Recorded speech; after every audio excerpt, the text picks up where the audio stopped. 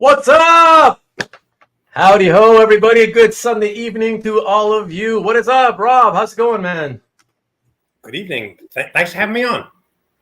Thank you for doing this, man. I appreciate it. Actually, thank you, sir. No. Thank you. I'm very excited to have you. I'm so happy that you said yes. To be honest, I gotta tell you, in the couple of years, whatever it's been that I've been doing this, the people that say no to me, who have said no more often, aside from my closest friends, that's because they're shy though, to be on camera. The majority who say no tend to be the ones who have been around like as long as me or longer. Like in other words, guys who were in it in the 90s, you know? And it's like guys who were into the whole, Bronze Age, Silver Age, 80s stuff. Those are the ones who always say no to me for some reason. I don't know. I don't know what it is. I don't know if it's like an age thing where, okay, we're older. And so, I don't know, getting online and doing stuff is just not their kind of cup of tea. But I don't know, man. But that's why I was thrilled for you to say yes. I was like, okay, good. We'll finally get somebody who, because I'm telling you, I don't remember if I've ever had a guest on who collects primarily 70s comic book art. Well, there's plenty out there. So I know, but no, I'm just wanting to say that's why I'm so excited. And that's why I'm so thankful to you, man. That's why. So I appreciate it, man. Well, the only one I say no to is my wife. So she's probably watching on her computer saying, "You little bastard." Yeah, I bet. All right, let's see who is in here. A bunch of comments flowing up, and I always fall behind on the comments because I don't like to skip them. I don't know if you've taken a peek at any of my content, Rob, but the whole thing about my channel is that it's predicated basically around being a place for everybody to hang out. So even not just you, me, whoever's in the studio, but everybody who shows up live to watch, they're not just a captive audience. If they're willing to put comments and questions and whatever in the live chat, I make them part of the show. I chat with them a lot. So which is why the shows go so long if people wonder, Okay. But that's basically it. But it makes everybody feel more like welcome, like they're part of something, So Sure. I like it. They like it. They seem to be, most of the people who are here usually are regulars. So I have to assume that they like the way we do things, So that's why I always say it's not my show, really. It's our show. Sure. So. But okay, everybody, what is up? Number one Marvel fan, what's up, Tom? Where's everyone? You're here 5 minutes early, so they're starting to roll in, and as you know, they always roll in a little bit late. So, Peter again, look at that, Art Addicts Unite. Peter, that's third week in a row now. Ooh, you're becoming a regular. Jason Loudwig, what's up, buddy? Good to see you as always. Look at Peter corrected himself. Art Addicts Assemble. See, for tonight, that's more apropos. There you go. Yeah. Love it. All hail Frey, ruler of peace, rain, and sunshine. Indeed. Don't know what you're talking about. Do you know Tom by any chance, Rob? I do not, but I know a bunch of the viewers. Hey, Stu. Hey, Mike. How are you? Okay. I'll catch up in a second. Oh, my lovely wife, as always there to support me. Vivian, thank you very much, honey. Happy Sunday to you. And she's not into the hobby, but she's here every weekend just to support me in the chat, So that's nice. Yeah. Who else we got? Oh, look at her. She is saying, "Welcome to you." There you go. Thank you. Nice to be here. Nice to meet you.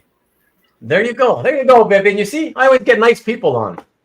CJ, what is up? Thank you very much. Thank you for all being here. Who else do we got? John Brown, as always. What is up, sir? Good evening to you. Karen, my friend Karen from Karen's Pages. Hello to you, to me, to Vivian, to everyone in the chat. As always, thank you so much, Karen. Typically one of only 2 female collectors in my chats, but that's not bad, actually. I mean, it's not great, but I wish there were more. But it's nice to have some female content for a change, Say again, Rob. Bring her on the show. She's been on the show. Oh, She is Mrs. Show and Tell number 17.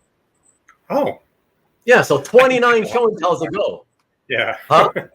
I can't count that high. So Yeah. You ever get some free time? You get another if you ever have another free 2 hours, and that was a shorter one, another free 2 hours and 20-ish minutes or so. Check that out. Number 17. That would be her. And it was fun. Well, they're all really fun though.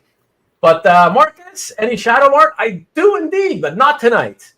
Check out though my unboxing that I aired 5 hours ago, and you will see some shadow art on that. I just spoiled it for whoever didn't see it yet, but okay, whatever. James Bella's here saying, "Be frayed, be very frayed." I like that. Nice. That's a nice pun. Yeah, that James. I know him. You know, I figured if he's making that kind of a pun, I figured, okay, you definitely know him. You know, well, that's a good one. I like that though. It was. Welcome, by the way, James. Welcome. And who else? Who else we got? Okay, everybody talking, saying hello to each other. Oh, another friend of you. Is this Stu? Is this Stu Neft? Absolutely. Of course. Stu Neft in the house. What up, Robert? No, what up to me, but whatever. I don't take offense. That's cool. Tom McDonald. Hello. What's up, Chicago? Hey, Tom. Joseph. Damon. What is up? What is up? Good to see you. And let me see who else we got. Hey, Maki Poo-Poo's in the house. What's up, Michael? Good to see you. Yo, again, what is this, like 2 weeks in a row or something, Mike? Wow. Besides being a great guy, Rob has great taste and a great eye in original art. He does. He does. And you know, I always say, I really like the great guy part because I'm more about the people these days than I am about the collecting. So I'm happy that he's a good guy. And to me, it's the art is the bonus. So that's excellent. So happy to hear it. Happy to see you, Mike. Thank you very much. Thanks, Mike. CJ calling me what? Ruben the Intimidator. Who am I intimidating? Certainly not Rob. Not sure why it's coming up as Neftist. Disco Stu here, guys. He's got to tell you his real fake name now. Yeah.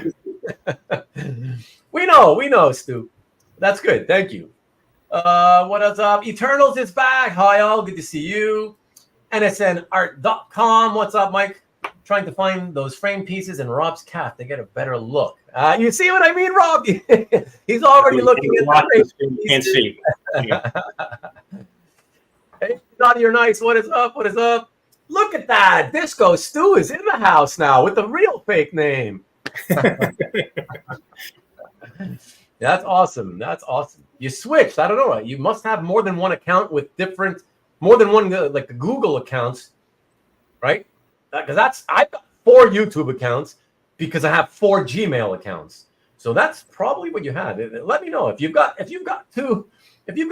least 2 Gmails. That's probably what happened with the name switch. And he's laughing. That's good.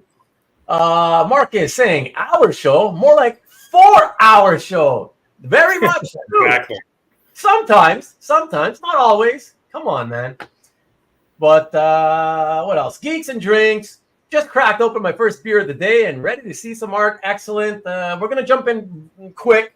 I'm almost caught up to all the hellos. Rickster, what is up, Mr. Rick Welch? Good evening to you. Bonjour, mon ami Lil Hobson de les États-Unis de l'Amérique. Hello, bonjour, and you misspelled my name, bastard. Okay, no, I'm joking. You're a good guy. Maybe, says Stu. Yeah. There's no reason to hide. It's okay. You can admit you've got a couple of different Gmail accounts. That's all right. Like I just admitted I got 4. So there you go. All right, excellent. We're caught up with that. So everyone, just give me another minute or two. I'm just gonna do a couple of promos for a couple of friends who also have small YouTube channels and could always use the help. So let me see. Where are we? Okay, who's first? Actually, there wasn't many videos dropped today from my friends with channels, but Carl from Carl's Collection, who will no doubt be here sometime after 9:30. So he dropped another unboxing video, so that was fun. So check this one out, everyone. I'm putting in a direct link into the chat. So there it is, and let's see who else. I actually, come to think of it, I believe that other than him, because Karen was the week before, and Karen, I'm hoping that, I know you've been working on another video. Let us know, Karen, at the very least, whether there's a chance that you may drop yours this week, or if it's likely to be the week after. I'm curious.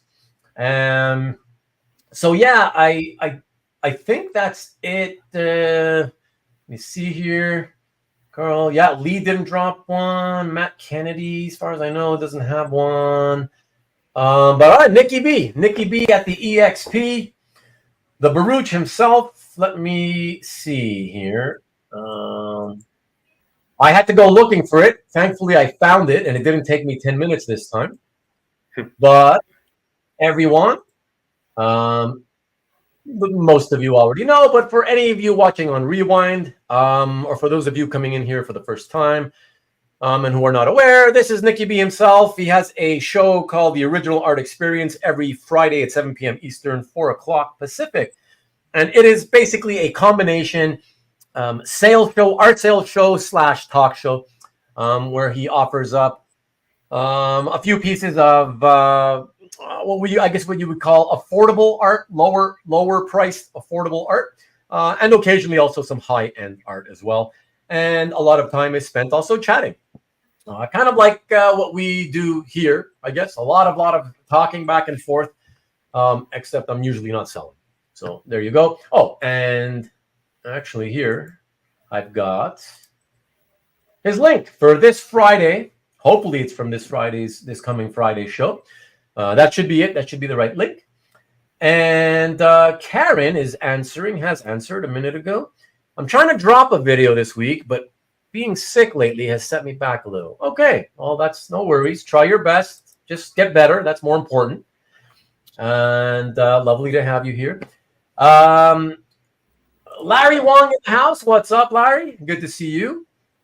And who else? Marcus says, I liked how #1 Marvel fan accused me of kissing up to Bill Cox last week. True.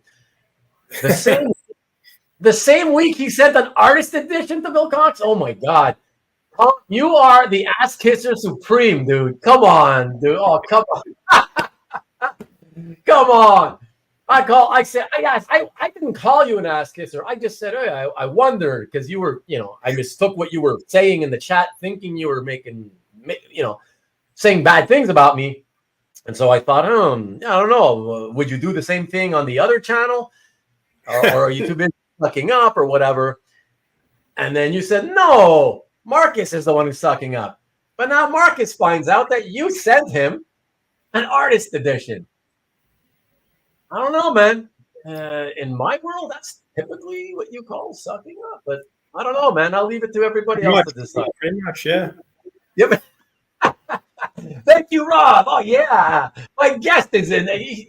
See, look, you guys always, I always tell you, I'm all about the just being straightforward, not to, be a prick about it, be polite. But when the truth is the truth, you tell the truth. You always tell the truth, whether people are going to like it or not. Rob knows what I'm talking about. So I know. I do know. There you go. So he's on board. Awesome. Love it. Thank you. And who else? Next show last Friday was interesting. No art, right? I had to tune in on the rewind because I couldn't type. I figured I wouldn't be able to type because I got the bursitis on my elbow and it was horrific. I couldn't type anything. No art, but he talked about experiences. That's right. Pretty good show, and it lasted 2 hours. Pretty long, given that there was no art for sale. But yeah. So get well soon. Okay, everybody. Wishing Karen the best. That's nice. Very nice of all of you. Peter says, how Nick acquired the Vampirella IP, his show. Yeah, exactly. Those are all the kind of stuff it's worth watching for because of all that stuff. If you're ever interested in how publishers go about getting licenses and things like that, it's fun. Oh, look at that. Tom Tom's like, oh, good Lord, Marcus, how could you do that to me? It's fair game, Tom. It's fair game. You guys, everybody's at each other's throat last week, and now it's continuing this week. Oh, look at that. Marcus even says it. Gotta call it like I see it. Look at that. Ooh, getting hot in here. Marcus sends bill packages all the time. I'm not sure because I don't watch that channel anymore. So I'll take your word for it. Marcus can follow up on that if he wants to. I like that I have no idea what any of this means. It's just a gab fest, Disco Stu. Come on, man. We just have fun on my channel. A lot of this is, yes, like this series. So I have a number of series, right? I have this series called Comic Art Show and Tell. I have a series called Comic Art Hangout. Which is basically we hang out and we just shoot the shit about whatever, hobby related. We go off on tangents and talk about things sometimes that aren't hobby related. But even on this show, even on Show and Tell, it's not just strict Show and Tell because my channel is built around the audience, actually. I want the channel to be a place where it's not just that the people come in for the live show just to see the art and then leave, right? It's a lot of gabbing, talking, joking back and forth. We're all friends. It's all very friendly and all good-natured fun. And so that's it. So that's what's happening. We're all just, fooling around. And this is how all the shows go, pretty much. So here we go. Bill mentioned he wanted that edition, and I had an extra, so I sent it to him. Bill does a lot of great work for us to enjoy. Small way to show appreciation. Likely story there, Tom. There he is. There's the man. What's up, Rich Cirillo in the house? What's up? Good to see you, man. Thank you for dropping in. I knew you'd be here. I just figured you'd be here at the top of the hour, but very cool. Very cool to see you. Hey, Peter. Hello, everybody. Excellent. And hi, Rich. Good. Lyle says, go Oilers. Go Oilers. Go Habs. No, Rob? Go Habs? Well, actually, if I can ask a favor of the viewers, I love hockey, as I was telling you, and I can't watch the game tonight because I'm here. So if I could get updates on the game, I'd appreciate it. Yeah. During football season, they're constantly updating because I'm missing all the Sunday night games, Right. Yeah. So there you go. So yes, everybody, if you have some updates on the hockey game, please let us know as the scores keep tallying up, if you will. So a lot of package talk on this show. Yes, well, you know how that goes, CJ. Okay, fine. Hi, Stu from Rich. We can spoil for you, says Marcus. 1-0 Oilers. Look how quick Disco Stu is. Thank you, guys. All right. Who are they playing? They're playing Dallas. Oh, playing Dallas. Okay. So 1-0 Oilers. Okay. But so clarify for everybody, Rob. You were telling me off camera that you're a big Habs fan from Montreal. Not that you're from Montreal, but Les Habitants de Montréal, the Canadians, Montreal Canadiens, as they call them. Yeah. But is that your team, or is that just another team that you really, really are a fan of? That's my team. Wow. Yeah. Wow. Are you not in Long Island? I am in Long Island, but you are in Long Island. Yeah, I mean, hockey. I like the Rangers because although they met their demise last night, but I'm not a fan in general of the teams in New York. Oh, interesting. Okay, not even Long Island, given that they have their own team. I hate the Yankees. Hate, capital H. So, but the Islanders, dude. The Islanders. I really hate them. Wow, to hate your own home team. My gosh.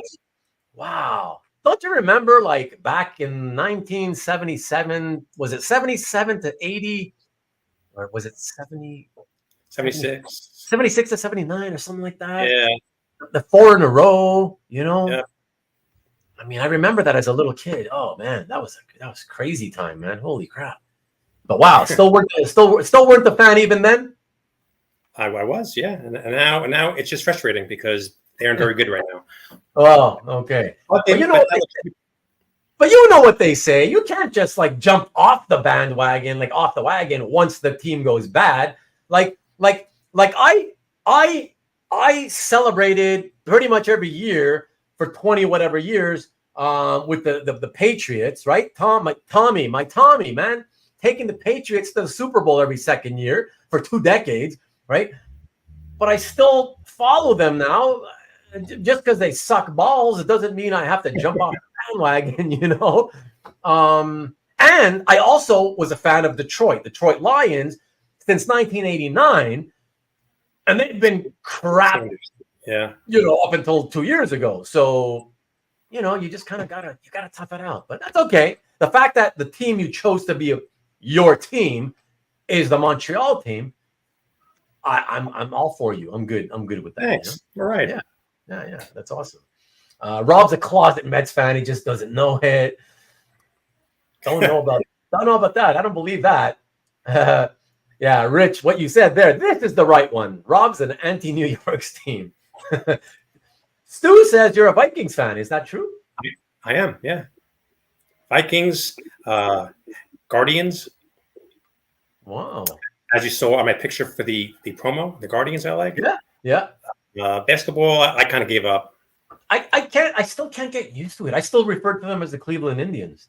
So do I here. Off camera, yes. Yeah. It just, that's weird, man. I don't know. The whole thing's weird. And yes, Mr. Lil Hobson, Mr. very English Anglo name for a guy who came from La Belle Province. But I'm aware of that. Thank you. James Bella says, correct. James, shut up, James. James, shut up. That's not right, though. 88. I know, James. The Islanders. I thought, oh, right. What am I talking about? The 70, of course, the years I'm talking about was still the Canadiens dynasty. Yeah. And then the Islanders, right. Yeah, exactly. The Islanders did their, 4 years or whatever it was. Thank you, James. Thank you. Yeah. That was crazy. Mike Bossy, baby. Yeah, I remember those days. That was awesome. Great player. Has anybody ever done that again, ever since? Like 50 goals a year, every year for 10 years, for the first 10 years of his career, if I'm not mistaken, correct? I believe every single year of his career, from the first rookie year all the way until the end, yeah. Yeah. That's fucking insane. That's insane. Like people always look for, is it going to be a 50 goal scorer this year? And this same guy did it his rookie year, his second year, third, fourth, fifth, sixth, seventh. Like it's just like it was like it was raining goals, you know, like wow. Insanity. I can't believe it's been so long since that guy played. Wow. Amazing. Commodore Boston. Hello. My apologies once again. You never need to apologize, Cab. Just dropping by to register your like. I know. We'll catch the show on Rewind. I know. Thank you very much, Cab. Thank you very much. Appreciate it. Have a good one. Yeah. Stu's calling you a cheater. Yeah, whatever. Habs fan don't like the Bruins, says Michael. That's very true, and vice versa, though. So let's be honest about that. That's a vice versa thing. Redskins and Packers, thick and thin. You didn't celebrate Tony Eason when they got crushed by the Bears? Marcus is asking, or is he asking me? He's asking you. I did not. I knew you'd still be here. You always do that, Cab. You always do that. I am familiar with Rob's calf gallery, though. It's amazing, and this is no exaggeration. In addition to his Pérez artwork, his Silver Age original artwork is really wonderful. Thank you very much. It's okay. I don't know if you've ever seen his calf gallery. Yeah, but it's also quite something as well. The Mets are cool, though. No, they're not. I hate the Mets. I've always hated the Mets. Rob should have lived in the West Island of Montreal in the late 70s. Tremblay, Robinson, Gainey all lived there. Yeah, I was friends with their kids back then. I remember you telling me that story, Mike. I remember when we were at Janson, you told me that story. Yeah. The golden years of the Habs. Yeah, very much so. Let me see. So, let me get the talking to yourselves, amongst yourselves. Hi, Karen, the Bears. Hello, Vivian. Let's talk about some of Rob's art. James is impatient. He's one of those. He doesn't care about the chit chat. You know, he wants to get on with the art. We're gonna get there. Give me a second. We're almost there. Rob has a great gallery, says CJ. He certainly does. Thanks, CJ. Out of town teams show and tell on tonight's episode. You love it, Rich. You know you love it. Bite your tongue, Mets hater Ruben. Expos fans. Sheesh. Come on, man. 1994 World Series champs if they would have finished that season. Against the Yankees, no less. George Pérez, greater than sports. Says the non-sports fan. All right, everybody. So excellent. I appreciate it. Look at that. Look, hey, typically we shoot the shit for like 45 minutes, sometimes as much as an hour and 15 minutes before we even show the first piece. Now it's 27 minutes in. We're doing great. So it's going to be a good one, everybody. Larry Walker forever. I don't know why you love him so much. I mean, he never played for your team. He went to Colorado. When it rains, it pours. That's one of the greatest stolen base leaders of all time. Who used to slide head first so the crack vials in his back pocket wouldn't burst. I don't know if you guys, any of you remember that, but that's true. Yeah. He admits it. You know that, right, Rob? I didn't know that. Yeah, exactly. Yeah. And okay, you're talking to somebody else. Okay, so excellent. Thank you, everybody, for the patience. As always, very fun. I always appreciate being able to talk to everybody. Rob, actually, before we show the first piece, can you take just a few minutes to let our audience know a little bit about when you got into comics, around what age, then when and how you discovered original art and how it led to you collecting it. And then we'll jump into that first piece, if you don't mind. Sure. So apparently as a child, I was transfixed by the Marvel Superheroes cartoon that was on the air in the late 60s, 70s. Oh, that's the one with where they just show panels and they kind of move the panels or whatever. Yeah, exactly. Whatever. Yeah. And so when we were in our house here on Long Island, I remember Sunday mornings, 10:30 on UHF channel 68, and they would show those episodes. And so I always liked the ones when I like Captain America and Thor. So it turned out that Kirby did both of those books, right? So that kind of is why I buy Kirby. And so I remember buying my first comic book was Captain America 172. Okay. The Hollow of the Banshee that with Buscema art, and the Banshee was in there, and the X-Men were at the end of the book. Yeah. That's I refer to as the X-Men issue of Cap. You know? Yeah. And then Avengers 124 with the Star Stalker. Yeah. So I got. Actually, it turned out that the same writer wrote both books, Steve Englehart. So and my brother bought Doctor Strange as a kid, so he wrote that too. So we really got a big dose of him. But can I just ask, what age would you have been around? Do you remember? I do remember. I was there. I was about 10. About 10? Okay. Yeah. Wait, 10?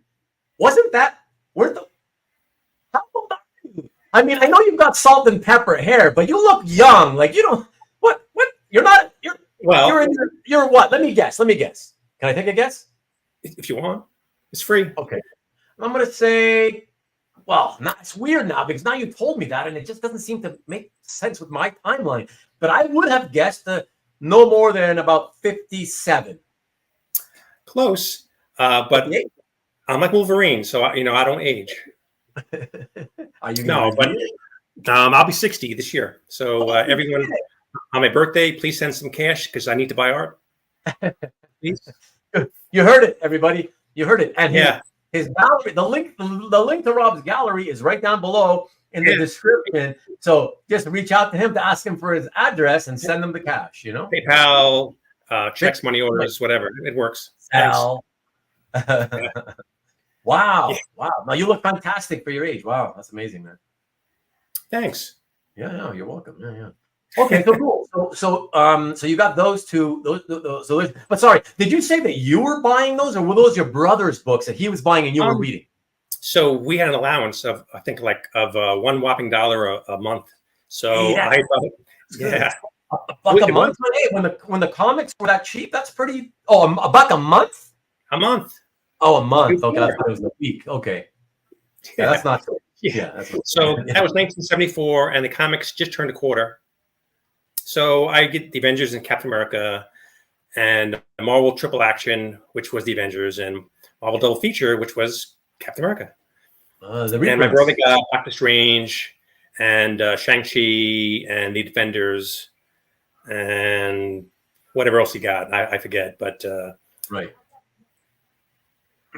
And Mr. Boston, I will. So time marched on, and I got more money, and then I got more back issues, and then at some point I began to go to the. Sorry to interrupt, Rob. You said you got more. You started to get back issues. Back issues. Okay, I'm just curious. I love these kinds of details because we always try to compare to how one guy's childhood was compared to my own. You know, I know for personal reasons, I just like the details.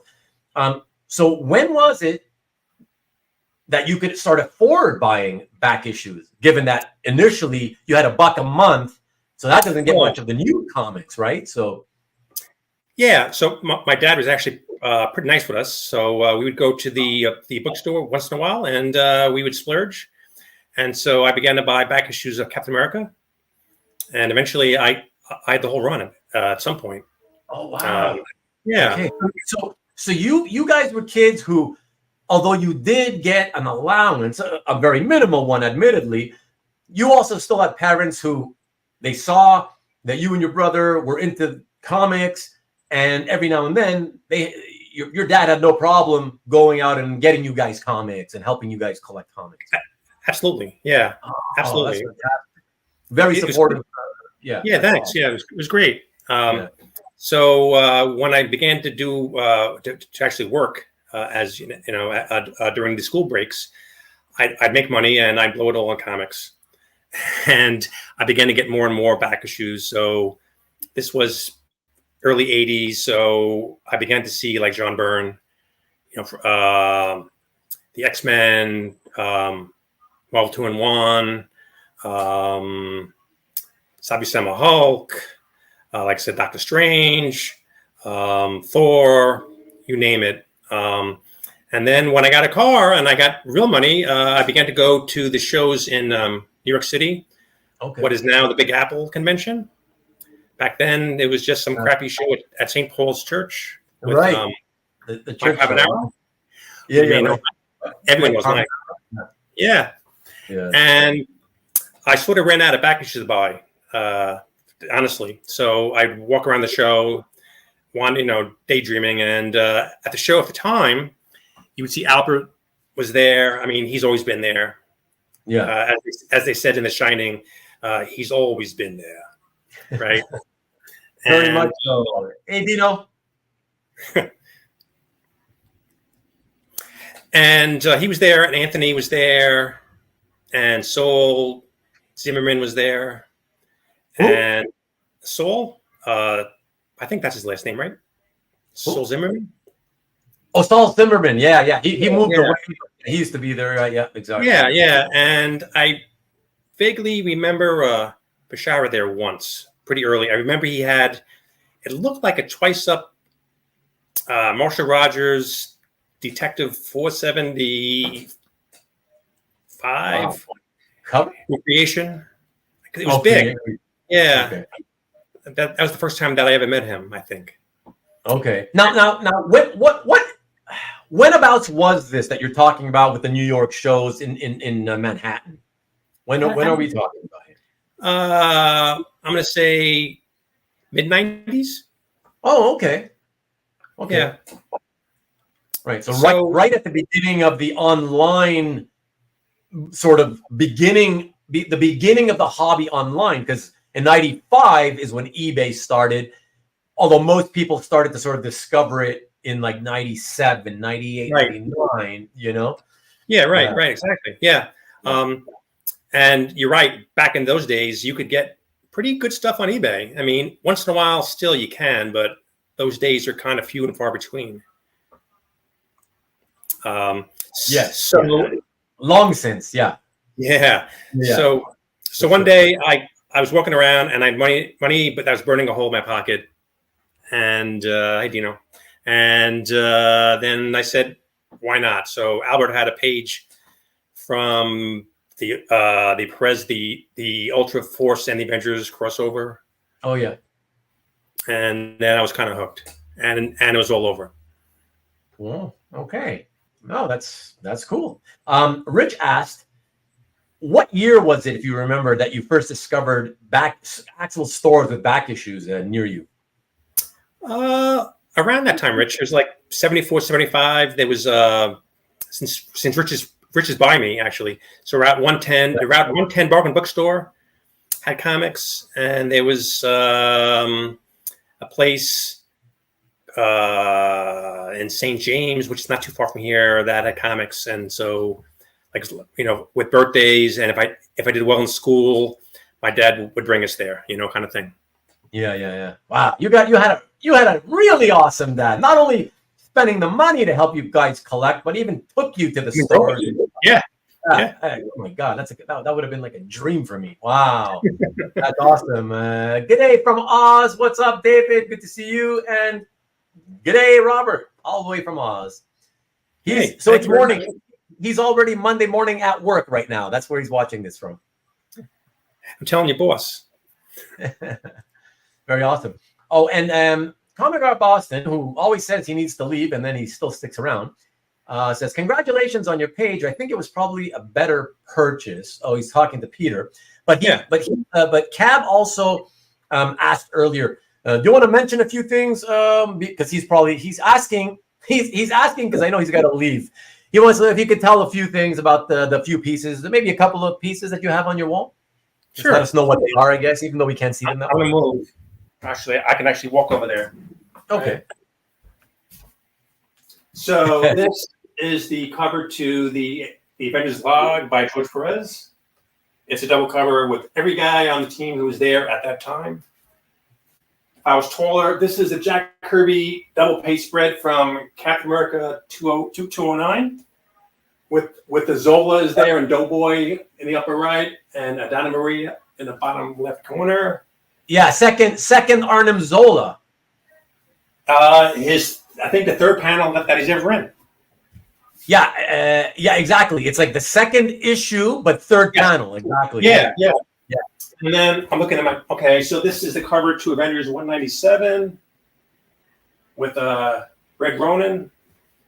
And then up here is an Avengers 94 page by Neal Adams with the Kree Skrull War. And over here is Avengers 84 by Buscema and Palmer. Black Knight on the horse. We got Barry Windsor-Smith being blocked by the small TV from the Fire portfolio, from Sibla, but this is called Fire. Conan by Barry Smith up here, and I think that's all you see, right? I think. Yeah, 6. We see the six pieces on the camera. Yeah. Thank you very much for doing that, Rob. I appreciate that. Thanks, guys. Thank you. Oh my gosh, what? Look who's here. Who?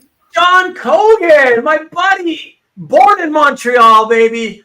Spent his life in California, though. But to me, that means you're forever a Montrealer. What's up, John? Holy shit, man!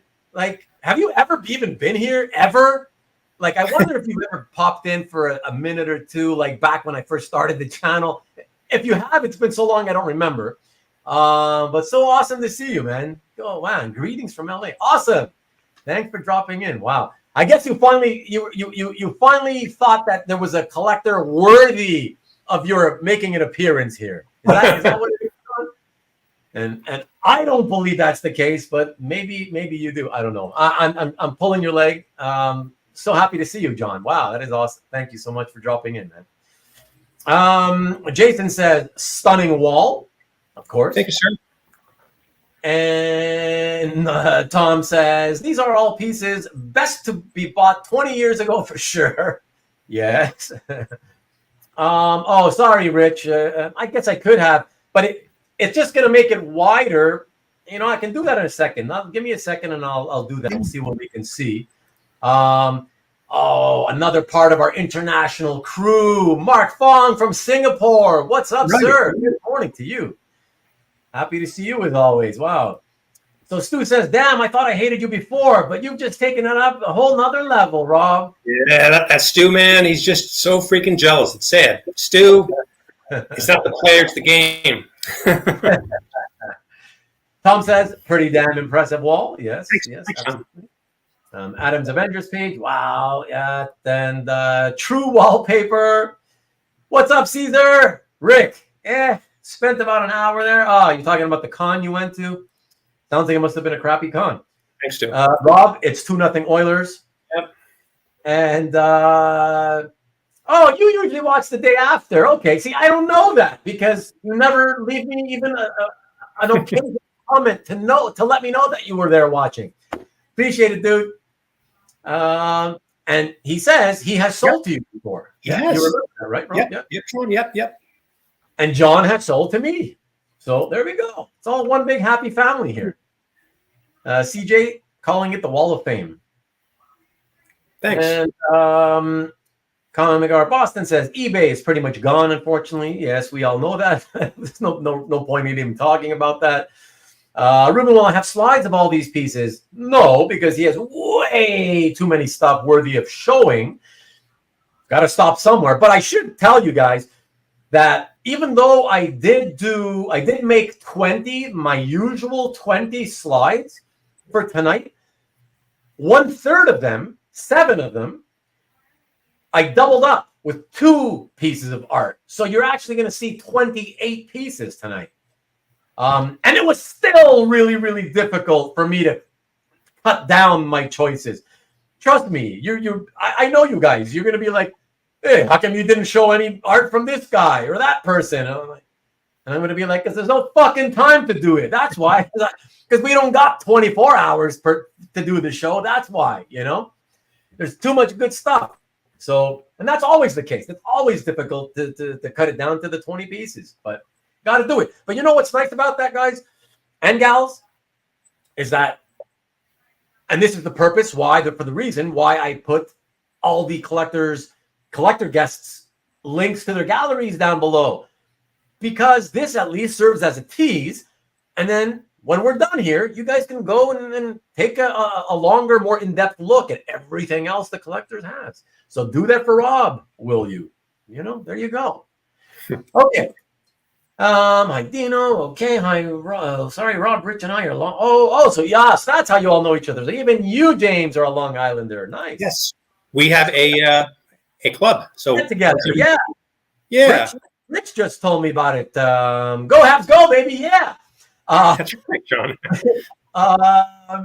You're very welcome. Very welcome, Kat. And hold on, that's a great wall, Rob, and that's from someone whose people. So someone whose people built a pretty good wall. Oh, but it didn't get. Even Genghis Khan couldn't smash it down, right? Oh yeah, that's awesome. Great, that's a great comment. I love that comment, Mark. That's an awesome one. Yeah. Thanks, Mark. Yeah, and incredible wall of art again, says Kev.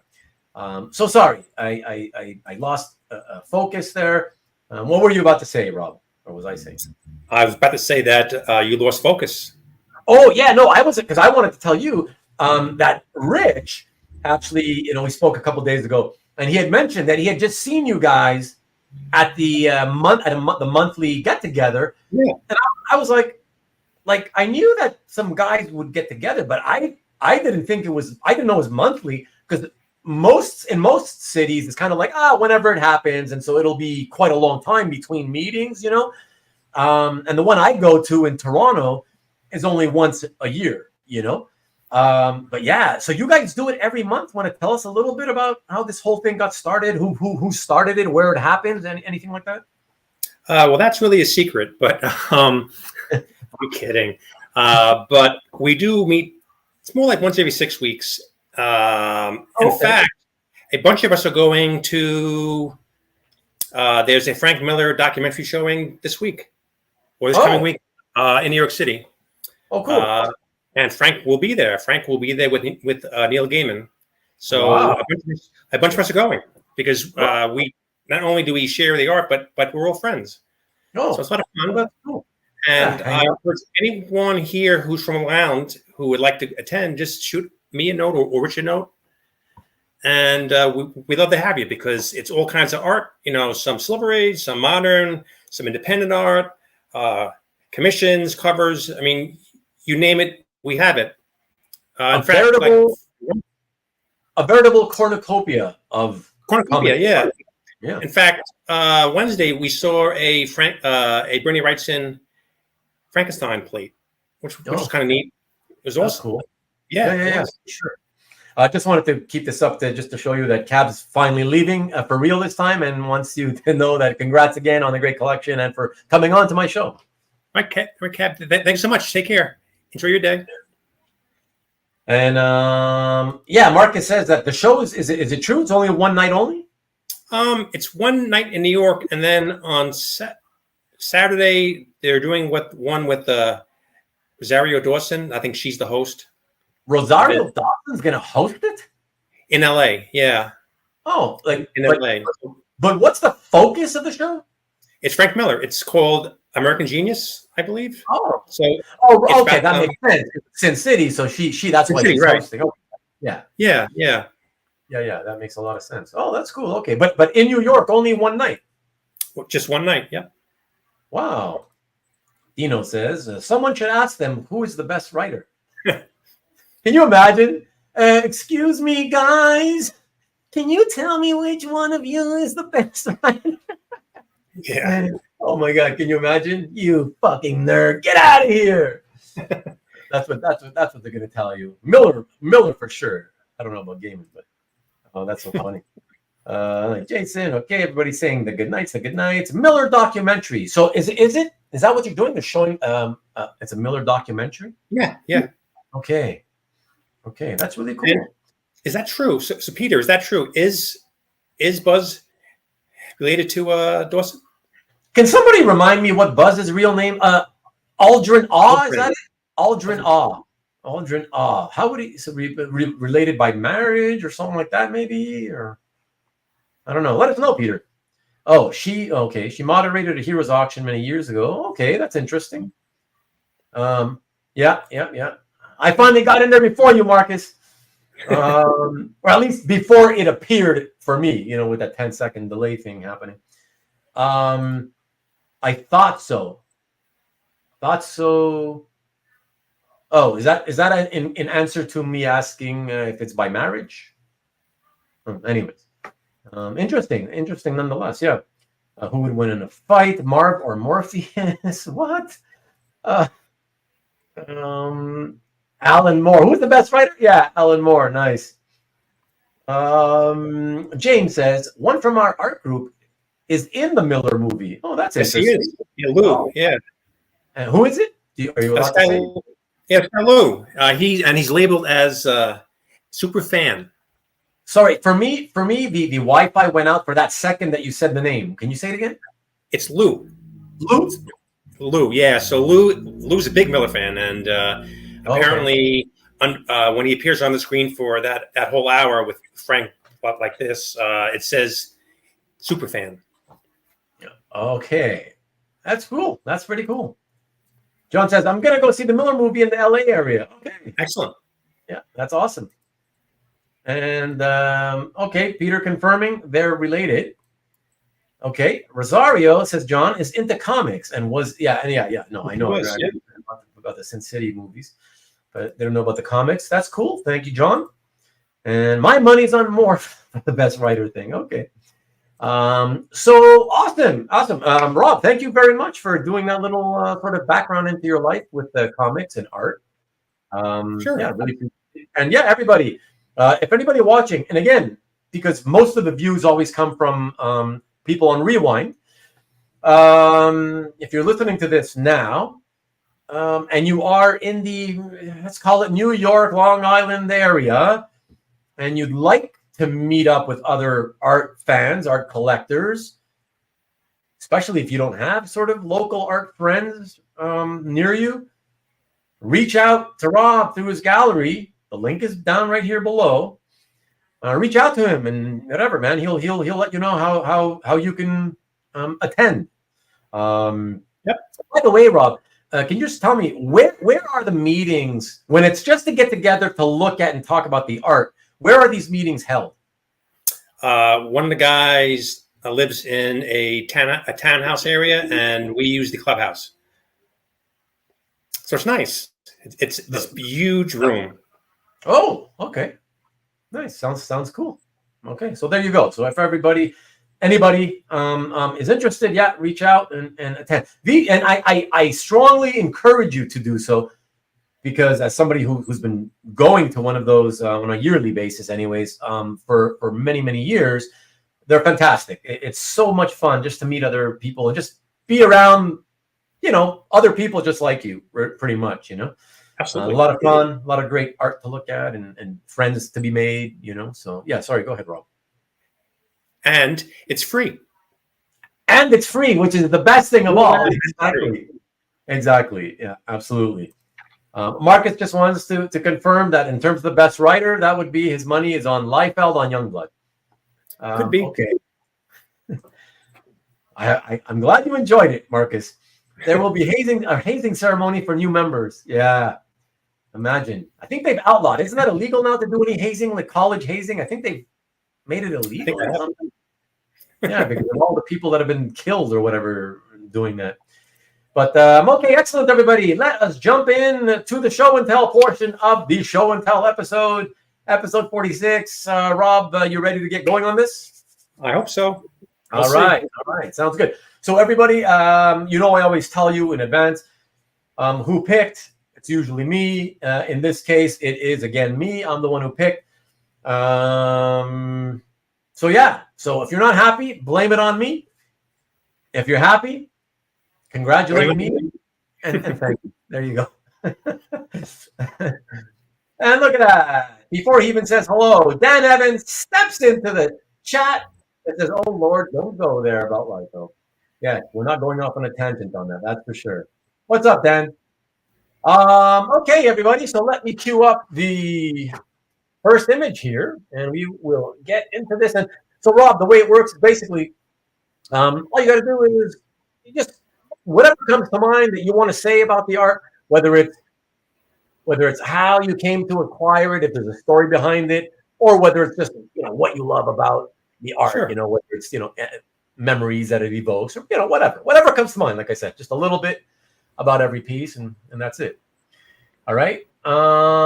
And okay, here we go. So we will start with a very obvious artist choice. But from what I prefer as my favorite title of his. And Rich, my friend Rich, and from one of the 3 best issues of George's career. Let's take a look. Oh, okay. Yeah, because he inked himself. It's like up at least up until this point. It's like to my knowledge, it's like the only, at least Titans, the only 3 issues he did. New Teen Titans number 39, and then he did the first 2 Baxter issues, pencils and inks, and other than interiors, not obviously not counting covers, Yeah, and I keep saying I still believe that those 3 issues, they just contain the best. George at his best. That's just whatever. That's what I think, anyways. But go ahead, Rob. Tell me what you think.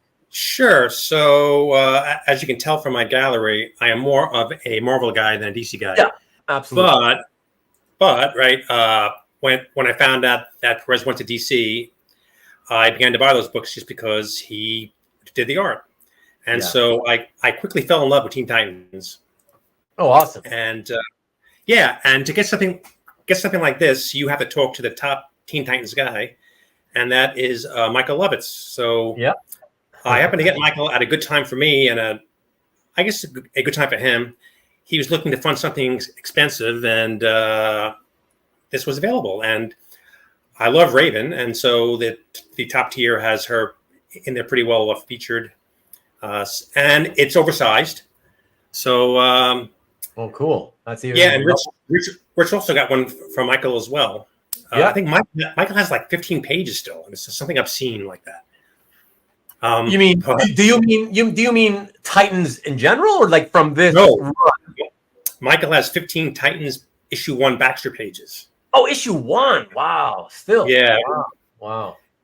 If you guys like Perez, I suggest that you seek out his gallery. Michael Lovitz. He has an awesome gallery. Yeah. And he's a nice guy. And this story is awesome. I mean, with Trigon and I guess the ultimate defeat of him at that time. I mean, I'm not sure since then if he's come back or not. But then Raven being cured, I guess, of her darkness. Yes. But those issues rocked, and I was really, really happy to get that page. It's fantastic. So very, very, and I also huge Titans fan, and I gotta ask you. I always, whenever I've shown Titans or talked about Titans, I tell everybody here that the thing it's to me that was similar, like, and I think it could be said for a lot of collectors and comic book readers, similar to the whole Claremont Byrne Austin X-Men run. The reason for me that I loved both runs is because the art was really good, way better, I think, because of the inking. I don't want to get into it, but because of the inking, way better in X-Men than on New Teen Titans.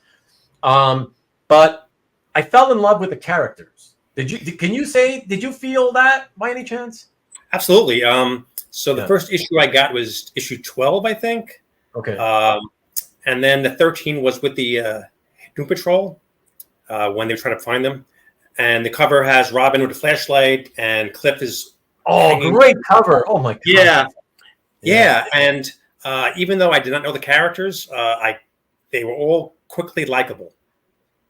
Oh, that's one issue in, and I knew that I would like the book, and I did. I'm so happy to hear that, especially because like you said, you are almost strictly a Marvel guy, from that point of view, in the sense that you grew up with Marvel. So and especially in those days, how it was. It was like there was so much like especially once you found your first comic shop and you start talking to people at the shop, and you'd see the people being like, Marvel or DC. What do you mean DC, man? Marvel's where it's at. That whole stupid rivalry thing. So I love the fact that you were hardcore Marvel, and yet buying it only because it was George doing the artwork, and yet I'll read it anyways, and you loved it, even though it had nothing to do with Marvel comics, right. And you fell in love with the characters as well as the art. It wasn't just an art thing after you read it. I love that. That's awesome, because like I said, that's what I keep telling everybody. It's one of my favorite runs of all time, because you just really do fall in love with those characters. They become family to you in a sense. Exactly. Yeah, so that's really cool. Chuck Arnold, what's up? Perez inking Perez is best. And by the way, Marcus, I wanted to say that. Yeah, sorry, World's Finest 300. Also, but did he do how many pages? Did he do the whole thing? 4. That's what I can't remember. Huh? 4 pages, maybe. Yeah, I think so. Okay. Yeah. So I mean, if we're talking in terms of full issue story, yeah, it's Teen Titans 39 and then 1 and 2. Yeah, just amazing stuff. And there's a couple of other ones here. Yeah, I mean, George's inking at its best, said Rich, for sure. Look at that. Chris Daily Graham is here. What's up, Chris? Very cool Titans page. It certainly is. Teen Titans theme continues from last Sunday, Shaun Clancy. And right. Yeah. Yes, sir. Yes, sir, Peter. But you know why? Also because I figured, listen, if you know Rob's collection at all, it's Marvel powerful, right? So you're not going to see. In fact, I'm not really sure you're going to see any more DC tonight. So I figured, whatever. There's going to be few and far between. I want to at least start off with that, and because I love the Titans, so I figured we'll do that. The Titans were just so cool, and didn't they have the special paper on that run? On the Baxter run, yeah, Yes. on the one that this issue's from, exactly. That's right. That's why we call it the Baxter run, Dan. It's Baxter paper they used, so 1984. That's when they introduced the Baxter paper, yeah. Indeed. God. Changeling, baby, Changeling. I talked about how much I hate the name Beast Boy, and I just love Changeling on a previous show. Paris covers dominate my top 10 favorites of all time. I mean, I'm sure a lot of people would say the same thing. Yeah. Titans was really my first foray into DC as well. I think it was for a lot of people, Stu. Yeah, a lot of people were jumping on because of the creative team, and they were hearing how people would compare it to the Byrne X-Men run, and so they had to check it out, and that's kind of how it took off, New Teen Titans spoke to teen readers when they were teens. That's also very true as well. New Teen Titans with Wolfman's writing and George's art was the best family team book since, dare I say, Lee Kirby's FF. You dare say. He did. You dare say. That's not. Dare. It can be argued, but nobody would certainly get mad at you for arguing it, for sure, There you go. The Rickster knows me well. Ruben, the Changeling, not Beast Boy guy. There you go. Thank you for having my back, Rick. Teen Titans and Slade was just the stuff. Yeah, exactly. Okay, exactly. Just a few World's Finest 300. There you go. Okay. That's why I'm just thinking of complete issues, complete stories. Ruben, the continuity with the Teen Titans theme. There you go, for sure. And Baxter's original pages are slightly larger. Exactly. Yeah. Too. Excellent. Okay, so from there, everybody, let us get into the next piece in tonight's show and tell. And for the second piece, we jump actually to the contemporary era. Oh. But yeah, I'm always all over the map. Nobody knows. Nobody seems to ever see. I like to surprise people. I want to keep them guessing as to what's coming up next. So it's characters that are near and dear to your heart, Rob. But I figured I'm going to go new before I go vintage. So for that, let us check this one out because I think it's really cool. Because the theme of it is vintage, but it's a modern piece. Check it out. Oh, okay. Yeah, and by theme, I mean, the fact that they don't use corner boxes anymore, Yeah, so actually, I have stopped buying books. But on Facebook, Mark has a group, and I saw all these fabulous covers. And I read that he was doing the corner box art for the Avengers. And I saw that he was doing one cover per era. And when I saw this cover with the 80s team, I got to have that. Yeah. So I just reached out to him. And actually, my friend Kirk, he got it from Mark in California at the San Diego Con, and then he shipped it. Kirk Dilbeck. Yeah. Oh, yeah. Okay. Yeah. So Mark and his wife were awesome to deal with, and actually since then they've used a number of those headshots on a number of variant covers. So I got a lot of bang for my buck, as they say. Yeah. No, that's absolutely. I mean, I don't know what it costs, and I don't want you to say it, but yeah, I loved it. Like I said, I wouldn't show it if I didn't love it. So I just think it's great. It's great. I know now I'm sounding like the old fart. I get it, but I so miss. There's certain things. There are several things about comics back in the 80s and earlier that I miss. And one of those things that people don't even really think about anymore, but one of those things is just the corner box art, just having the corner box, and the fact that they would occasionally change up the artwork in the corner box, So I remember when they put John Brunner was doing a lot of the corner boxes, right? He did the FF and he did the Avengers, X-Men. Yeah. But I saw this and I loved the mix of characters. And I think Mark paints a gorgeous Scarlet Witch, so I was very happy about that. Yeah, she's quite beautiful, I must say. That pretty button little nose. Oh yeah. She looks very, very nice. Very nice. I gotta ask you, how because you don't read new books anymore. Um, how often do you even look at contemporary original art, or was this like was this kind of like just by accident? Oh, look, you happen to see it, or I don't know. That's a good question. So I'm on Facebook probably too much, and being part of a lot of the groups, you get to see a lot of stuff with the advanced previews, and so this happened just to catch my eye. So I thought it was really amazing, and Mark's work in general is amazing. Yeah, absolutely. Dan says, "See, you just gave them the idea for a corner box run on the current series. Ruben drives the collectibles market. Yeah, I wish we could only wish for more corner boxes to come back. Yeah, I would love it. But no, yeah, fabulous modern day piece. And I like Brooks's work as well.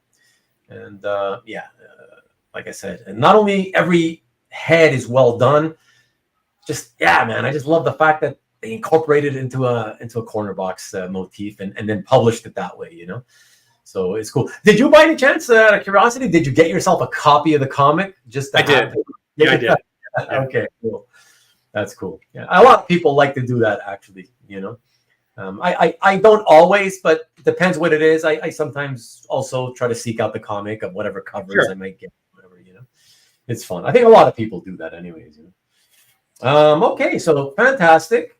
Let us go on to the next piece, and everyone. And so for this one, we are going back a ways a bit, 40 some odd years ish, and two pieces. I figured, why not? You'll see why not. They go together very well, and so you get to see two pieces instead of just one.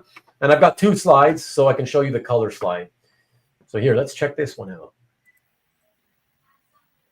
Marvel Fanfare, yeah, from that, was it 4-part or 3-part? 4 parts. 4 parts, yeah, 4-part Black Widow series, from back in 1983, really kick-ass. And you got the splash as well as a super action page. And it's not, by the way, everyone, this is not the only art from this Fanfare Black Widow story that Rob has. He's got others. He's got more. So check it out. But go ahead and what do you got to tell us about this one, Rob? Yeah, so I think one day when I grow up, I'm going to marry the Black Widow. So, Black Widow. Yeah. Wait a second. Scarlet Witch is going to get pissed at you. I can have her on the side. Oh, she's the side piece? Pretty good one. Oh, my God. Okay, go ahead. So I remember reading all the Marvel Premiere, and when I began to read the book, it was in the issue in the 40s, and they just done the Pérez Star God 2-part story with the Man Wolf, which was really excellent. I really liked that. Yeah. And they announced in the letters page that George was going to be doing a Black Widow serial, which actually never happened in Premiere. If you look at the art, it actually says on the top that it was for Premiere. Right. But then, and Al, I guess I wish I knew why this was inked nicely, Marcus, but he did a great job on it, actually. So when I finally saw the book in 84 in Fanfare itself, with the new covers, right? 83, 84? 83, yeah. I was very excited. So this was actually a Facebook buy that this guy had 2 pages. Yeah. Wow. Both of them? Yeah. He sold me, I think, page number 4 or 5. And then I guess he needed money. So he said, oh, by the way, I have page 1 too. And I go, okay. Oh, wow. Yeah. Good night, Jason. See you next time. Wow. So long, Jason. Yeah. That's pretty cool, man. Sometimes it works out on Facebook. Sometimes it doesn't. Aloha, Carl. Good to see you, my friend. But these are the exact 2 pieces that you got from the guy? Because you got the other page. You got the other panel page, right? Well, if I can brag, just a little. I will. Sorry, guys. Yeah, go ahead. We want to hear it. So I have 5 pages. So I think this came from collection. So I think he sold me page 4. Oh. I would have to look at it. So, okay. And like I said, then he said, "Oh, by the way, I have page 1." And I'm like, "Okay, great." Oh, by the way, like nice. What a way to put it, right? Like, can you imagine? Oh, I got like a few of these, but I'll show you this one first, and then you show interest, and then like, oh, by the way, I don't know. I have the first page if you're interested. It was kind of like, as they say, a holy shit moment, Wow. Yeah, exactly. It's a holy shit. Like, oh my God. Wow. That's awesome. Hey man, it worked out for you. That's all you got to worry about. That's what matters. So kudos to you, my friend. Thanks. Yeah. No, absolutely. It's pretty awesome. All right. So, and by the way, everyone, throughout the evening, you will be seeing certain themes. Because of course, Rob, and I don't mean just George Pérez. You'll see some more of his work, of course. Not a boatload, though. But other themes, character themes, because Rob's very much a fan of, Avengers, Scarlet Witch, Black Widow, So you'll see some repetitiveness in the character selection and titles or whatever. But a lot of different artists as well. So. But okay, excellent. From there, we will go. So Stu made a funny comment. Actually, that's kind of funny. Let me jump in and flash it up there. No, what he has to worry about is Irene walking in on him on the Widow and Wanda doing the 3 thing. You could say, but honey, we're in a throuple. We're in a throuple. It's not just sex. It's a throuple situation. That's funny. But let's clear it up right now, Rob. Because honestly, just from looking through your collection, I was under the impression that I would have guessed, if I had to bet, I would have bet that Wanda would have been your girl, not and Black Widow maybe second. I wouldn't have thought it was the other way around. I think I like the costume more. Okay. Well, it's definitely sexier. We can admit that. Yeah, it's definitely sexier. They have the whole black leather thing. Whereas, Wanda, it's, the weird mask and everything. Yeah. Right? And a cape doesn't usually add sexiness or whatever. So maybe it's that, But still cool character, right? Rob is an Avengers kind of guy, says Dan. He certainly is. Yeah. Good salesperson. Yeah, the guy, the Facebook dude. Yeah, exactly. It's okay. There's not as much X factor in him. Assemble. Indeed. I don't know what you're saying. Yeah. Is there somewhere too? Really? You got the hot. Yeah. Oh yeah. From Frank Brunner. Yeah. Oh, okay. Look. No. Oh yeah. And in those 2 pages. And that 1 page, you got the 1 page where she's super cute. Yeah.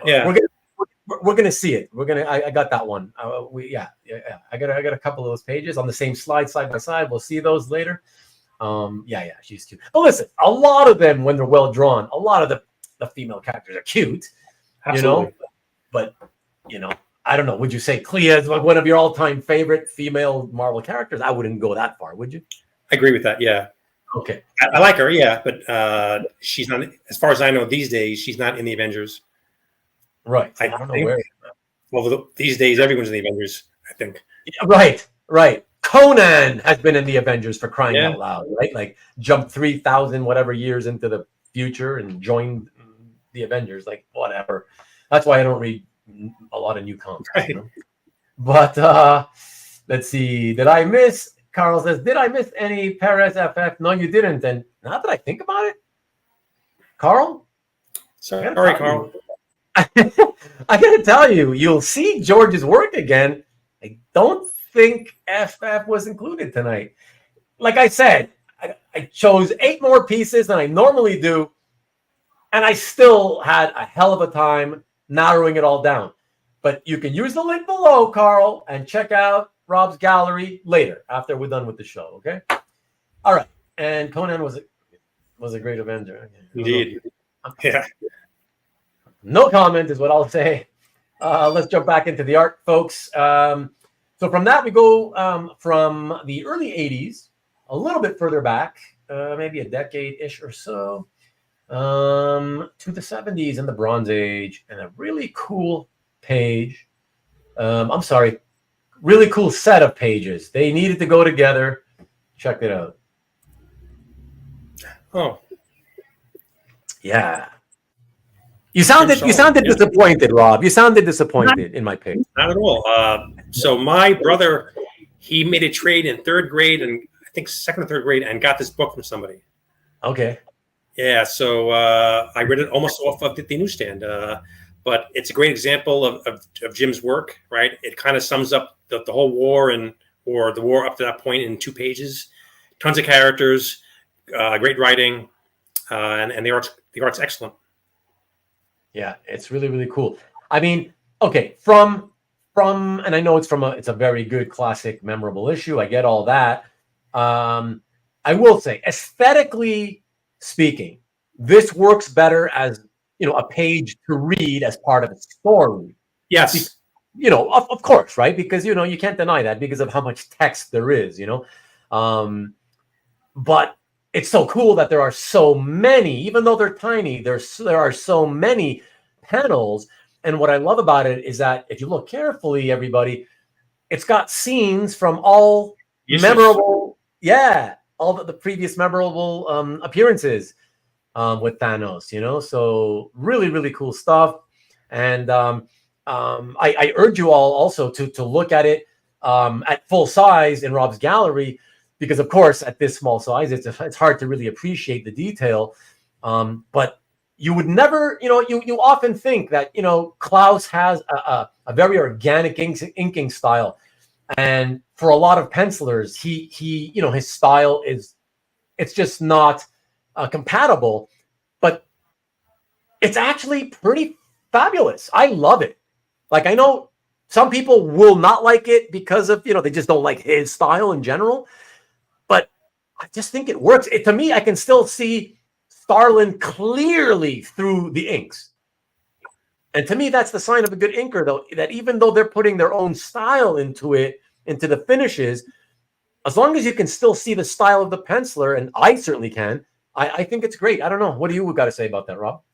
Yeah, so I'm reading the comments. So, Rich, I agree. So, Klaus can be kind of overpowering at times. Of course, you're right, Ruben, that you do not always see the, it's more Klaus than the penciler. But in this case, in this book, I thought that the mesh between his inks and Jim's pencils were outstanding. Yeah, absolutely. Shaggy, what's up, Shaggy Wong? Wow, Rob, just a great collection. Captain Marvel. Yeah, man. Epic Starlin run on Captain Marvel. Certainly, Klaus's inks never looked better. Yeah, very true, Rich. Yeah. 8 after the Avengers 125 story, and that Buscema did. Love this run. Yeah. Right. Yep, he's right. Yep. Yep. Previously shown on Captain Marvel. Yeah. No, it's fab. And like I say, everyone, check it out. Check it out in Rob's gallery, because it's just really very, very hard to appreciate. It's most of the pages on YouTube are hard to appreciate because of the screen size, but particularly when there's this many panels on a page and each panel is that small, So definitely worthwhile checking out his gallery, please. Klaus's heavy inks bothered me as a kid, but these pages are beautiful. Yeah. A lot of people used to say that when I was a kid too, Rich. I was always a fan right from the beginning, but that's because I loved Miller's Daredevil, and I thought they worked well together. Sure. And oops, sorry. Carl says he switched to the large flat screen. The pages are wow. Awesome idea, Carl. Awesome idea. If you can watch on TV, why not, man? Yeah, that's very cool. So there you go. Oh, and I'm sorry, everybody. Here you go. Just so you see what they look like published. There you go. Might as well put it since I spent time doing it. But yeah, of course, 4-color printing. The second page, middle tier, is horrific. It's like, what's happening there with the colors? Like what? But might be because the way it was drawn. Because if you look at the art, it's more simple like outlines and no rendering on the inside of the outlines. Yeah. I know it's kind of because they're trying to show it kind of as a sort of dream sequency type stuff, surreal type stuff. Yeah, I get that. I get that they have to color it that way. I'm just saying it from, just from the point of view of, the fact that it's just, it's the 4-color process. It's so old or whatever. It's, they were very limited with what they could do. So we give them a hard time a lot, especially on our channel. We always crap on the color versions, but it's always nice. It's fun to compare, which is why I make my scans, my slides that way. It's always neat to just to remind yourself of what they looked like back in the day, in the comics. So it's pretty cool. And what do we got? So Mark is saying, it looks psychedelic, that tier. Yeah. Yeah. If I can add this to that comment, it's funny on Facebook again that people will show comparisons of the original published color art to what they do now in the new books. And honestly, I think that the old school stuff looks better. I mean, just because the guys have new tools, it doesn't mean that. Oh, no. Well, okay. Are you saying you think the old comics look better than regular monthly current comics? I'm saying that when they reprint the old stories with new coloring. Okay, but see, here's the thing I don't get, and somebody in the chat, you guys will know better than me. Somebody correct me or fill me in on what I'm missing here. See, oftentimes I hear colors remastered, but then I open it and I'm like, it doesn't look recolored with today's larger color palette. It just looks like they use the same palette, but like cleaned up. I don't know how to say it, but like it still looks like they use the 4-color process in the modern reprints of that 70s and 80s stuff is what I'm trying to say. And what to me, what looks worse, what makes them look worse, I don't even think it's so much the color as much as the combination of those colors on that bright, glossy white paper. I think that is what makes it look like shit. It does. You lose all the detail in the pencils. I mean, like I have some books that I've seen. Like an example, the Avengers 161. There's almost a splash page of Wanda with her hands up, and she's casting a spell on Ultron. And I've seen the recolorized version of that, and it looks like shit. You lose a lot of the line work. There you go, Rich. Yep. Yeah, that's right, Rich. Yeah, it can be muddy or over-rendered. And, I think I said it last week. Was it last week? I mean, I'm always bitching about the coloring. I think it was last week when I was mentioning that, or recently in a recent episode, I was saying that I think one of the major problems ends up being that these computers, so these computer programs, when they first came into being, and ever since, but right from the get-go, they come into being, and some artists decided, hey, let me try to start playing around with that, because that's going to be the future. Okay, I get that for sure. But the thing is that the softwares give you like these color palettes that are like thousands of different variations of every color. So there's so many colors to use. You don't have time. Like, you still got to meet your deadline. So you're coloring all day long for your professional assignments, and then you're still doing it by hand. Back in those days, right at the advent of the end of the Dr. Martin's Dies era, right. Beginning of the computer, and you had to learn the software on your own time. Working late nights or whatever, but you can't. I truly believe the software has way too many choices, and the artists don't have the time to really get into it and learn how to use the software to its full potential. And I believe that that's a big reason why computer coloring is often like not, it's bad enough that we always complain about it, given the fact that it should be better. It should be great. And sometimes it is really nice. I just feel that's a problem. I feel that too much selection and they just don't know how to use it all. There's just too much and they're on deadline, and they just got to do what they can do with what they have. You know what I mean? I don't know. Yeah, it could be. Yeah. You know, I mean, I'm not saying that's the only reason, but I think that's one of the issues. I think, you know. Dan says that Rich C is the expert here. Hiding ghost face, laughing ghost face. Don't know what those are. Rich Danny, it's been a minute. The Baxter paper makes the colors more vibrant. Well, yeah, but we haven't had Baxter paper. See, those four, it's interesting because when we talked about the Wolfman, Pérez, Baxter run, when I opened that first issue, I not only was the art incredible because he inked himself, but I loved how bright and rich colors were.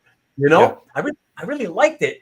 It took well to that Baxter paper, right? The texture, it was textured paper.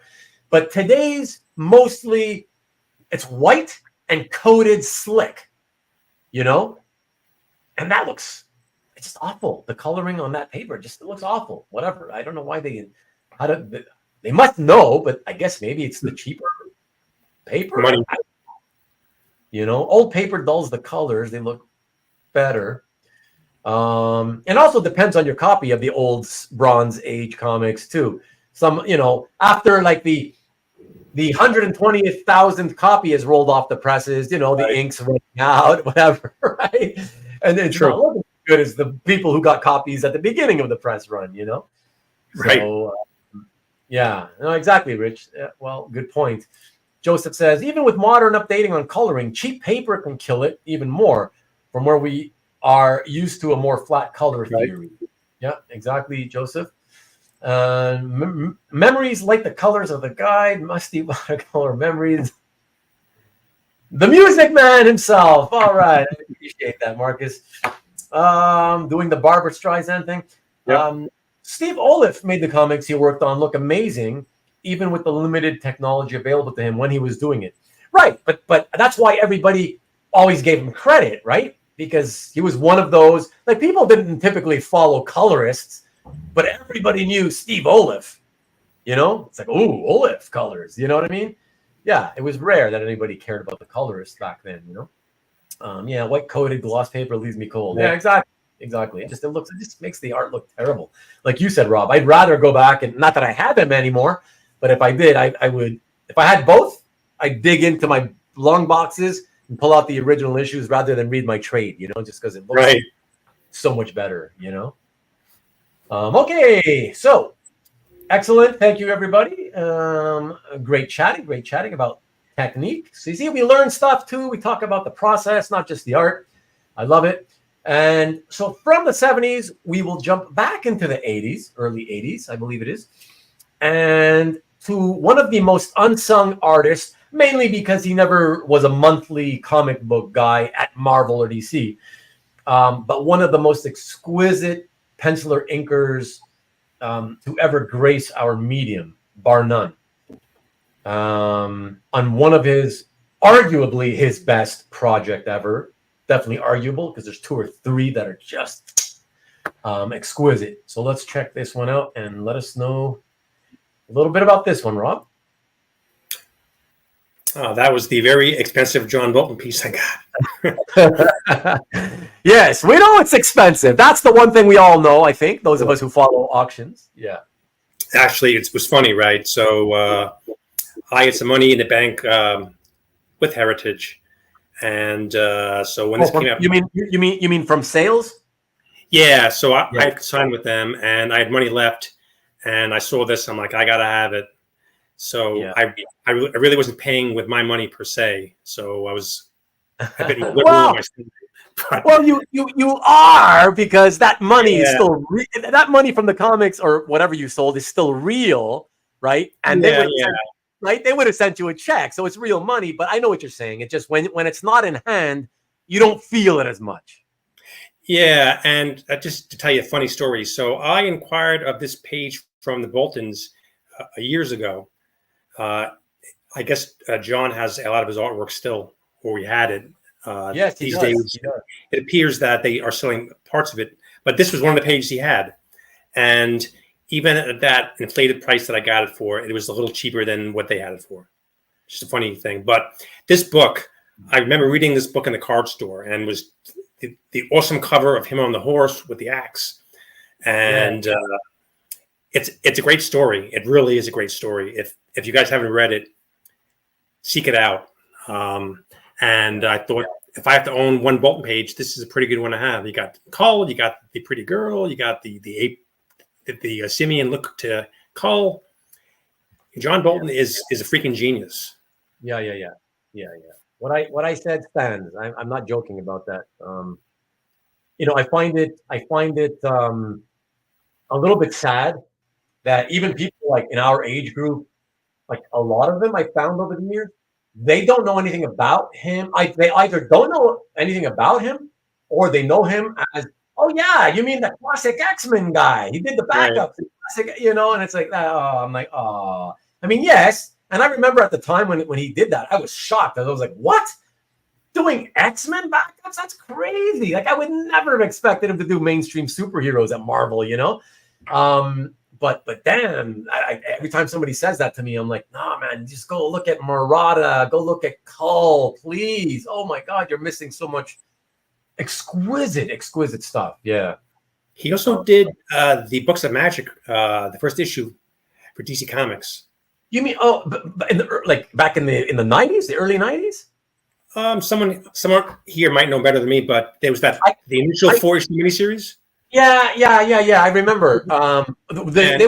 Wasn't that the Prestige format? Was that Prestige format? Yep. Yes, I remember that. Yeah, sure. And he did the first one, and it's really awesome. Great book. Yeah. I will say, because I didn't look at that one. I will say, that by I don't know if it was the mid or late 90s, sometime between 95 and 98, he suddenly decided to start changing up his style.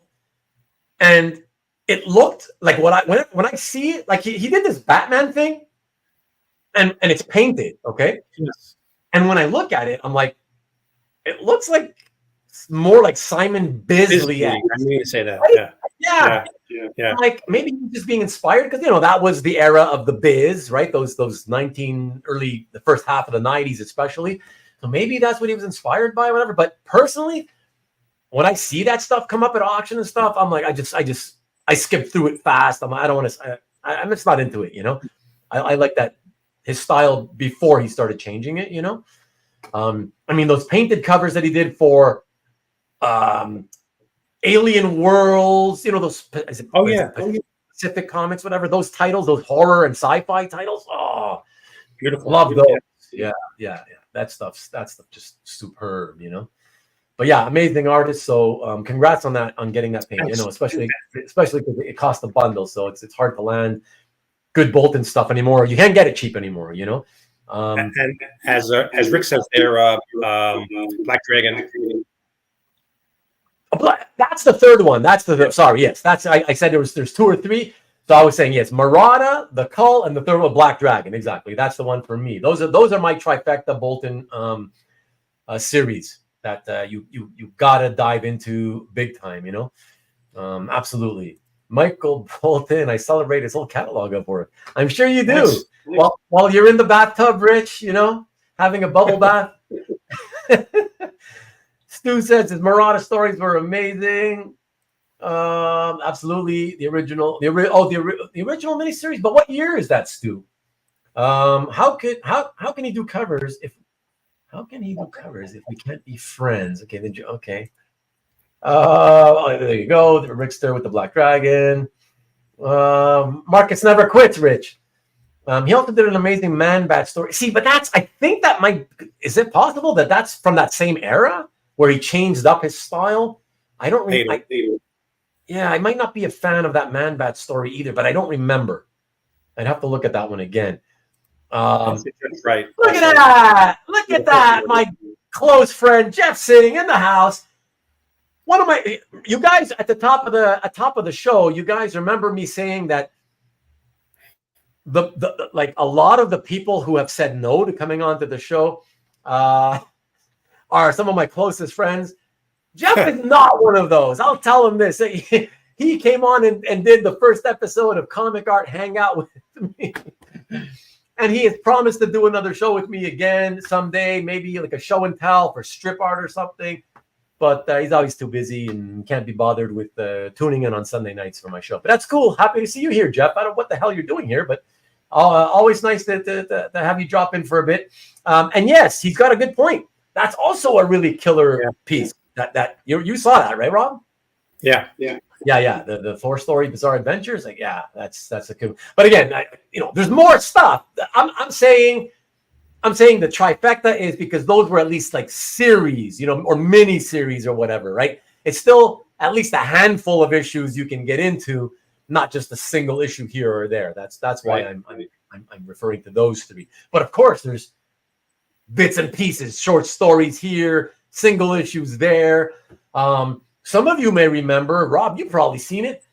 Early in his career, his drawing, the basic fundamental of the figures still needs work. He hasn't perfected his craft yet. It's at the beginning of his career, so it's understandable. But I think it's 1976 or 7 or something like that, or I don't know, maybe even 4 or 5. But he did the story of what's her name again? Raquel Welch. About 10,000 years BC. No, 10,000 is it? 10,000 years BC, or how many ever thousand years BC? It was based on the movie with Raquel Welch. And he did in British comics, in one of those British comics, he did a sort of a retelling of that story of the movie, black and white. 10,000 BC. Thanks, Rick. Yeah, and my God, look those up. If you're well versed in art, if you've studied art over the years, you'll know what I'm saying about the fact that it's you'll notice some issues. But if you haven't studied art, like I'm telling you, you're going to look at that and you're going to be like, holy shit, this is as good as the stuff from the 80s. But it's like, wow, you won't. Yeah. Amazing. He was so good so early is one of those, more like better than most is what I'm saying, who when they first break in. Amazing stuff. So, amazing that you got that. You're just slumming. All right, cool. Since you're just slumming, happy to have you, man. Happy to have you hang. What a tease. Was I being a tease, Rich? If I am, I apologize.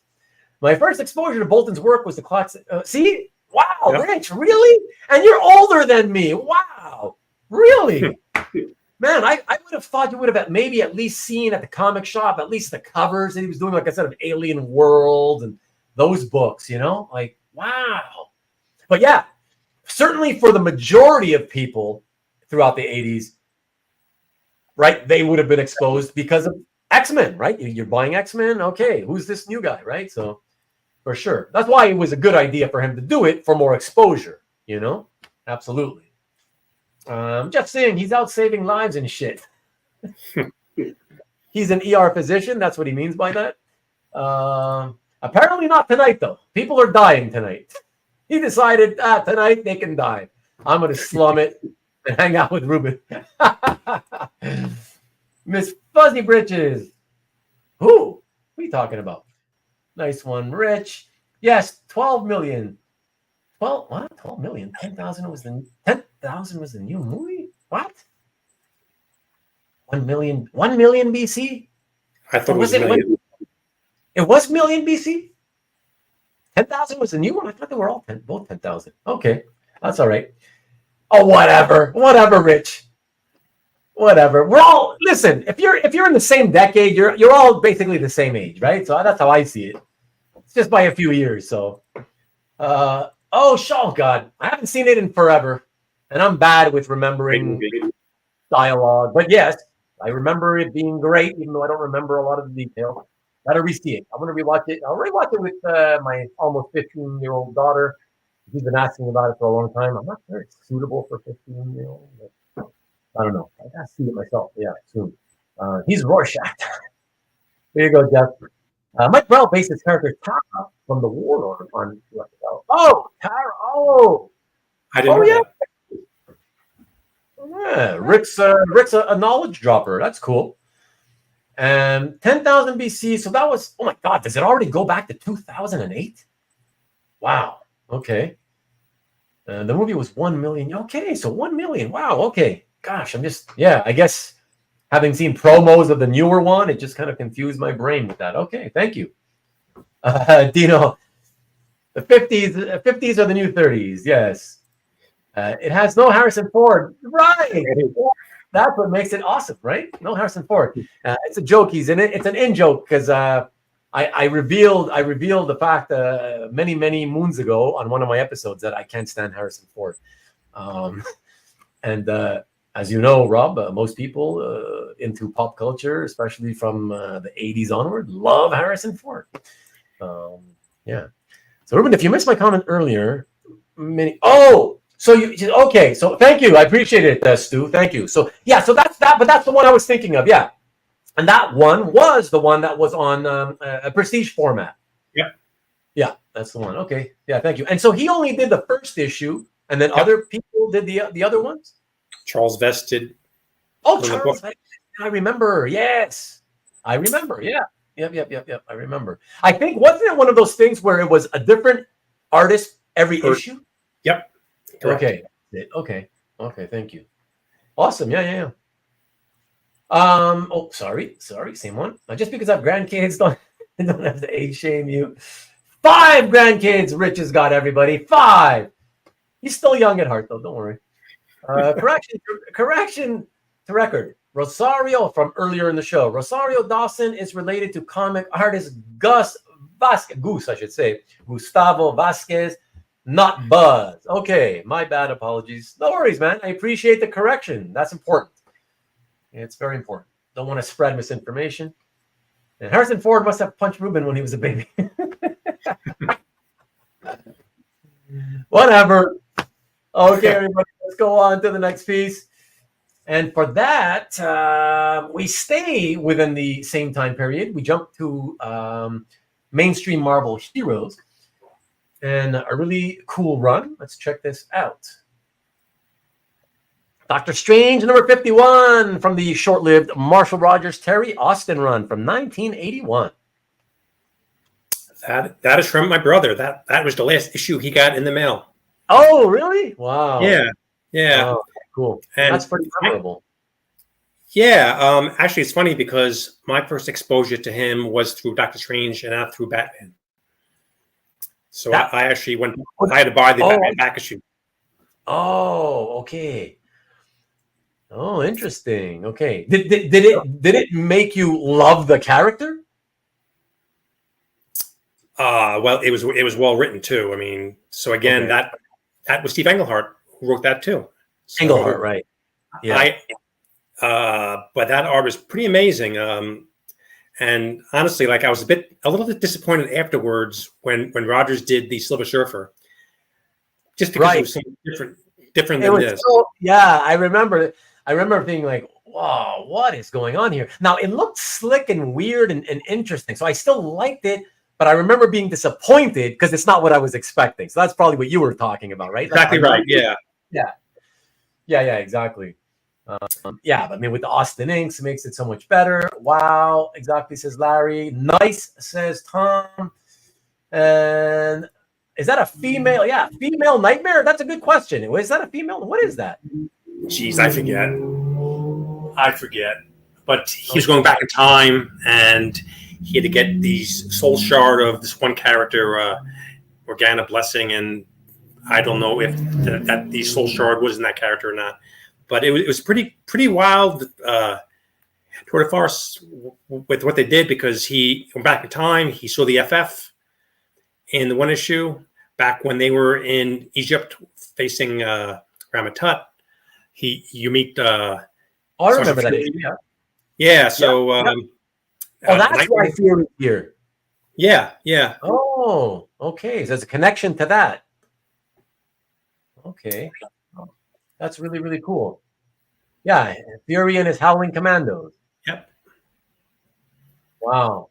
Rich is telling you to tell me how your comic subscription, your mail subscription, used to arrive folded in the mail. Rich. Oh my God. I don't actually That doesn't bother me because I don't care anymore. Here, let me come back to you. Yeah, but I don't when care you're a about kid, comics anymore. Back then, when I was collecting at my comic shop, and if somebody would have told me, "Yeah, I get my comics in the mail," I would have been like, "What? Are you stupid?" You know, I would have flipped. But I don't care anymore. Whatever. That's how it was. Right? They had to do it. They folded it into the envelope. Boom, put it in the mail. It was about reading. But they didn't have to fold it. I mean, it would have sat nicely in the mailbox. Yeah. I remember Avengers 177, the end of the Korvac, and I'm waiting at the mailbox for it, waiting. And then the guy says, "Here you go, son." And he folded it in half right in front of me. And I wanted to, I was bigger. I wanted to slap the guy. I go, "Oh my goodness, why'd you do that?" But he just smiled. "Here you go, son." Screw you, son. Oh my goodness. You can get. Yeah, they used to fold. But were yours? Yeah, they always used to fold vertical, of course. Well, yeah, better than horizontal. That would have been really bad because then you're the middle of your spine would have been destroyed, like really destroyed, right? Yeah, yeah. I mean, brown paper. We got our books for a long time. I mean, it had to be 5 or 6 years in the mail, and then it became obvious that the comic shops would get them before I'd get them. So I got a little annoyed, and we stopped. Okay, that's funny, man. Jeff says Ruben still hasn't seen Indiana Jones or Blade Runner. Really? Probably not Star Wars either. Explains a lot. I've seen fucking Star Wars. I've seen that first fucking trilogy. Like, I don't know. At least probably in my entire life, in double digits each movie. Okay, so just FYI. Okay, but you're right. I have not seen Indiana Jones or Blade Runner. That's correct. Well, because I hate fucking Harrison Ford. But if you don't like him, watch Blade Runner because he gets his ass kicked. Yeah, but I don't know that because remember what I told you privately. I'm not a sci-fi guy. Yeah. So that it was Harrison Ford and sci-fi. I'm out. So that's it. So still haven't seen it. Yeah, and proud of it. Let me come back here to the most recent comics. Peter said, "My comic adds submarine sank in the Potomac." Did you? Is that a true story? Or are you just joking, Peter? Because I can envision you actually standing away for it, and then getting it and saying, "Okay, let me take it out," and then putting it in the water and watching it go. Poor kid, like my son. That's so funny, man. And yes, Rick, that's why I ship in Masonite. Precisely, and so should you all. Rich says, "When I sell Rob art, I fold it in his memory." Yeah, thanks, Rich. So funny. Sonny, what's up, Sonny? I deliver some comics on my mail route. They have to curl to fit in the box, but not fold. Right. Yeah. Good man. Thanks, Sonny, for the modern day contemporary explanation on that one, They say you Blade Runner. What? They say you Blade Runner. No, that sounds like one of those offensive Asian things you're trying to do. What? It was in the movie. Oh. Yeah. The one Asian character who turns his R's into L's like the typical racist thing movies all the time. Okay. Right. Oh, so instead of saying they say you Blade Runner, they did the Blade Runner. Whatever. Oh God. Okay. Thank you, Rich. Got to be careful with those, because if nobody actually, like me, doesn't catch and remember the movie quote, you're gonna start. It's gonna come off looking bad on you. So just FYI. Ruben saw Witness. Did you? We talked about this at one of my earlier shows. I don't remember. I think not. I've seen some in the 80s and 90s, but Witness is one. I think that's one of the ones I didn't. I think it's one I didn't. Witness was then too low tech. I don't care about the tech. I just want a good story and good acting. Peter, you ruined my fun, man. That would have been an awesome story if it was true. Your shitty toy sub sinking in the Potomac. That would have been so good. Blade Runner has a noir vibe. Ruben would dig. Maybe the visuals, and that's what I was telling Rob before we went live, that I don't like the genre. I like the visuals. I love the visuals of the science fiction genre. I just don't like to read or watch science fiction. That's it, True that, because Ruben's Amish. Or perhaps Eyewitness with Sigourney Weaver. I don't remember that, but I used to in the 80s. In the 80s, she was my girl. I used to love her. Gorillas in the Mist, one of my all-time favorites. I don't know. Anybody else? Good movie. Yeah. Good. Start with Regarding Henry. Nah, I skipped that one, not only because of him, but because it looked boring. But thank you. Okay, everybody, let us jump into the next piece of art after that beautiful Marshall Rogers, Terry Austin, Doctor Strange cover. We jump back to a character we've seen already, but a contemporary artist who repopularized this character. And although Rob has more than just this one page from this book, this series, and I'm sure a lot of you would have, if you go into his gallery to see the others, you'd probably be like, why'd you show this one? I'll tell you why I showed this. I'm showing this one because I like storytelling. That's why. And the images are beautiful. Check it out. Why'd you show that one? Because the images are beautiful, Rob. They are. Jeff Jones, Black Widow. Yep. Yeah. I love Jeff's art, and I went to OAX, and besides the great weather that was there that weekend, I met Jeff, and I mean that series kind of put her back on the map, I think, and it was pretty cool because she had two Black Widows there, and the intrigue, and he drew a really nice. He kind of channeled what's her name? At least to me, Scarlett Johansson. Oh, okay. Okay, but wouldn't that have been a bit early for her? Or she channeled him, I guess, right? But but I mean, but I look at that and I kind of see her, but that kind of put her back on the map. I think. No, exactly. That's what I'm saying. I think it revitalized her as a character, And Marcus, yes, they were. I didn't get that page from her. I actually got that page from Jimmy Palmiotti. Actually, kind of funny. Really? Who was also at OAX, and Jimmy's a great guy, and Jimmy's a lot of fun. But I kind of liked all the books they did back then. They had this one. They had the Daredevil with Kevin Smith and Joe Quesada, and they had the Punisher with the Bernie Wrightson, and they had Marvel Boy with Jeff Jones also. Again, it's great books. Yeah, but this was my favorite. Yes, and I also remember, having been around since the 90s in this hobby, I also remember how hot this art was when it was hitting the market. I remember people going crazy, wanting that I believe it's the one that you have, the wraparound, because you've got the published, and do you have the unpublished wraparound? Yeah. And it was, I remember the published. How long have you owned the published wraparound cover?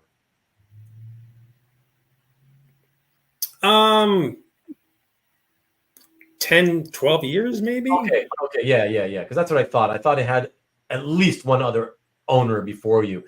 And I remember at the time when seeing hit the market, and I was like, oh man, I was like, God, that thing's beautiful. But I remember I don't remember the price exactly, but I remember thinking in those days, for modern art, those of us who were into like more vintage art were like, man, I like modern art, but it's crazy price compared to the vintage stuff, It's like I could still get a 70s Marvel cover for the price of that cover, It was kind of like that sometimes, But it was so popular. It's right there, actually. You got it right there next to you. Everyone's right there. I got it from Jeff. So Tom Fleming was the rep at the time. Fanfare. Tom was awesome. It's too bad that he stopped doing that, but Jeff still had it, and he offered me, and I couldn't say no. Well, now you're talking about the unpublished one. Actually, both of them. Oh, to be honest, I actually had, and I sold one of them. I had there were two covers for the first issue, the one with Natasha and the other one with Yelena. I had them both. okay, so how many? First of all, how many issues was it? 3 or 4? 3. 3, and all 3 had wraparound covers. No, just the first one. The first one had each widow, and then it had a Dynamic Force variant, which of course I have, and then the other 2. So there was like 5 covers, and there's an unpublished one, which I don't know what. That's over there. I'm confused then, because to me, I remember it being at least a good 20 years ago that a wraparound J.G. Jones Black Widow cover from that series, and not an unpublished one, hit the market. But you're saying only 12 years you've had it about? I have to look. I mean, time flies, but I am the sole owner of that. Oh man, I don't know then what I'm confusing it with. It was definitely J.G. Jones Black Widow. So there was, I think, and it was wraparound. It was wraparound too that I remember for sure. Way longer ago, hitting the market than just a dozen years or so. No way. Like I'm like 2000s for sure, not the 2010s. You know, maybe were there other variants? Maybe from the other 2 issues, or I think it was just like I said. The first issue had 3 covers, 2 wraparounds and 1 non-cover and 1 regular, and then the one of both of them fighting together with the guns, and then one other one with them also together. That was it. And like I said, I did get it from Tom. Tom sold me both of them. There was one on Heritage not that long ago, a couple of years, that went for a lot of money. Yeah, but it was not a wraparound. Okay, well, whatever. I don't know what it is. One day it'll make itself clear. Jeff, are you saying you got those 200 pages from Tom Fleming? Because funny enough, never asked you where you got those pages. Love those. Jeff has got, for anybody who remembers Daredevil 200 with Bullseye. What an amazing issue. What's his name again? William Janson doing the art, right? Nobody knew who he was. There's this new guy who came on the scene. Like, who's this guy? William Janson. But pretty good stuff. Nice work. And that was just a classic, amazing issue. And Jeff has the best pages from the fight sequence with Bullseye and Daredevil. Like, oh my God. So for those of you who would like to see that, go to Jeff Singh's gallery and check those out. So let me see. So your Black Widow wraparounds are amazing, says Peter. Thanks, Peter. And I can't help it here. J.G. Wentworth, 877 cash now. Ruben rooted for the Mosquitoes in Mosquito Coast. Oh gosh. I love Daredevil 200. Tom Katzalowski, Chicago in the house again. What's up, man? Both Toms from Chicago are here tonight. Oh, you guys are funny. Okay, let's keep going with this show and tell everybody. And we will move from an Avenger to the Avengers, but back to the 70s with a very special piece. And if possible, maybe you'll see why. There should be a story behind this. And I'm assuming, Rob, that you know the story behind this. And if so, please let us know. Check it out, everyone. From the infamous 151. So why is it infamous to begin with, Rob? Because it was late. That this was meant for issue 150. And they had deadline problems with the writing. So they had to create more pages. So they padded 150 with the reprint story, and then they had to create more pages for 150, to fill out 151, and this was one of them. Oh, I see. Okay. Yeah, see, because I know that you say something about it in your in your description, right, of the page in your gallery. Yeah.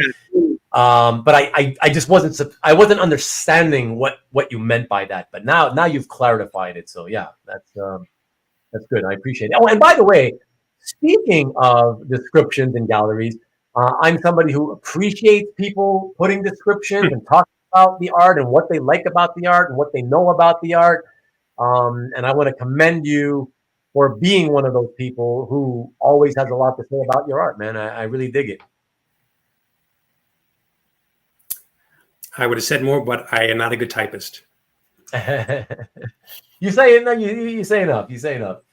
Let me see here. We got a couple of comments. Quite a background, yes. And it's like that noodly Filipino styled background inking, in a way. Love this penciled page. Great recap issue, says Rich. I knew you would love it for sure. Amazing page, says Tom. Such a treat to see vintage Paris type pencils. Yeah. Oh my God, that background. Wow, love the details, says Karen. Now, that is one thing I actually, you didn't actually tell the story that I was hoping you would tell, Rob, in that, do you know why this remained uninked? And why in the published issue, it does appear to have been inked? So I don't know, but I'd imagine possibly because it was late, it was still late, that it was over vellum maybe? Oh, maybe. Oh, interesting. Do we know who inked it?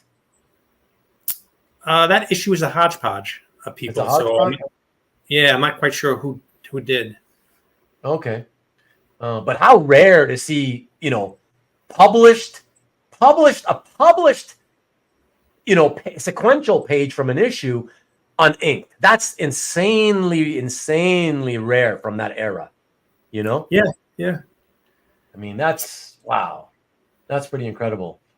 Jeff says, interesting with TV commentator in the top corner. I thought Chaikin was the first with Miller on Dark Knight Returns borrowing from Flag.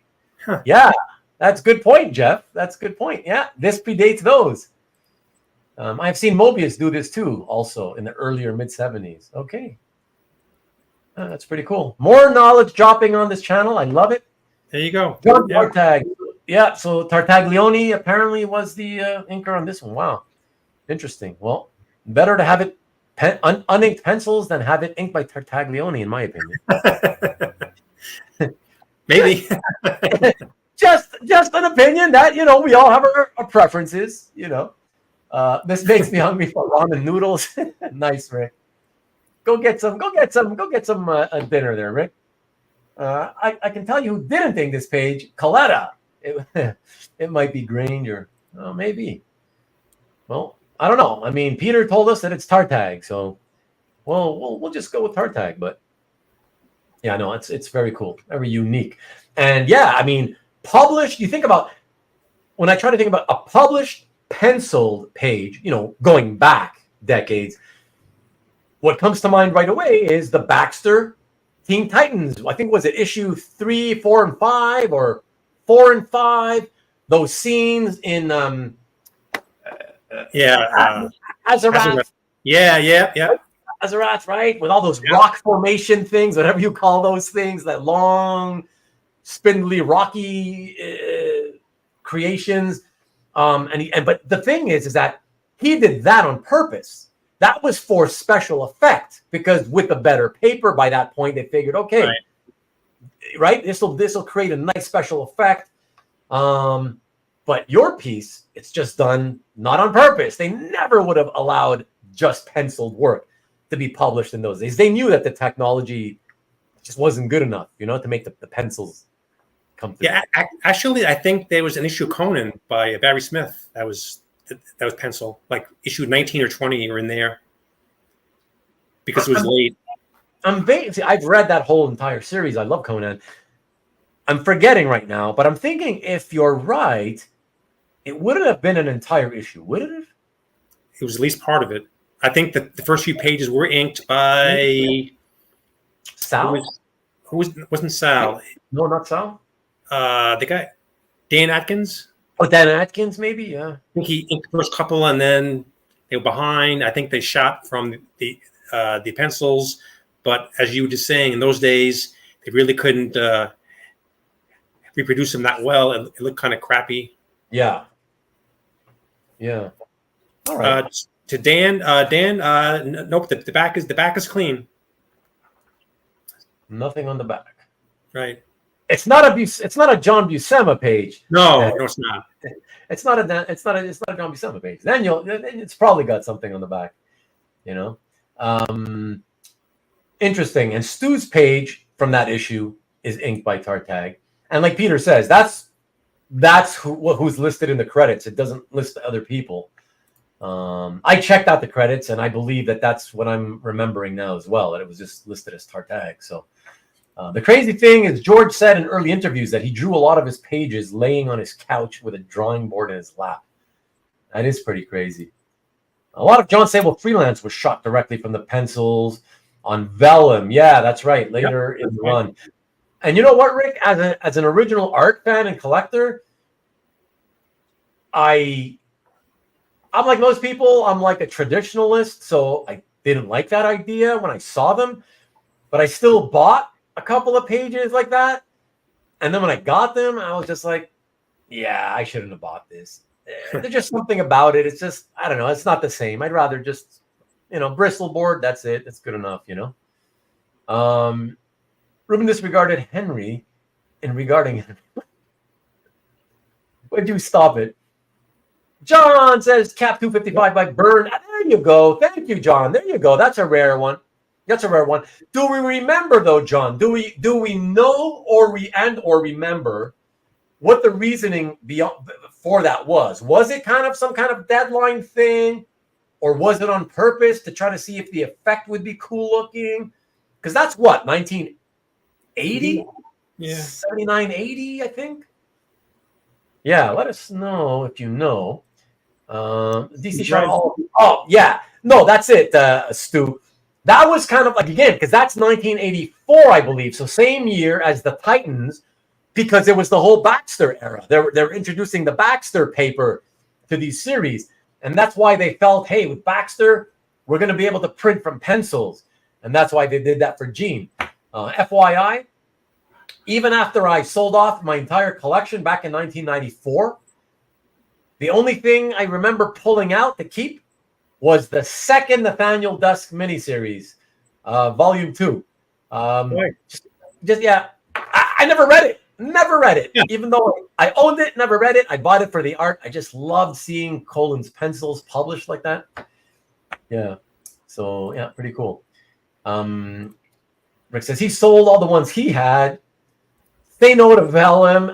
And Rick, I guess probably for the same reason as me. I would have to presume. Stop with regarding Henry. It's pretty forgivable. Yes, enough. Pretty sure on purpose, John. Okay. Interesting. Okay. Carlito, what is up? Good to see you, brother.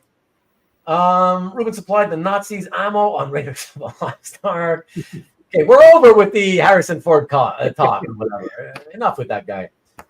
Okay, let us jump to the next piece, everyone. And I don't know what that is. Oh, I do know what that is. Yeah. So for that, we jump from the 70s to the early 90s. For me, what I call the modern era. Check this beauty out. Marvel Comics presents 84, featuring Weapon X by the legendary Barry Windsor-Smith from 1991. With the claws. With the claws. Yeah, with the claws. Not only with the claws, but he's doing the crossing them across each other, in front of each other. I love that. I love when he does that. I got that from Barry himself. Oh, nice. Yeah. I used to email the studio, and I used to talk a lot with Alex Bialy, who was the office manager at that time. And they let me know that they had stuff available. So I went through every single issue, every single page, just to see what I would like, and I gave them a list. And unfortunately, they had the one of him in the helmet, which was the splashed one of the issues. That was the one I wanted, but it was gone. But they had that, and I loved the third panel with the claws. I thought that was really, really cool. I think most people would love that as their favorite panel, I'm sure. Yeah. I remember. I mean, at that time, and I think there's a date on there. I can't. I'm old with bad eyes. Oh, 1991. He The dated date? it on the bottom, right? I think. Well, And all I can tell you is the dates that I put on my slides. Those are the date that the comic went on sale. So I always go by that. Yeah. Can you see what's on the bottom of it that he wrote? I can't, and in fact, from what I can see, is it looks like a lot of zeros. May 1st, 2000. So that's how long I've had it. Yeah. Okay. Yeah. But so at that point, are you saying he signed it for you then? That's when I bought it. Yeah. Oh wow! So because I remember I had friends that would reach out to him with his studio through his website and buy art from him. But I remember that more starting around the late 2000s and into the 2010s. I didn't know that he was already dealing with collectors back as early as 2000. Oh yeah. Wow, that's pretty awesome, man. I was very happy to get that. Very happy. I mean, if you were here downstairs, I think I have virtually all of his prints on the walls. Oh, okay. I love his artwork. I love and the way that he tells the story. And I got to say, honestly, he's always been quite nice to me. Oh, cool. Yeah. Because you hear stories, right? So it's nice. It's nice to hear that. Hey, Gil. Yeah, it's nice to hear that he was always nice to you. That Did you deal with him a lot? Again, not through him directly, through Alex, but apparently he actually knew who I was. Well, which is nice. Okay. That's nice for sure. Yeah. Yeah, and in fact, on one of the pieces of my gallery, it's the Ultron Imperative cover. It was that he actually did it on 2 boards, and then he made a photocopy of them at a high res, and he actually gave me a diagram of what he did to make it the final product, which is kind of neat. Okay. Yeah. And Rich is asking because he started doing this back in the time frame that I was talking about. Did he have you sign a contract when buying any of the art? No. Okay. No. Yeah. I believe, Rich, that's what he started doing in that time period, like the late 2000s, early into the early 2010s. Yeah. So not early on. See, Rob, you have a bit of X factor in you. Not a lot. A little bit. Barry Windsor Sublime. Nice. I love Barry Windsor-Smith's work on the Machine Man series. Yeah, for sure. That was gorgeous stuff too. He was a talented man. Cool. Very cool. And think about it now, man, Rob. It's like almost you're just like probably less than a year now short of it being a quarter of a century since you owned that page. It's hard to believe, really. I know, right? Wow, man. That's wild, but yeah. We're all getting there. Like I said, man, I think the average age these days in this hobby is like 50 probably. It's like, yeah, it's pretty nutty, man. But okay, let's move on, everybody, and to the next piece. Let's see what that is. I'm not going to say anything about it. Let's get right into it. Check it out. That I got from Albert, believe it or not. So I believe it. He's had over the years a lot of great Buscema Palmer Avengers pages. This is actually a funny story in that for all the people here with a long-term memory, maybe 20 years ago, maybe even more than that, somebody sold a lot of John Buscema pages. I think it was 3 or 4 of them, and this was one of the pages. Oh, okay. And so Albert, I guess when you say somebody sold a lot, where did they sell it? What do you mean by that? eBay. So somebody had, I think, 3 or 4 pages of John Buscema art.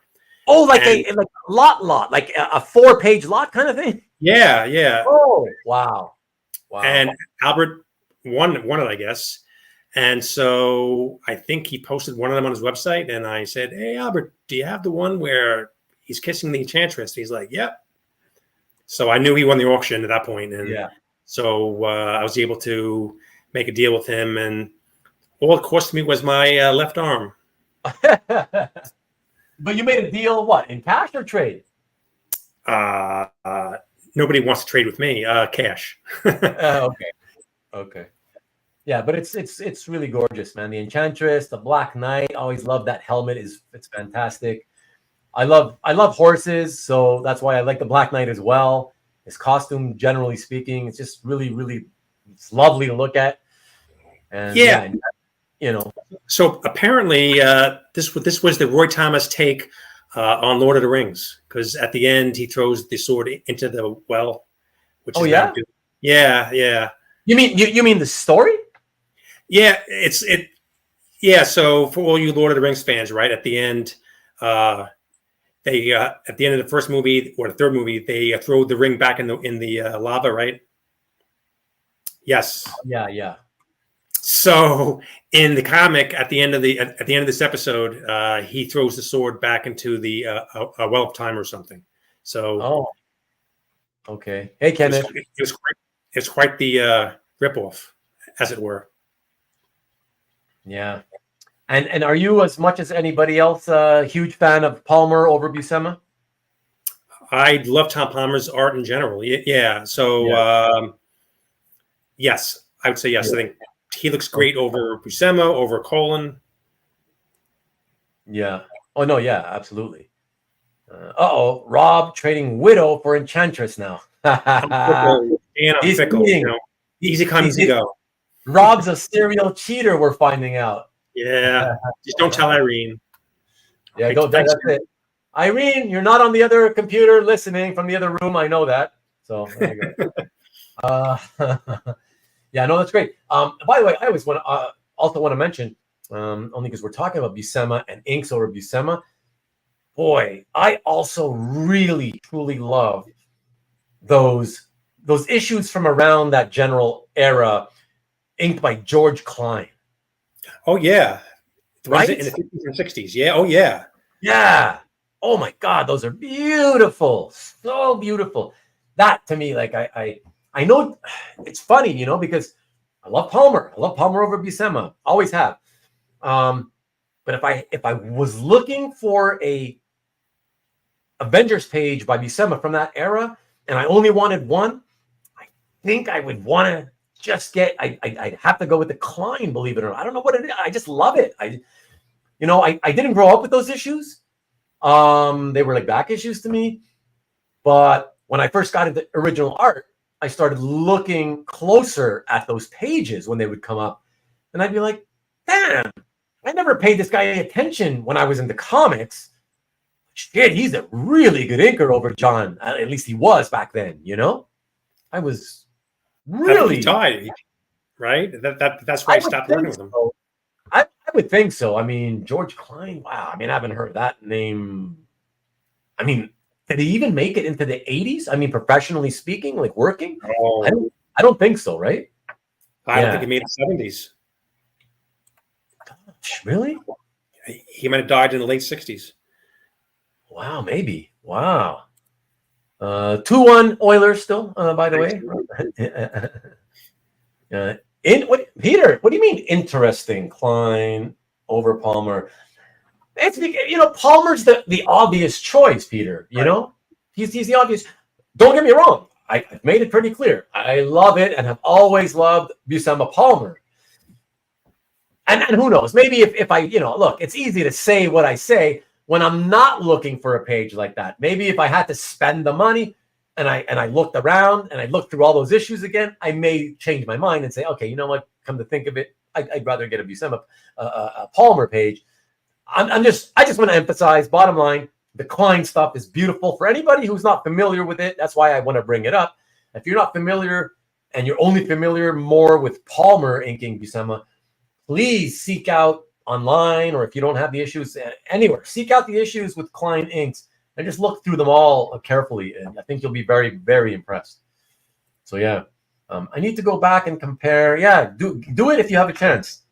Yeah, do it if you have a chance. Hey, Rich is dropping knowledge as always. Love it. Thank you, Rich. Klein passed away in '69. You were right, Rob. So yeah, okay. There you go. I mean, like you said, I mean, those issues are beautiful, and they're really hard to get art from those issues. I really haven't seen that many pages available over the years. True. I agree with you. Yep. Yeah. And we've both been around since the 90s. So that kind of goes to show, like when people who've been around long enough, multiple people are seeing the same sort of dearth of a particular type of art, right? Then you know it's true. It's not just, oh, you just didn't see it, you know? Yeah. I don't know why. It's funny. It makes you wonder, though. Like, you wonder, man, if he died in 1969, first of all, did he ever get any art back? Because, you know, the artists weren't really a lot of them weren't getting their art back, right? But some would, right? Some, especially if they were in New York, some would go into the offices and they would eventually walk out with their art if they cared about it enough, right? So assume he had some art. If he did have the art and he died in 1969, in the Silver Age, he was already gone. Like, you have to wonder, oh my God, if he had art of his own, what happened to it, right? Do his relatives still own it all these decades later, you know? Or did it get tossed in the trash and it doesn't exist? Because any one of those could be true, right? Yeah. Right. That's pretty crazy, man. That's pretty crazy. Wanted to highlight somebody. Oh, yeah, Dan. And we should have a greatest thinkers discussion. You know, I'm going to be doing, so I got another show and tell, probably my 5th in a row next week, with Greg Goldstein, another killer collection. So tune in for that. The week after, I'll be doing more than likely a comic art hangout episode. So as you guys know, that's just chatting, shooting the shit.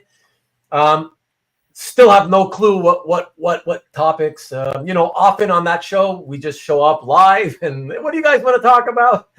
And who knows? If we end up doing that, Dan, right? If you see me 2 weeks from now and I go live and I say, all right, what do you guys want to talk about? Bring up this topic, I'd be happy to talk about it. You know, we always talk about tons of stuff on those episodes anyway. So yeah, but it's a pretty good idea. It's a good idea. The only thing is I'm always wary of it as well at the same time, only because those kinds of discussions become very easily can become like I don't know, argumentative, because it ultimately ends up being people's preferences, you know. And you're you know, Dan's talking about discussion of the greatest inkers. And I feel to have a real true discussion of greatest and judging the artists that way, everybody in the discussion has to have like a lot of artistic knowledge, I feel. So you really know what you're talking about. Otherwise, it's kind of just opinion about style and how good it looks to your eye over over this penciler or that penciler. And then people start to argue, and because when somebody says, "Oh, but I love when he did his inking on this," and somebody else will be like, "What? I hate that stuff. That's terrible." Right? And then it's like a whole argument. That's no longer a discussion. So I don't know. But bring it up. If I don't come in with pre-planned topics, Dan, bring it up. Feel free to bring it up. All right, bud? You will do. Okay, excellent. Thank you. Stu inked a ton of Kurt Swan's Superman stuff. He did. Although, no offense, and I love Superman. Something about his Buscema stuff I like way better than the Kurt Swan stuff. I don't know why, but I haven't really ever looked carefully at the Swan stuff, you know. But Mickey, Klein was a great inker. Thank you for agreeing. And Klein over Swan is better than. Whoa, you love Klein over Swan better than the Swanderson team? That's holy shit. 2 weeks from now, Mickey, be here. The argument begins. We'll see. But no, that's very interesting. I love opposing opinions like that, right? Because it makes me wonder. Like, I want to hear why you think that, right? I love that, but not tonight, everyone. Usually, when there's a big black hole of particular art, it usually means that one person held on to it. That's true. And or it then later got thrown out, tossed, destroyed, whatever. Yeah, we're talking movies. We will not be talking movies. That discussion class 6 days, 7 nights. Thank you. Yes. Thank you, Gil. Thank you. Good to see you this evening, of course, by the way. Because the stories were better. See, that's different, right? It changes your opinion when you're also factoring the story. That's the thing. And so when you're talking about a discussion of the greatest and quality of artists, That's the problem. You cannot, if you want to have a true discussion, right, where the opinions are valid, you can't allow your love of the stories to interfere and mix into the opinion, because then you're not talking about the art anymore. It's not fair. Now it's just your nostalgia for that time period of the story and reading the meld of story and art. You know what I mean? True. Which is why I have typically avoided those types of chats. Best penciler, best artist, that kind of thing. Like I said, Liefeld, hands down. Nice. Because let me see. Mark saying that the debate over best thinkers is subject to many factors, of course. Whose pencils it's over and how rushed the inker was. True. Deadlines on everybody. That's right. The same inker can be great on some and sublime on others. Very true. Thank you, Mark. We got to bring up eras and artists. It's true. It's kind of like sports, though, right? You can't compare the best baseball player, today to the one from like 40 years ago. Same thing with hockey, basketball, football. Man, the sports really change. The athletes, the size, the athleticism changes. It's hard. You can't really, the eras, the sports rules change all the time. Yeah. It's tough, right? You know what I mean, Rob, right? Yeah. So same thing with art. That was in regards to those Avengers stories looking better. You're saying the Avengers stories looking better than the Superman, but you're saying that you thought the Superman ones looked better than the Avengers ones. I think that's what you said, Stu. I think it's the opposite. Wanted to chime in, hey Nikki, and say hi. And to hit that thumbs up, I appreciate it. Yeah, sorry, I haven't even bothered to do it yet. I never remember that. Please, there's the thumbs up icon somewhere right around here where I'm pointing.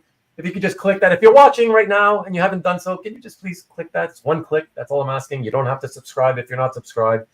That's cool. But if you could just hit the like at least, whatever, I'd appreciate it. Thank you. I've heard that a lot of Shaun Clancy art was destroyed. And it makes me wonder if that's because of the stuff that Klein held when he passed away. And then relatives or whoever took care of the estate might have thrown it out. I wonder, Coletta, number one. Coletta is number one on Kirby, Journey into Mystery, and Thor art. That's my opinion. I love learning about people that you just won't hear about that much today. Yeah, me too. I love history too. So, hey, Nick. Says CJ, Silvestri, number one. You guys are nuts. Okay, agree, Ruben. Thank you, Dan. The one inker that had a near perfect body of work is Terry Austin. Even he changed. It looks similar, but he changed a lot. Even when you see him over Byrne, like later. After X-Men, yeah, right? Like on Superman, it's already very different, and then later on again, it changes again, and yeah. No, the Avengers stories look better. Oh, okay. The Avengers stories look better because the stories were better. But again, you're throwing in the story factor. And I got to tell you, I never read them. Never read that era of Avengers, so I wouldn't know. Nick B. is most annoying. I used to have a World's Finest Shaun Clancy page, and I wish I still did. Yeah, well, they're I guess they're quite beautiful. They're nice for sure. I haven't seen them in a while, so I can't compare them to the Avengers stuff, But yeah, great inker. But okay, everyone, let's move on to the next piece. And for that, it's another double slide. We're going to get 2 pages here. And I believe this is Doctor Strange. Let me see. Did I? Good night, Karen. Oh, sorry. Oh, hold on. Let me go back. If Karen's saying good night. Oh, great job. Great collection, Robert. Have a good night, everyone. Good night, Karen. There we go. And okay, let me get back to the here. Okay, no, that the double scan will be the next one. Let's check out what this first one is. So this is the 10th one in tonight's show and tell everybody. Check it out. Oh, sorry, no, it's not the one. Oh, I'm sorry. No, I was on the right one. I'm sorry. Yes, it's a double page slide here. Everyone, check it out. I believe this is another popular penciler and inker combo. Check it out, Doctor Strange 68. Yes, the Paul Smith, Terry Austin era. of Doctor Strange, much like the Marshall Rogers period that people like.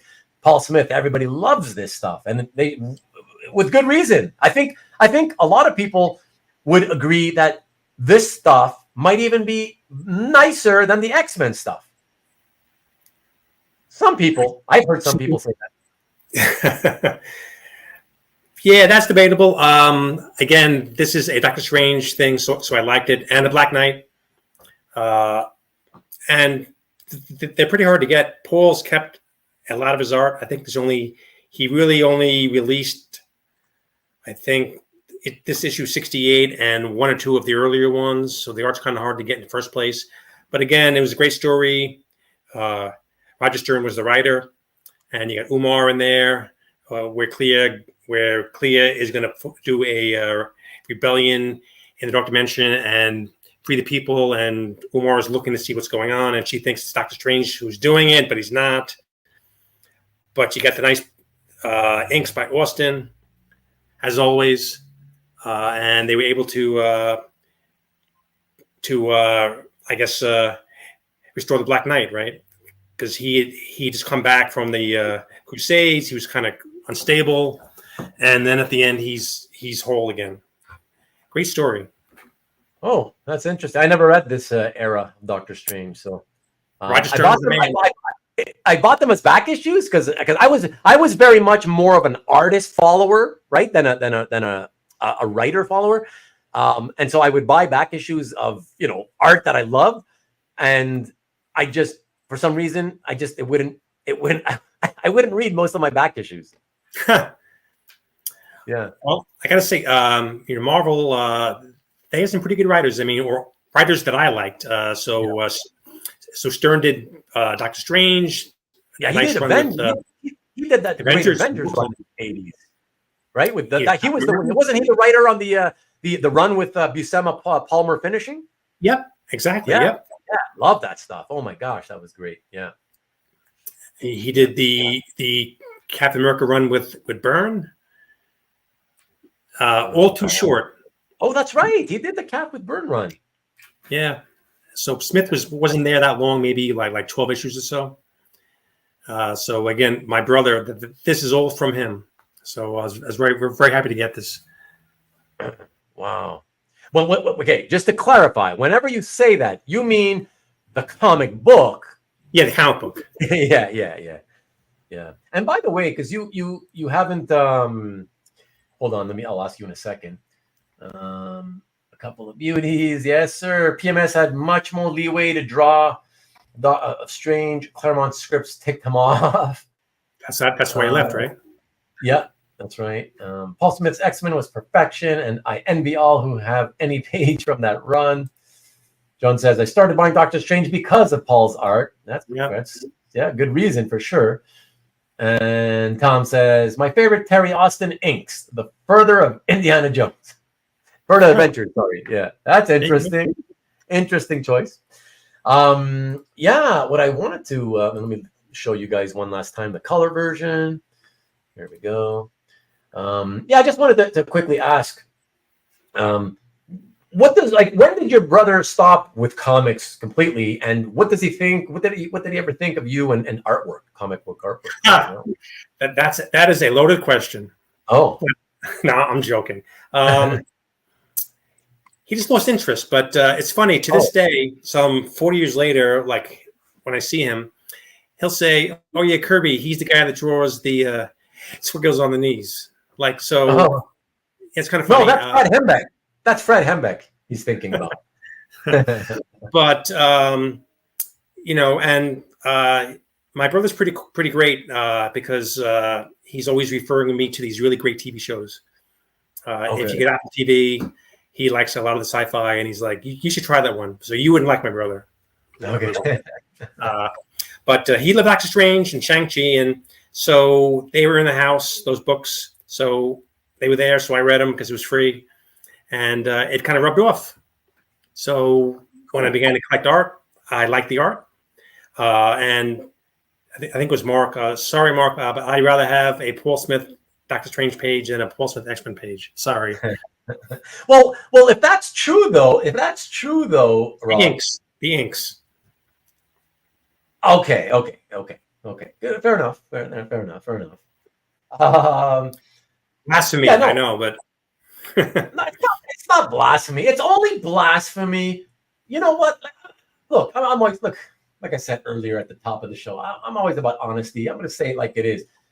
It's only blasphemy because it's X-Men compared to Doctor Strange. Okay, so X-Men, Doctor Strange. In terms of popularity of character, blah, blah, blah, the fact that way more people bought and read X-Men, so they're going to love it. If you like the art you're reading and the title you're reading, you're going to love it. And then if that same artist did a different title with a character you don't really care about, they're going to be like, of course, it's not as good. But it's because of the characters. A lot of it has to do with the characters, man. That's why people will say blasphemy, but I don't think it's blasphemy. It's that. Come on, man.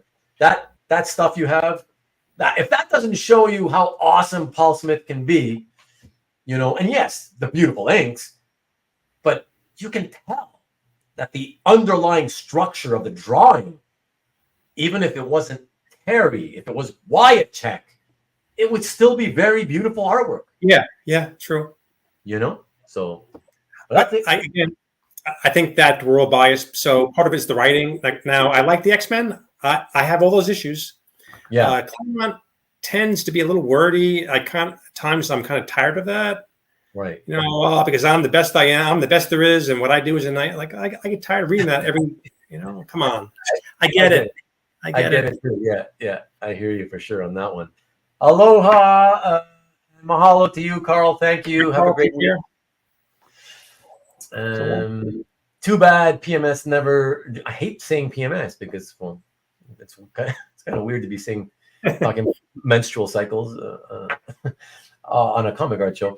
But Paul Smith never drew Avengers. Yeah, I mean, it's too bad though. Honestly, too bad that he didn't draw a lot of other things, right? Yeah. So yeah. Oh, sorry, the wrong one. See, it's an X gene thing. Rob has a Widow Avengers thing. I understand. You understand that for sure. Speaking of X-Men, let's go to Robert Sandy Plunkett pinup. Now, see, you knew that was there because it's more of a more recent addition to his gallery.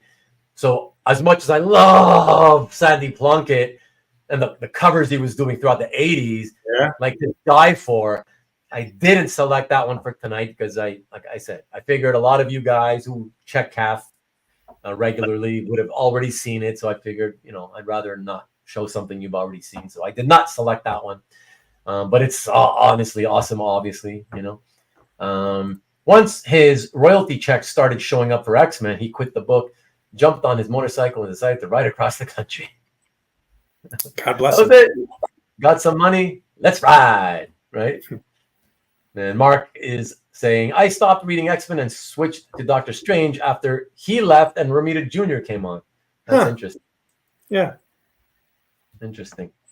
Hockey game over and Oilers win this. Wow. Yeah, they win the series. Yeah. What was the final score, though? Bootlegging. What's up, Dan? Is Ruben wearing an ECW t-shirt? I don't even know what the hell is ECW. Is that wrestling? You mean wrestling? I've been watching ECW shows on YouTube all weekend. Is that wrestling? I'm not a wrestling guy, so it's definitely not. It's Echo. I don't know. It's some fashion brand or something. Echo Unlimited, Iron Man. Yeah. Nice. Cool. Thank you. So it ended 2-1. Wow. That's interesting. Close score at least. Rich says it's the most recent Plunkett that went up for sale. I don't know about that. I'm talking about the most recently posted by Rob into his gallery. So yeah, so I know. It was from Albert though. Yes. Oh, okay. Rich, that's right. Yeah. Yeah. If it's X-Men, then that's the one, Rich. Just hang out with Sandy yesterday, says Stu. Look at you showing off, dropping. Name dropping. That's Stu, name dropper. Exactly. At the con that was in town. And you may see you're already making Rich jealous. Yeah. Picked up a cool piece from Sandy at the show. Cool. Good for you. All right. Let us move on, everyone. And the next piece, we go to another double page slide. And this is also supremely beautiful. I love this. Let's check it out. Yeah, we talked about this at close to the beginning of the show, Rob. This is Avengers, 2 pages, from one from 93, one from 94. Yeah, Adams and Palmer, 1970, the year of my birth. So yeah, fantastic stuff, man. Tell us a little bit more about this. So 93 was the first Neal Adams book that I ever saw. Oh, cool. I was totally blown away by that issue. The whole thing with the Ant-Man inside the Vision. Yeah. Mind blowing. Yeah. And that saga was really, really good, I think. So that one was from Heritage. So I gave them all kinds of stuff to consign just to get that. Oh, really? I really wanted to have that. I really like that page a lot. And the Ant-Man in the last panel is awesome. I love that. And it's got Captain America too. It's kind of got it all, right? Yeah, yeah. Oh, yeah. I mean, God. You know, Ken of everything. And the other one is from eBay from a long, long, long time ago. Oh, wow. And back when you could get something good on eBay. And Neal Adams Kree Scroll War on eBay, right? Like, yeah, that would happen. I remember that. I forget who the seller was, but I remember that I set my alarm or something, and I woke up early to bid on it. And the bidding jumped from from almost nothing to quite a lot in the last seconds. I mean, it was a lot of money. I mean, I think it was almost $10,000, and that was a long time ago. Oh, really? Yeah, a long time ago. Like how long are we talking? Like if I would believe it if you just say around the decade or so, but it couldn't have been that expensive like much more than a decade ago, would it have been? I'm going to say a decade. Yeah. Okay. Yeah.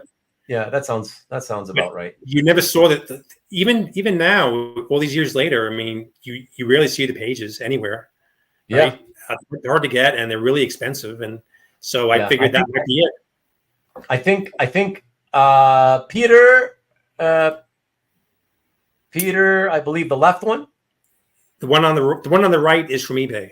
The one on the right's from eBay. Yeah. Okay. It was from Herman's Collectibles. Herman. He seemed to have a lot of good old Avengers art, and so that was one of them early on. Okay, yeah. I think the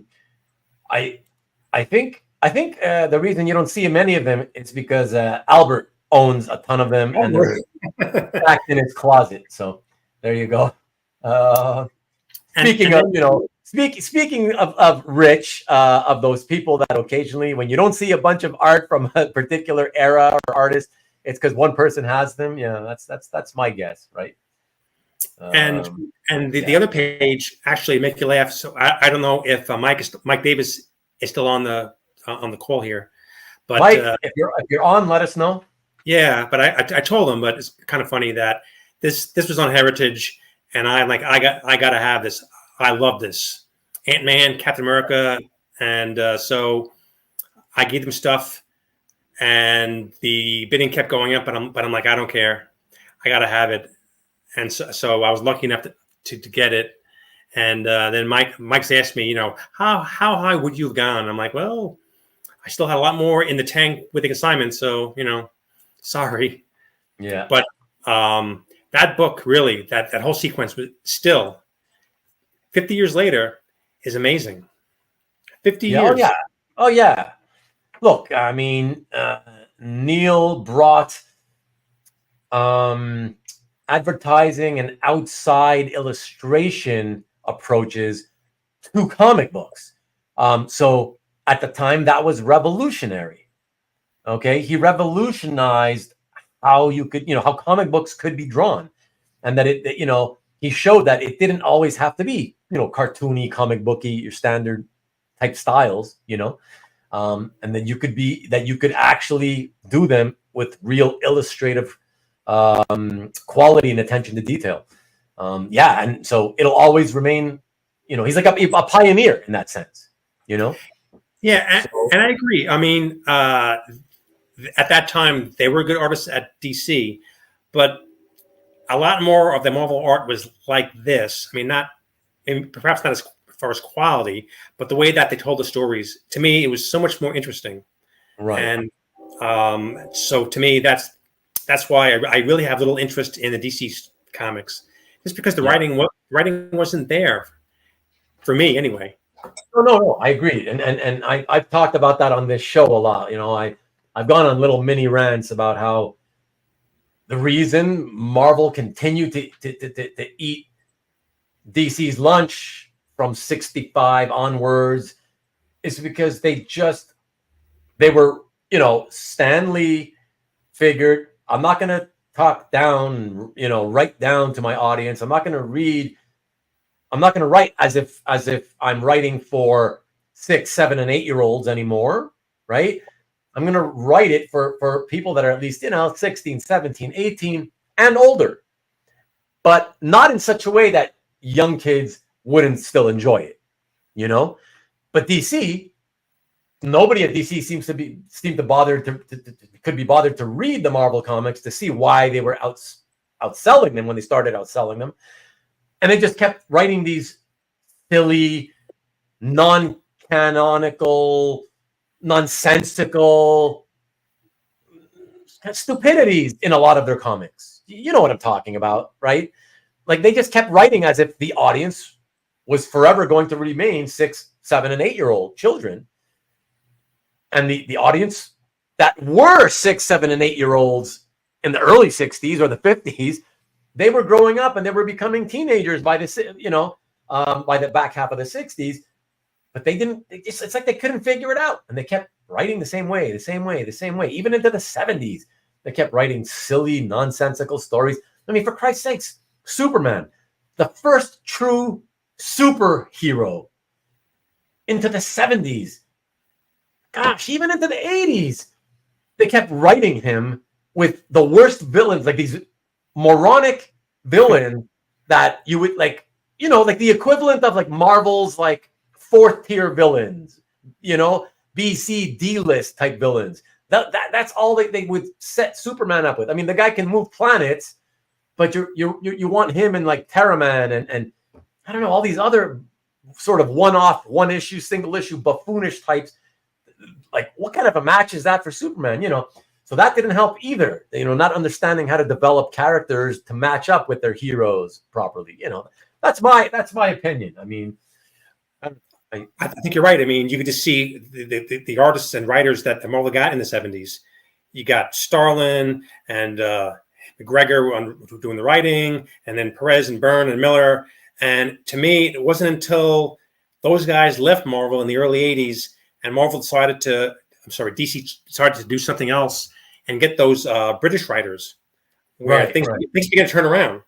Right. I mean, and all of a sudden, those books were really good.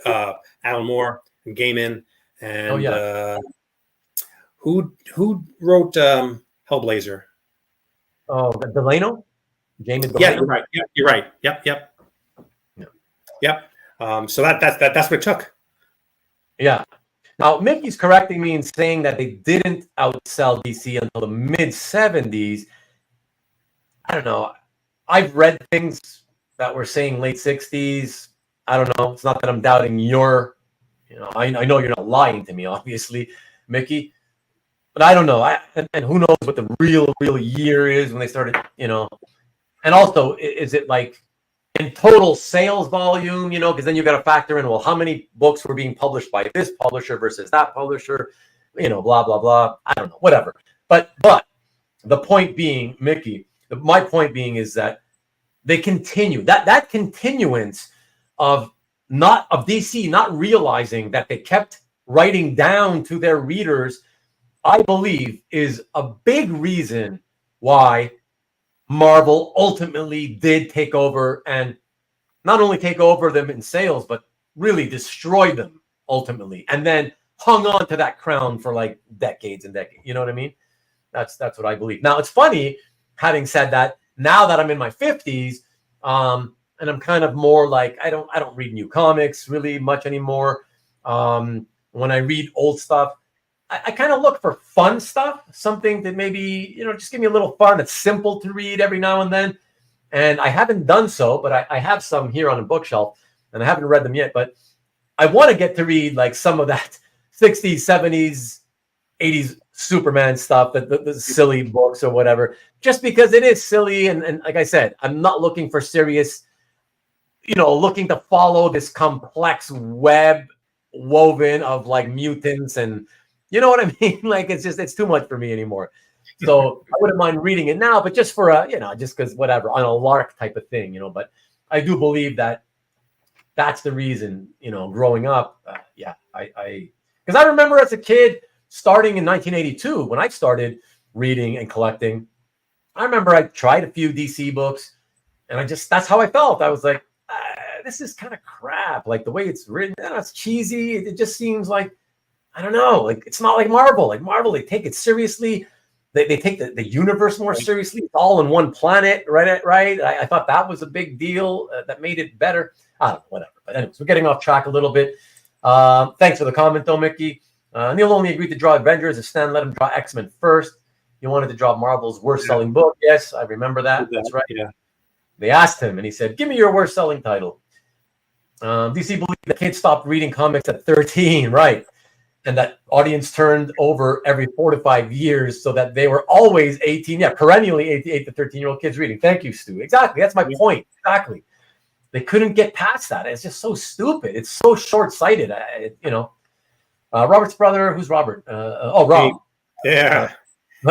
Lost interest, though, even with all that talent. Yes, he did. And the question... What do you mean with all that talent? Whose talent are you talking about now? That's what I want to know. I think he means Doctor Strange.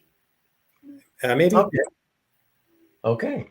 But he was too busy playing the band. So I was gonna say, is it because is the thing when he let go of comics? Is it because did it coincide with him getting into chicks? Yeah. Pretty much an uncommon story for those that gave up comics. You know what I mean? So, yeah. Okay, he's coming back at me. In 1970, the top-selling comics were Archie. And remember, everybody, those of you who are freaking out about this, remember, there were no comic shops, other than one or two here and there in some, probably California, New York, whatever. So it was all newsstand stuff. And so, yes, at a time when comics were considered to be for kids, and the people still believe that, sure, Archie number 1, it made sense. Superman number 2. That makes sense. Superboy surprises me. Wow. Interesting, though. Spider-Man was 9? Wow. Pretty interesting. Thank you, Mickey. That's pretty cool stuff. Read the Englehart Rogers Detectives and Simonson Manhunter. Another one I never read, the Manhunter. Love the art. And the Detective. I bought those as back issues as well, the Rogers Austin art, but never read them. Were they good? Yeah. Oh, okay. So it's worth reading.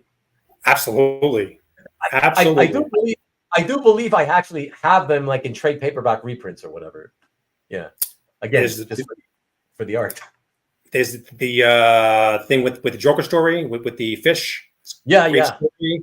And then with Hugo Strange, where I would give people spoilers, but I won't do that. He's only 40 years. Some of us may read it. Yeah. And Carl, that's exactly my point about what I was saying about the Superman stuff. Yeah, Jimmy Olsen seemed like silly or whatever at the time, and you'd ignore it. And now, they're fun, unique, and charming. Exactly. You get older, you think differently. That's it. For a different reason now that you read it. I read Miracle Man in the original Warrior format. Nice. The art lost so much when it is reduced and colored. Yeah, that happens. So in 73, he won't let it go, Mickey. Mickey will not let it go. In 73, it was still Archie, Superman, and then Spider-Man started to catch on as number 3. Wow. Very cool, man. I appreciate the knowledge drop. Writing for kids worked until the kids of the 70s saw the world differently. The world was a more serious place by then. Yeah, good. Well said. And all the things you were praising Marvel for still can't beat the lure of the fairer sex. What? Which one? Oh, because of his brother. Yeah. Yeah. Brother. No, exactly. Listen, I'll be honest. I was interested in girls even when I was started as a 12-year-old, started reading and collecting comics. in '82.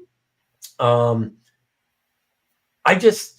was a kid, right? I'm 12. Like, I liked girls in my classes and whatever, but like, what are you gonna do? Like, hey, baby, you want to go out sometime? Like, I'll pick you up and I'll double ride you around town. Or like, what? Like, it was just weird. I always felt like, what do you do if you go out with somebody when you're that young? So I just didn't bother with them. I didn't bother. I was like, whatever. And then when I was 16, 17, and I had some game, then I was like, the girls that I liked had boyfriends usually. So we were friends, but it wouldn't go past that. So I'm like, okay, I'll just keep collecting comics. But I will say, had I had the opportunity, like your brother, had I been a teenager and I had an opportunity, to actually be in the dating world at that time, and if that meant what little money I had for comics as it was, if that meant dumping the comics because I had to buy shit for the girls, I would have done the same thing, I think. I believe I would have. So just FYI. I can't blame people like your brother, Rob, is all I'm saying, Let's see. So, hey, baby, want to watch a Harrison Ford movie? Wow. He's got game. Yeah. Gotta have game to say that. I want to come over and see. Yeah, exactly, Stu. You want to come over and see my comic book collection? Hey, baby, can I check out your stash? Lucky Boo Boo, I stopped reading comics regularly in college. I just didn't have time. Well, yeah, that makes sense. That makes too much studying. Yeah, that absolutely makes sense. Hard to believe there was a time when comic books were a turn-off for women. When those days when all the Comic Cons were in hotel ballrooms and you never even saw the girlfriend or wife of one of the dealers with booths there, where it was literally 100% male attendance. It was like, oh boy, the good old days. Hey, baby, you're going to borrow some money for comics. You see, Rob, this is why the damn shows go so long. It's too many cracking jokes and fooling around and laughing. It really is, but I love it. So I know you want to get back to Irene, so I'm going to jump back into the art now, and we'll speed it up a bit because we still have quite a few pieces to go. Then came Booth Babes in the early 90s. Exactly. Well said. And then more women started to come in, Oh, Jeff's back. I stopped reading comics because of the gimmicks. Well, a lot of people did. That's when the whole crash happened, right? So disenfranchised. Those early con goers, what a bunch of male chauvinists. I wasn't a male chauvinist. Oh, boy, oh, boy. But okay. Let us jump back in, everyone. And so what did I show? I believe I showed, the Neal Adams. All right. Let's show this one, Avengers 160. And I believe this is Rich. Rich can tell us. I believe this is Rich's, maybe not favorite issue, but the issue where he feels that the art by George got better with Marcos inking. But tell us what you think about it, Rob. I would agree. I think that's when things really changed. I mean, so early on, the inker was Coletta, kind of meh, Sam Grainger was pretty good with George, but the art, in my opinion, took a real quantum leap once Pablo joined the team, and those excellent stories. This is another era where I didn't read, but I have to tell you, and I'm sorry because as I said, I always tell the truth. I was never a big Avengers fan, and I mean by that of the title. So if you're gonna, okay, so let me say this. I've mentioned this before, but I have to tell you, Rob, I love reading the individual solo titles of the Avengers members, but I didn't actually care to read Avengers itself, and I only started to read and collect Avengers as a book, as a title, when I believe it was 255 with the painted Tom Palmer cover. It was the first issue in the return of John Buscema on layouts with Palmer. Yeah. And I only jumped on and started collecting it because of Buscema and Palmer. And I love the Roger Stern stories. but I never liked reading the title before that. I didn't care for it, but only the solo titles of the members. Isn't that weird? Yes, it is. and I'm surprised that you would insult a guest like me on your show by saying that. You know what? I gotta say that last week when I was making I made a comment about how I was raving about how the best George art was in those 3 issues of Titans that he penciled and inked himself. And Rich popped in a comment like, "Oh, you better be careful next week when Rob's here." You know, and it's like, I'm not saying the other stuff is shit. You know what I mean? I'm just saying this is, I believe, the best he ever looked. That's it. I think the other stuff is really, really good too. It's just not the best thing he ever did. And I told him, I said, "Don't worry, Rob's cool. He's gonna understand. I'm just being honest, and I'm not putting it down. I'm just saying this stuff over here is the best, better than that stuff. Maybe you don't see it that way yourself, because he certainly loves his Avengers way more than anything else, apparently, you know. But that's a good question, actually, for me to ask you. That are you with that in that sort of headspace as well, where that Avengers era is your top-notch George stuff? So Rich, I think that this guy here is backtracking on his George love, but yeah, Ruben. So I was 12 years old, maybe 13 years old. I mean, these books to me, they were it. I mean, and you got Perez, you got Byrne, even the villains or some of them were decent. Buscema, you got Korvac, you got the Reaper, you got Graviton, you got Atuma. I think that if you ask a lot of the Avengers fans that who are our age, that they would say that this era, from like right when George joined to right when, say, issue 200. Okay, so okay, and that's, I didn't read them, like I said, so that's fine. But remember, when we're talking about art, and somebody says, like, if I say, "Oh God, these 3 issues were like the cream of the crop that George ever did," and if somebody else says, "Oh my God, what about those 70s Avengers or whatever?" I'm like, okay. The reason you love that is because that was part of your childhood. Yeah. And it's not just the art, it's the combination of having lived your entire life with the memories of how good of a comic book it was as a whole. So the art and the stories together, you loved it so much that you always will remember it. You will all remember stories and art as being amazing, the best thing ever, whatever. It happens to all of us with the first kind of things we read. But all I'm saying is, if you're able to objectively separate story and art, it's not even an opinion. I'm willing to go out on a limb and say it's not an opinion. It's a fact. If you understand art and you compare those 3 issues I talked about of Titans, and you panel by panel, if you want, analyze them to any of those Avengers issues, there's no 2 ways of ifs, ands, or buts. Yeah, no, that's fair. Higher quality artistically than any of the Avengers issues. That's what I'm saying. I think if you ask George, that he would say the same thing, that he was a better artist. I agree, absolutely, say that. Yeah.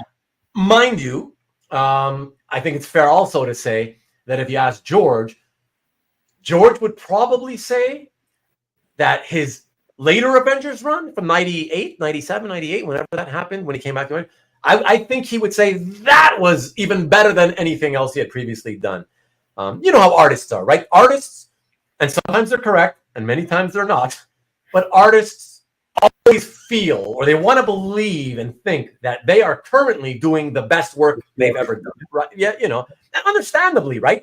You can't be good at something, and like it's like, again, it's the sports analogy, right? I'm not on the field thinking, when I used to play, I'm not out there thinking like, yeah, man, like I'm probably like, mid-level compared to everybody else here, but I'm just happy to be here. You know what I mean? I used to go out there and think I was the best player on the field at all times. Right. Even though I knew I wasn't. I wasn't the most skilled and talented. I was pretty good, But I knew I wasn't the best. But I told myself I was, and I just believe, you know what I mean? You get yourself to believe it, so you play. You really do end up playing better. Okay, you believe in yourself, and you end up being better. So same thing with art. I know a lot of people wouldn't agree. I think a lot of fans would be like, "What?" Like the '90s Avengers would be like the best thing Perez ever did. I don't think so. Whatever. But that's how it is. So that's all I'm saying. All I'm saying is, if you can objectively separate and pull out the stories and your memories of the stories, which unfortunately most people can't. That's what nostalgia is. That's what it does to you. It seeps into your brain and it stays there for life, which is fine. It's great, right? Because it's great to have those memories of a great comic. What makes a great comic? The combination of the story and the art, So that's basically all I got to say. And this is why this episode's going so long, because we seem to have a lot to say about every single piece, Let me quickly go. Our people die for lack of knowledge. Thus saith the Lord. Nut job. No, the stories are good to Ruben. What? You mean none of the stories? Read them now. Oh man, if I had time, I'd love to go back and read all that stuff I never read. After that, to watch Blade Runner and Indy. Oh my God. I was 10 years old reading those Pérez Avengers issues, same age when the first Star Wars was released, right time, right place, right age. Exactly. Yeah. Absolutely. I mean, you're making my point for me. Titans was George's baby, wasn't it? I mean, I think that's what he used to kind of, that's how he would, describe it. In fact, I believe, and this is why this goddamn show extends, because things keep coming up. But in fact, I do seem to recall that he said many times over the years, the reasons that Teen Titans Games graphic novel, which was supposed to come out forever ago, and then, it never came out until however many years, decades later, the reason he never let it sort of get finished by somebody else, blah, blah, blah, it's because it was my baby. The Titans, my baby, that whole thing, Yeah. So exactly, Rick, exactly. Self-confidence is key. And my man, Ricky Henderson, there's a man with confidence. Ricky. And by the way, speaking of Ricky Henderson, I missed your joke when you were referring to Ricky Henderson last week, Marcus. I didn't get what and then after the fact, I realized why when you told me Ricky Henderson, I'm like, oh, that's what he was saying. I am the greatest of all time. Yeah. Imagine never reading Watchmen or Crisis. Okay, I never said I didn't read those. Of course I read those many times each. Surprisingly, I didn't like Marcos Inks on George and the New Teen Titans. Listen, I'm going to be honest, because I always am. I don't know if I should. Okay, no, I shouldn't. No, because he's still alive, so it's not nice. It's not nice. People might show it to the guy, and then look at what somebody said about you. Whatever. Okay, no, I'm not going to say anything. But yeah, Marcos. No, I thought Marcos was. On Teen Titans though. Yeah, whatever. I mean, he didn't do much. So what did he do on Teen Titans? He didn't do much. I mean, Tangal did. Rich, I think 2 issues. He did the miniseries, the Raven story and issue 5. Yeah, right. Yeah, not much. Yeah, not much. Look, I won't name names. I'm just going to say, especially looking back on it now, when I look at it now, I'm like, oh God, this is difficult to look at. I'm like, wow. I mean, you could see George was like pretty genius. That's all I'm going to say. The finishing. That's all I'm going to say. Whatever. I shouldn't say anymore. Okay. It's the reason, when you look at, again, that whole comparison that people used to do. Oh, the Claremont Byrne, X-Men run. Oh, Wolfman Perez Titans. The 2 cool books, one from Marvel, one from DC, whatever. And then when we all got into original art, and people used to say, I don't know if you remember this, Rob, but a lot of people used to say, oh yeah, this is great stuff. That's great stuff. Yeah, but man, DC Titans, I mean, it goes for so much cheaper. It shouldn't go for that much cheaper than X-Men. I remember back in the day, you know, everybody was always talking about them. But if you look artistically, boy, it's like I said earlier, the finished look of the book, way better on X-Men than on Titans. Okay, let me say this last thing. Let me say this last thing. For all of you who love George like I do and love Titans like I do, all you got to do, pick any cover, your favorite cover that he penciled and inked, George, that is, and pick any page on the interior that he didn't ink. Just compare them. Compare line for line on every panel. Come on, if you can see the massive world of difference in quality there, yeah. So that's it. And I absolutely firmly believe that it's not just the DC factor. Some of it is, of course, it'll always be there. But it's true that the gap should have been closer to Burn X-Men in terms of prices, the demand for the artwork, you know. But I believe a lot of the reason is also because it's just the finished product doesn't look anywhere near as good because of the inking. That's all I'm saying. You don't agree, Rob? You look like sad. I would agree. At least for me, though, it helps me because I'm able to get more art that way because everyone wants. Sure. Yeah. Everyone is much more expensive. Oh my gosh, yeah. As a collector, just as a pure collector, from that standpoint, oh my gosh, it's nice that even though, of course, it's, you know, relatively speaking, even that the Titan stuff is still very expensive. Right? They're not cheap anymore. But in comparison, oh my God, they're dirt cheap in comparison, right? Like it's. But I suppose if you had a Hall of Fame inker like Terry Austin inking you, that if you know any good artist, if they had him, that work would really shine. So Byrne is a great talent. It sure didn't hurt having Terry Austin inking him. Oh no, yeah, no, that's true. Oh no, like this is what I'm saying. Like had Austin been the inker over George, or let's say George was, and he was a fast artist, but let's say he was supremely fast, twice as fast as we all know he was, and so he was able to pencil and ink himself every month. Those Titans pages that we all see out there that you own, Rob, and that a bunch of you guys own, they would be much closer. Still wouldn't be as close, but they would be much closer to the Burn X-Men stuff than they are now. You don't believe that? I could see why you would say that. Yeah, because you're right. I mean, it's not just one guy doing it; it's a team, and if those guys don't pull their weight, it shows. Yeah. And comics truly is a collaboration, right? It truly is. If all three guys are operating on the same page, it shows. Absolutely. George wasn't the biggest fan of Romeo. Oh, really? Interesting, Stu. We'll have to talk. I mean, we don't have to say it out loud, but in the comments, if you don't mind, put another comment. Tell me, what do you know about that? Like where'd you get that info? Was that a personal conversation with George at a show, or because I may have read it, but in all the George interviews that I read over the years from the 80s onward, early 80s onward, in fact, I can't say I ever remember him saying anything like that. And frankly, I wouldn't expect him to in a published interview either, right? Or a videotaped interview. You know, artists protect each other because, you know, for obvious reasons, they got to get along and nobody wants to speak badly of each other. But let me know where if it was a personal conversation. That's interesting. Thank you.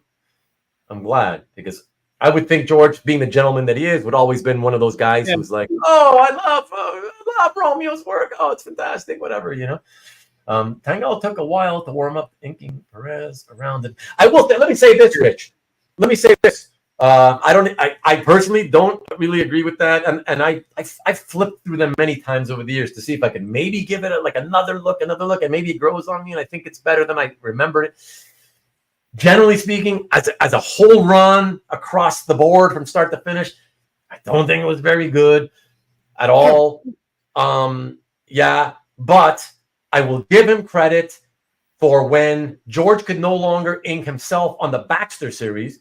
So issue 3, 4, and 5, they brought back Romeo. And again, not as good as George's 2 issues, but so much closer to what George was doing than how he inked him in the previous regular series. So much better. You guys should check that out and compare. Mm-hmm. Compare Baxter 3, 4, and 5 to any issue, from what he was doing in the 1980 series. You'll see, wow, big improvement.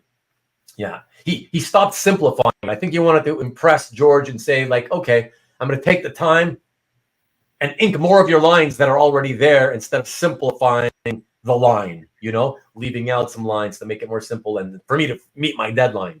I'm sure a lot of it had to do with, hey, it's George, right? It's an incredible amount of detail on every page.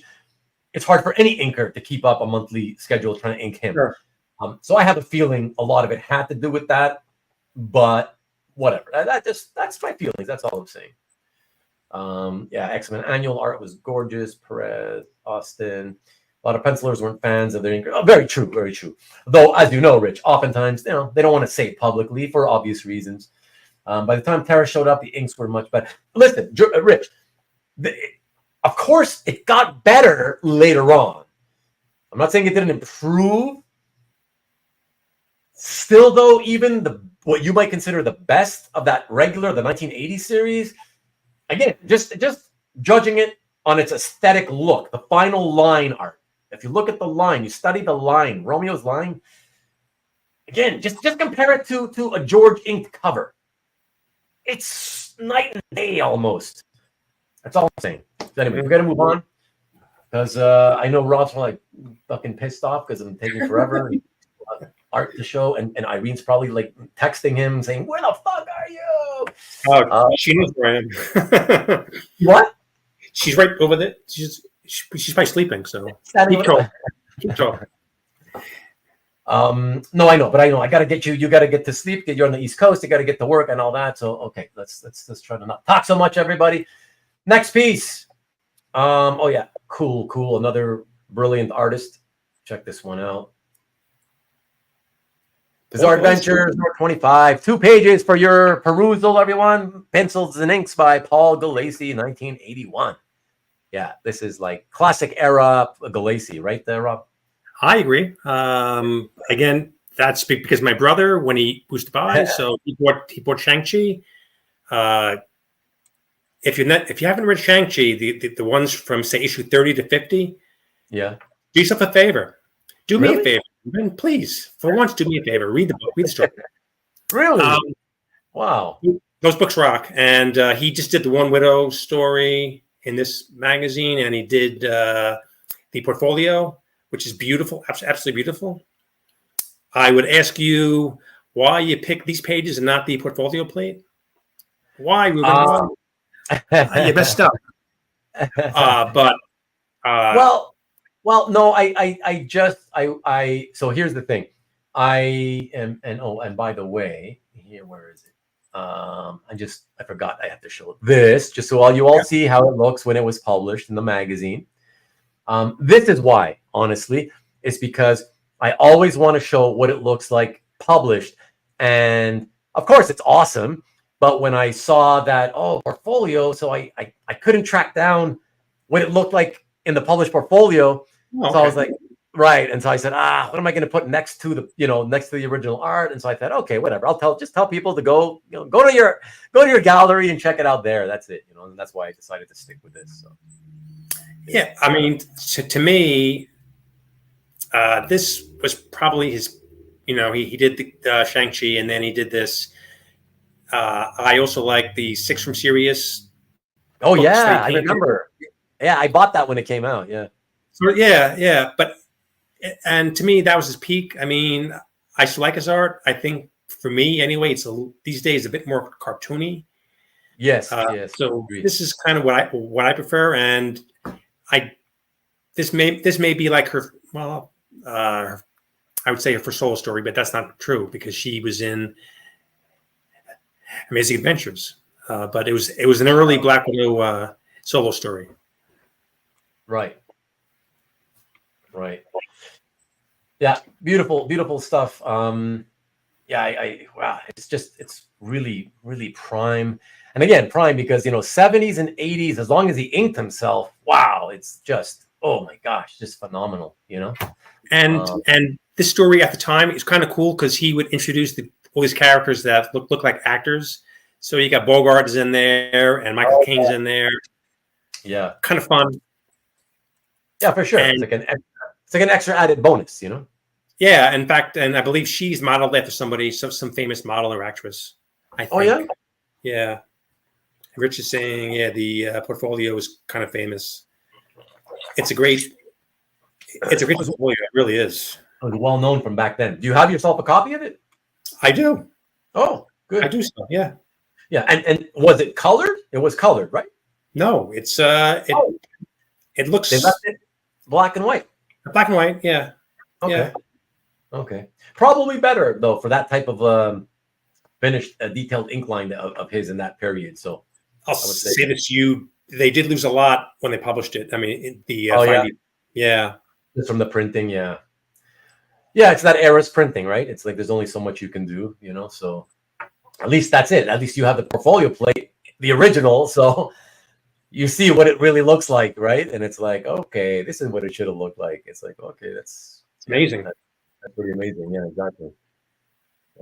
Very, very cool. Intense stare by the guy there. Yeah. Yeah. Well, it's like he used a lot of photo reference. Of course he did. Of course he did. Listen, don't see a lot of people ever since the whole Greg Land saga back in the early 2000s, right? Ever since then, people have this notion that using photo ref that's bad. No, it's good. If you want to know how to draw a proper building, a proper vehicle, a proper anything really, you need to use photo ref. Use photo ref. And in fact, let me tell you, I'll go even another step forward, further.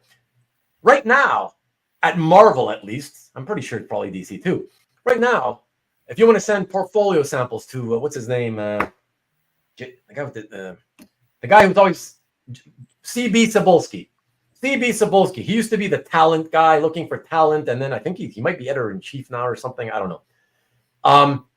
He will tell you that if you're going to send samples in, he will say, like, for God's sakes, use photo reference. Don't draw a building out of your head. You're not going to draw it right. It's not going to look right. You know what I mean? Don't draw a car out of your head. It's not going to look right. You need photo reference. Here's the thing where, in reality, photo ref is bad. And some artists fall prey to this. It's when you use photo reference and you end up becoming a slave to the reference. And what I mean by that is the artist sometimes is so focused on getting it so precise to the photo that the finished product ends up looking a little too much like a photo. So it takes you out of the story because you're like kind of like, oh, look at that. It looks like a photograph, or it looks like a photo. You know what I mean? The trick is to learn how to interpret the reference you're looking at artistically, right, so it looks realistic, but not photographic. That's the key. That's the trick. But yeah, I have to ask: can you draw? I can't. I when I was younger, I wanted to, and so I drew when I was younger. But I quit when I was 23. Oh, really? Yeah. Okay. Yeah. And my last teacher I ever had from a life drawing class, funny enough, said to me, because I was a frustrated artist, right? So I'm that classic. I'm not good enough. I want to be better, but at the same time, I know what it takes to get better, and I'm not willing to put in the work that it takes to get better. and so I'm like, yeah, this is like, so I was just frustrated with my work. And the teacher goes to me, he comes up to me, puts his hand around me. He's like, a young guy, He's like, Ruben, you know what? You're never going to become an artist. And I'm like, trust me, I know that. And he goes, you know what you're going to become? I go, not really. And he goes, you're going to become an art dealer. And I'm like, Huh, really? Interesting. Here's the thing, though. This was 1992 or 93. In those days, an art dealer, if you said the words art dealer to me, the first and only image that conjured up in my brain is a guy dressed well in a suit in a nice art gallery or a museum. But really an art gallery, because if you're a dealer, you're dealing the art, right? That's what an art dealer was, right? I wasn't collecting original art yet, right? And so that's what it was. And so I'm like, oh, okay. And in my head, I'm like, no, I'm not. I'm like, I don't you know, how do you become that, you know? But funny enough that, you know, like that was what, 93-ish, let's say. So by 98, so 5 years later, I started dealing comic art, you know? And funny enough, though, I didn't remember that memory of that day in my last art class. It had just gone to the far recesses of my brain. And it wasn't until, I gotta say, like something in the mid, I don't know, like 2000, in the 2010s, one day, you know how sometimes once every few years, there's a memory that's been stored in your brain you haven't thought of forever. It suddenly just pops into your head and you're like, it's like an out-of-body experience. It's like, holy shit, I haven't thought of that. Oh my God, I haven't thought of that since, you know, whatever, when it happened. Oh my God, I'd forgotten all this time. That's how it was. It was just so weird. Like, oh my God. And he was right, but not the kind of art dealer I thought of at the time, of course, like some fine art guy in a gallery or whatever, you know, but he was still right. It's kind of, you know, he knew, in other words, he saw the passion. He saw I loved to do it and I loved to enjoy it and analyze it. But he just knew like I was never going to be good enough or, you know, have what it takes to make it professionally. So that was it. And it's like a head coach, right? That they aren't always the best players. Right. Exactly. Yeah. Like not even just head coaches, but a lot of levels of coaching. It's a lot of the guys were, you know, utility players, role players, you know, and sometimes it's just the knowledge you bring and the ability to teach it, you know, to pass it down to other players, right? So that's it. What I'm curious though, why are you asking that? It's just the way that you speak. That you speak like someone who actually knows art. Okay. Well, thank you. Unlike me, who just knows what he likes. You know, it's different. Oh, okay. No, but even after I gave it up as an artist, I still continue to study it, not in school, but on my own, right? So I buy art books. I look at art everywhere, fine art, illustration, what have you, comics, you know. So I'm always wanting to learn more, you know. So, but thank you. That's good for you. And I think, here we go. We missed it because we were talking 5 minutes ago. Hey, guys, I'd love to stay to the end, but I'll have to catch on a rewind. Some of us have to get up early tomorrow. Oh, great show tonight. Thank you, Stu. Appreciate it. Thanks for coming in to support Rob, your friend. Thank you. And thank you for being here. It's been a long time since you dropped in, so I appreciate it. Okay, so let's jump to the next piece, everybody. The teacher's name was C.B. Cebulski. Good one. I like that, Marcus. Here we go. Oh God, love this one. Okay, here we go. Let's check this one out, everyone. Avengers again, but you'll appreciate it. I do. Oh, I meant the audience, but I know you do. Tell us about this because this is just phenomenal, man. Oh my gosh.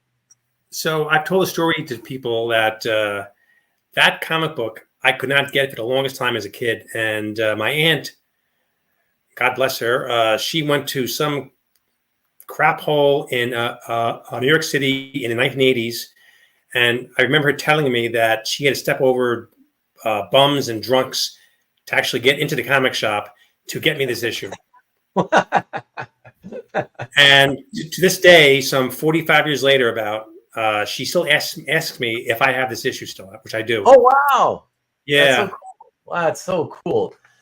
Oh my gosh. Yeah, and this particular issue, believe it or not, I actually traded or I sold a Pérez Avengers page to someone traded. I'm sorry, traded it for a Kirby Captain America, Joe inked, large art, Tales of Suspense page, and then I years later traded that and some cash to get that. So the Perez morphed into this. Okay, Sort of. you know, as I told you before we went live, man, sometimes you gotta give up some, or maybe I said it when we were live, I don't remember. Yeah. Sometimes you gotta give up something great to get something great, right? That book, those first 6 pages or so, where Barry's doing the inks himself, pretty amazing. Yeah. And he has this weird technique, and I don't know how to describe it. If you see it, I guess you would see it on the Hulk's face, but it's like he's using like a pen and drawing these little tiny like circles. It's kind of interesting. Interesting. And can you point that out? Where is any of that what you're referring to on this particular page? Yeah. Yes. If you look at the Hulk, I was going to say the Hulk. The Hulk is what you're talking about, right? Yeah, mainly the Hulk. Yeah. Okay. You see it on the right side of his face. Yeah, and in fact, that's my favorite panel. I'm sure that's but yeah, it's beautiful. Yeah. Really, to be honest, I wish I had page 2, but you mean instead of this? No, so like I said, he inked the first 6 pages and then one other page, and on page two, I like the mix of characters better. To be honest, but beggars can't be choosy, right? And then yeah, for sure. I love the Hulk and I love the Thor. Yeah. Oh yeah. And even though he's not a major character, I always used to love running when I was a kid, and so even in sports, I love the guys who run. I love running sports, or positions where you have to run. So I love Quicksilver just for that. So in hockey, I love the guys who skated fast. The smaller, lighter guys who could, the speed demons, the Theron Fleury kind of guys, Yvonne Cournoyer, right? Yvonne Cournoyer, yeah. The Roadrunner. Yeah, the Roadrunner. There you go. Yeah, so very, very cool. Yeah, excellent page. And from a classic issue too, so that doesn't hurt. All right, everyone, we're going to go directly to the next piece so we can wrap this up. And that one is, another double pager. Phenomenal. 2 pages together. Oh, fantastic stuff. Check it out. It's my girl. Yeah. Number Clea, baby. And not only a page from number 1, but only the second page from number 1. And then, Clea on both pages. Like, what? Yeah, this is just phenomenal stuff. And Giordano, let's give him all the credit in the world, because in this time period, I think he was at his best in the early to mid 70s. I feel that was his best work. Oh my gosh, because he was doing a lot of that Neal Adams work, and a lot of that was rubbing off into his own work. And my gosh, just fantastic. But anyways, I digress. Go ahead. Well, you're right. I agree with that. On the issue 1 page, I love the little thing with the rabbit. It's kind of funny. It's kind of cute. Yeah. And she looks really nice. And then the one on the right from issue 4, you kind of wish that that's what they made a Doctor Strange movie from, like I was telling you in the green room, because the Silver Dagger story was really, really good. Yeah. And that's a great recap. I mean, I like the recap. All in my gallery, I am a sucker for that. When they tell you what happened in the past. Yeah. Oh no, yeah. A lot of collectors like those recap, origin retold. Those kinds of things, right? Yeah. Especially if it's particularly of famous, sort of memorable issues in the past. Yeah, memorable moments in the character's history or whatever. So yeah. But you were correct. I don't think that. To me, Brunner never looked better than this, and Dick did a great job on the inks. Really. Yeah, absolutely. Just wow. If you look actually even on the second page, the one from issue 4, first panel, just his face, for example, to me, I know it's tiny, guys, so please remember, go back to Rob's gallery, look at it large at like full size. But his pen line on the face, I mean, on its cheeks. Yeah, It, yeah. it's fascinating, and it's very reminiscent of how Adams used to ink himself and how Giordano used to ink Adams. You know, yeah, it's just very illustrative, and it's just beautiful, beautiful, beautiful, beautiful. Yeah, this is a great period, and for Brunner as well, of course. I mean, that first panel there, it looks like it. I mean, to me, you see it and you're like, "Yep, he is thinking." Yeah. Which is kind of cool. And again, great villain. Yeah, I don't know much about him. Was it, or was it just that you think maybe it was just the story that was so fun and makes you remember the villain as great, or was he really a great villain? He was a zealot, so he was convinced that Doctor Strange was like a witch. Oh, okay. Kind of, I guess, high level. That's the plot. So he breaks into the mansion. He's convinced that Clea is like some groupie, so he wants to free her from his control, and then he wants to get. Oh, that's funny. But I mean, he looks like dressed like he's some kind of super powered villain. Does he not have powers? Not really, if I recall. He was just a guy's faith. So, like I said, he,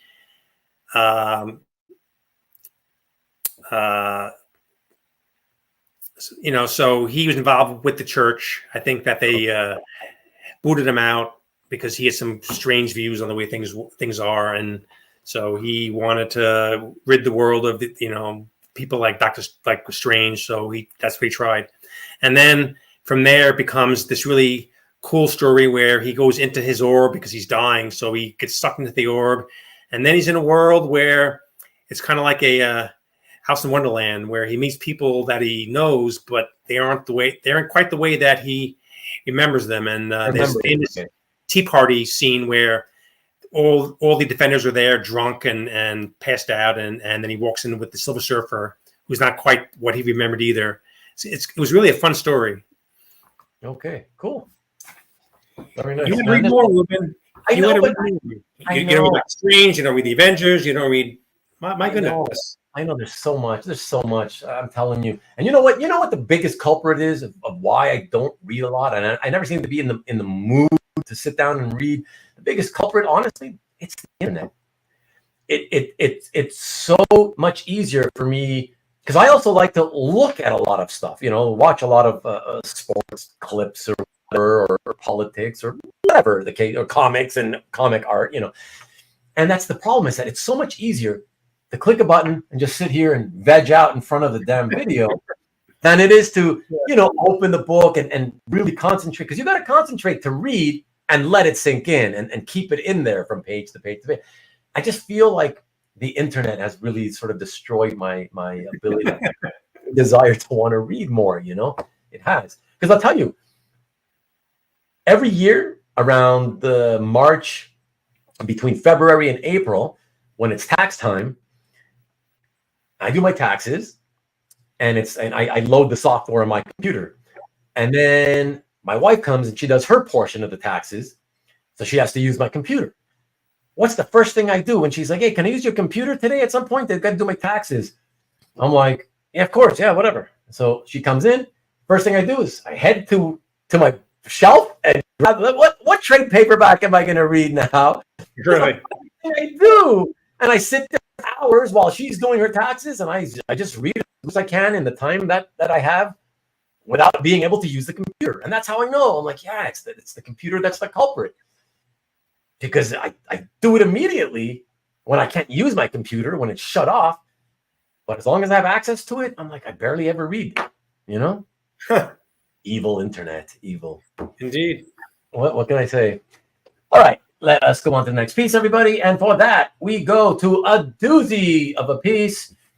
Really love this one. I mean, I love them all, honestly, but check this one out, everybody. I'm sure you will all appreciate and love this one. Come on. Yeah. Captain America 194 by Jack Kirby and Frank Giacoia. Come on. That's awesome. Awesome. And what a great big image of Cap you got on it, Great pose. You got the shield, and he's got Falcon, Yeah. So as a kid, the first two guys I really noticed art-wise were George and Jack Kirby. Okay.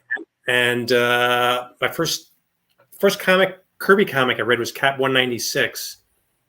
Okay. Was that the Mad Bomb story? Yes. Yeah. Exactly. Yep. Okay. I haven't read that either. Somebody told me, my friend told me that's like an awesome story. Should I read that too? Some people don't like his writing. I don't know if you do, but I liked it. Okay. So like I said, 196 was the Kill Derby story, which was kind of like a rollerball. And I remember the first time I saw a DPS was from that book, and I thought it was amazing. So I fell in love with Kirby like really fast. Okay. And then years later, when I had some money to spend, Doc V, Doc V, very famous. Dr. Michael J. Basalo, everyone. Yep, Doc V. So he is a historian and a collector. And at the time, he had, I think, 8 Kirby cap covers. Not 1, not 2, but 8. Wow, 8. Yeah, so I contacted him, and he had kids going to college, so he wanted some money, and that's when so I went up to see him at his house. He has a beautiful house, and I went with Irene. That was when I first met her. Yeah, and she was willing to take the 2.5 hour drive to where Dr. V lived, and I knew, hey, maybe this girl's okay. Oh. He didn't complain at any point? No, that was later. Yeah. At that time, she still wanted to impress you, you know? Yeah, I guess. Yeah, exactly. So anyway, so Doc had a bunch of covers. He may still have issue 200. I don't know anymore, but okay. But this kind of had it all. Like you said, the big fat thing of Cap, and the Falcon was there, and the Monster, and soldiers, and so I was very happy to get this. Very happy. Yeah. No, I can imagine for sure. You should be. Rick has an interesting comment. He's right. Funny how they spelled mind-boggling. It's true. They spelled it mind-boggling. I didn't, that's why I work in IT and I can't spell. So I didn't notice that. That's funny. That is funny. Wow. Got it right on the OA. Yeah. Doc V's famous timely Atlas basement. Yeah. I mean, he was so organized. I mean, he had these beautiful bookshelves in a finished basement. Like, wow. He was terrific, and he had a lot of stories to tell. So if any of you guys ever get a chance to talk to him, he's terrific. Yeah, I also just might as well put it out there. Doc V, interestingly enough, he reached out to me. I think it was, I want to say 2012-ish. And I hadn't heard of him in years. We were never friends or anything, okay? But we were both members of the Yahoo group, the Comic Art L list, right? And he reached out, and which kind of surprised me, but he was looking to sell a Man-Thing cover with Brunner, okay? Really great cover. But I didn't collect that. It's not up my alley, right? It's not something I would collect. And even by that time, the prices were astronomical for me anyways. And he was asking like, I think 12 grand for it or something. I was like, I don't want it for my collection. And at that price, I don't feel I can make any money on it. So I don't want to put it in my inventory either. So I passed on it, right? But interestingly enough, what I want to say about him is that, again, not having ever been friends with him, he said, you know what, Ruben, I just want to say, I want to apologize to you. I was like, what? He's like, yeah, I want to apologize to you because many, many years ago, we were on the Comic Art list, and I said some nasty things to you. And I said, okay. I said, Doc, I just want to say right now, I'm sorry. But in those days, if you remember, like, there were arguments every day, like, right? And And like, I was very opinionated. I never tried to be an asshole to people, but a lot of people didn't like the fact that I had strong opinions on things. And so some people did jump on me, and whatever, that's fine. Apparently he was one of those people who jumped on me and said, was nasty to me. And he said, nah, I wanted to let you know that all these years later, you were actually right. I was just angry because of just how the whole conversation was going. And I just wanted you to know that or whatever, I was like, well, thank you, really, because I don't even remember it happening. So I'm sorry that you sort of had this in your mind all these years, but it takes a real man to kind of, all those years later, you could have reached out to me and said, you want this Brunner cover? Yeah, no, okay, bye. You didn't have to bring that up and admit that you did something bad to me and that you admit that you were wrong in doing it and apologize all these years. That's a man. I'm old school. So, you know what I mean? I'm very old school. My handshake is it's my word is my bond, that kind of thing. So I really appreciate that kind of a mentality. And yeah, so I just thought I'd put that out there as a good word for Doc V. And I don't think I've spoken to him since that happened, and it's been probably a dozen years. So. But for anybody out there, like Rob says, yeah, if you ever get a chance to talk to him, full of stories. I mean, he's one of the old school guys in the hobby. Been around longer than most of us. So you're going to have stories when you're around. Same thing with George Hagenauer. If anybody ever wants stories, George Hagenauer, if you guys know who that is, another guy, never ending stories. So, all right. Let us move on to the next piece. We jump from the Bronze Age up to the very modern age, contemporary era, for another character we've seen before, but a beauty and an artist who is many people's favorite. Check it out. Yes. I didn't see you doing that at all, Rob. yeah. That's I mean, come on. Right? It's you know what's funny, Rob? This is the kind of, let's be honest, right? And I know you're honest, so I know you'll agree to this.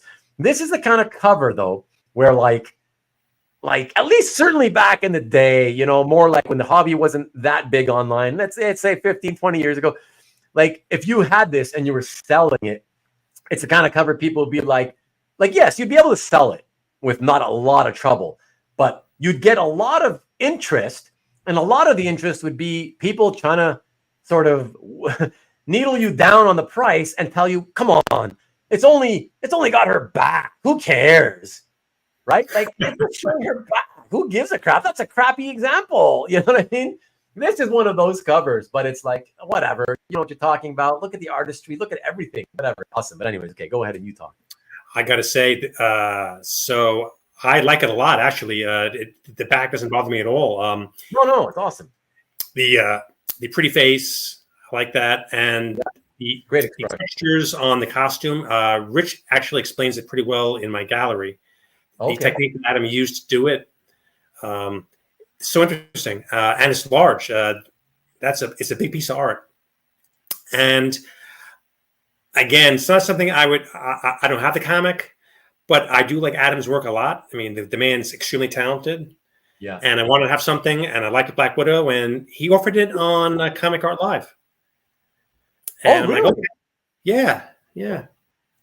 So I got it from his wife. And like I said, I love the textures on the costume. It's terrific. Oh, yeah. I mean, that's to me what I love about certain types of comic art. When you use technique to create texture, oh man, that's especially different textures, it's fascinating. It makes you really want to reach out and touch it just to see how the texture was created, because you feel the texture. It's amazing. And let me ask you this though, Rob. If it had not been for the fact that it is Black Widow, would you ever have seen yourself getting like an Adam Hughes cover? Let's say Black Widow or any Avengers. It's not. You probably admired him, but probably would never have bothered to get anything, is what I'm assuming. Or would you? You'd be right. Yeah. Yeah. Okay. Yeah. So that's cool. That's cool because it's one of your favorite characters, and you get it done by one of the like I would say, in my opinion, the preeminent good girl artist. Yeah, still working today at least. That's what I would say.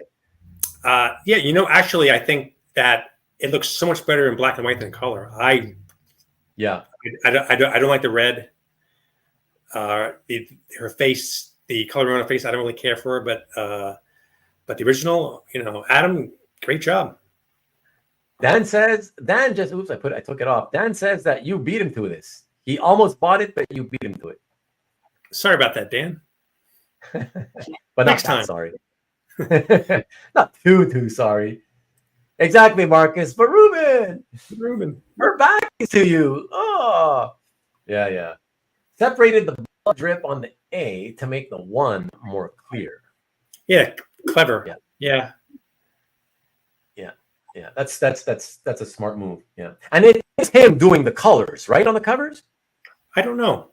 I believe he's the one who finishes his own work. Let me know, you guys. I know you guys know. So much detail in the costume was lost with the dark colors of the published cover. Yeah, the original is beautiful. Good night, everyone. Have a good week. Great show. Great collection. Yeah, thanks, Michael. I appreciate it. Have a good one. The hair has a life of its own. It certainly does. It's like alive for sure. Yeah, all good, says Dan. Yeah, very cool. All right.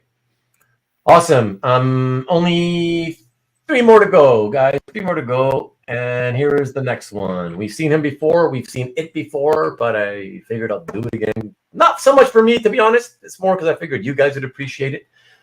Check it out. Marvel Comics presents It's Back! This time, not from 84, but from 81, and a cover, not just a panel page from 1991. Yeah, so kick ass, babe. So I got that. I also got that from Barry. I figured as much. Now that you told the other story, yeah. Yeah, so that was bought later, and just to make you laugh, funny story. So people may argue that this is the least desirable of the run because it's just his hand. Yeah. And which I wouldn't say that's wrong at all. So I made a comment to his office manager. I'm like, geez, I wonder what this would have cost if it was his leg. But apparently he didn't like that. But I mean, you can feel the guy's terror, like, oh my goodness, I'm gonna die, like really soon. Yeah. Oh no, he knows it's over. He knows it's all over. Is it me, or does that guy look like John Byrne back in the day? Kind of, yeah. That whole beard mustache connecting thing, whatever. Yeah. But not so much the face, but the facial hair, I think. Yeah. But I think that it was a masterpiece. I think that the story. I mean, it kind of inspired the X-Men 2 movie, right? Right. Yeah, no, it's classic, and yeah, I mean, it's a long held classic for sure. Is that why you say it? Because Marcus said Byrne? You felt it was Byrne? No. I always thought that, actually. I did. Yeah. Okay. That's funny. They charge you an arm and leg. Yeah. That's funny. Yeah, no, it's cool, man. Listen, not many covers exist, right? I mean, they all exist, but you know what I mean? Like, there's not many for the story. How many total is it? How many parts was it? I can't remember how many parts do you... Was it 8 parts? Or it was 120 pages. It's like 8 or 9. Yeah, something like that. Yeah. It gets me in the game, right? Yeah. It's like you say. You know what I love about you though, Rob? As a collector, you're very much like me in you're keeping it real, your honesty. I really appreciate that when we say things like, okay, like this is a great piece. It's a great piece to own, clearly, of course. But in respect to the other examples of this type, it's actually one of the weakest examples. Right, like I'll say things like that all the time, and I'm just saying it because it's a matter of fact. And I liked what you just said.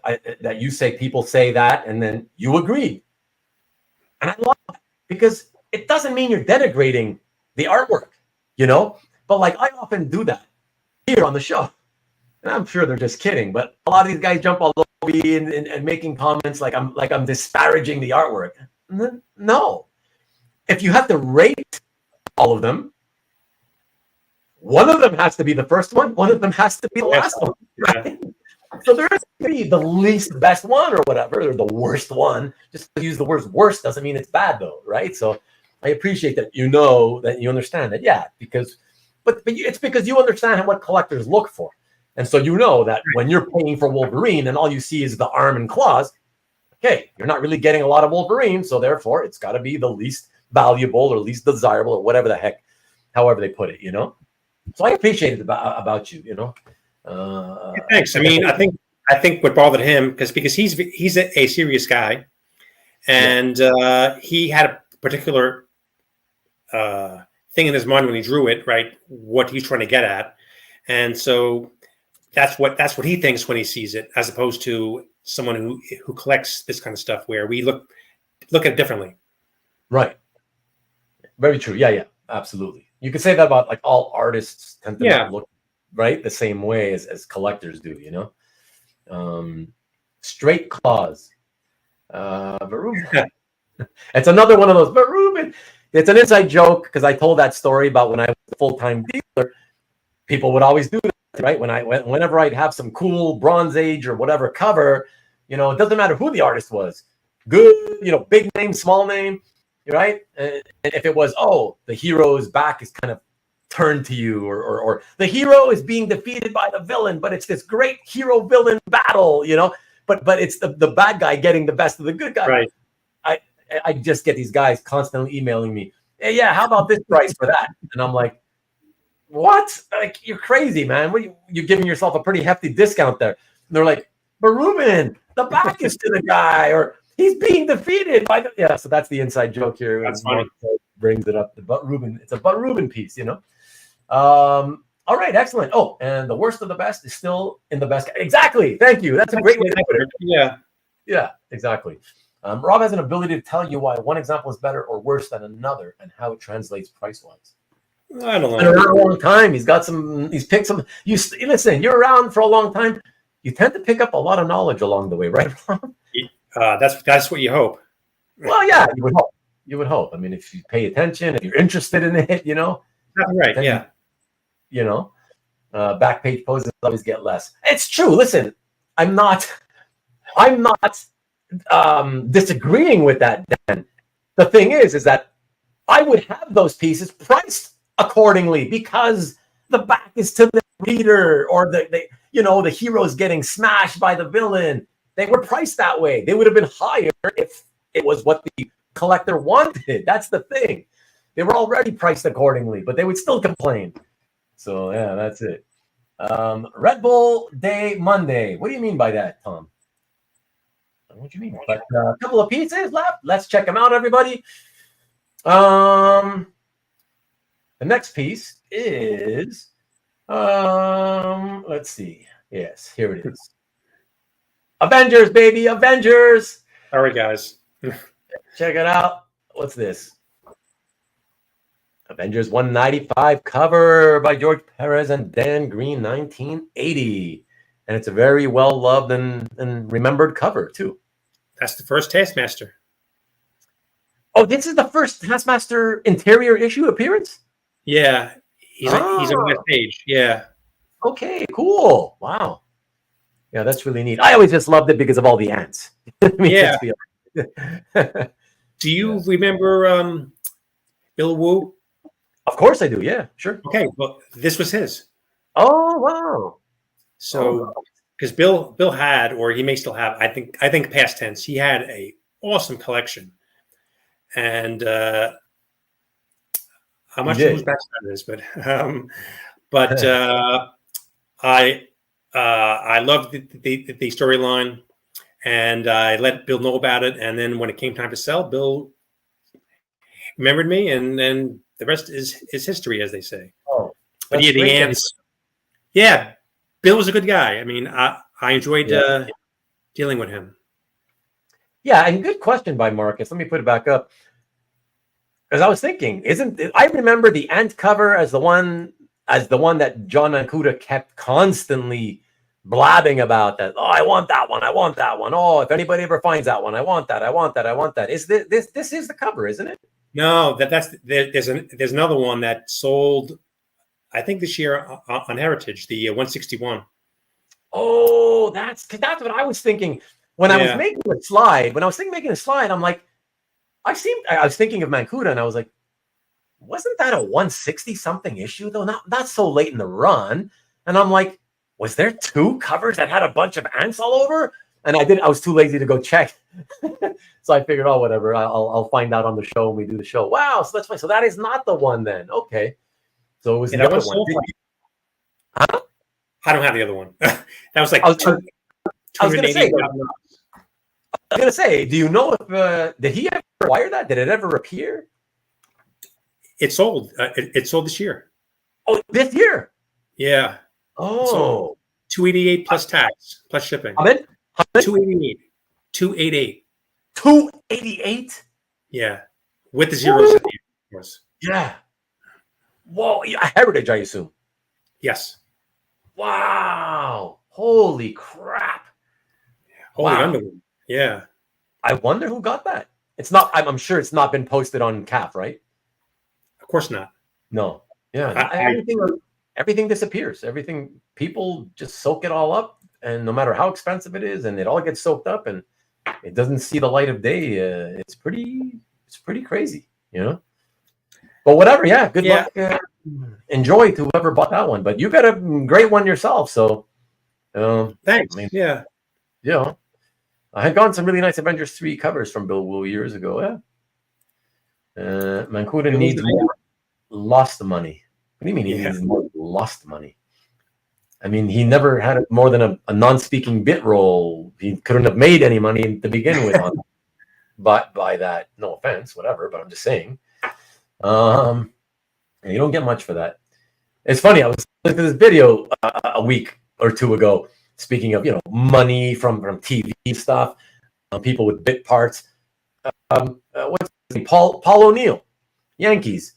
Paul O'Neill, he was talking during a broadcast of the game, and he was talking about how he made that one appearance on a Seinfeld episode in the 90s.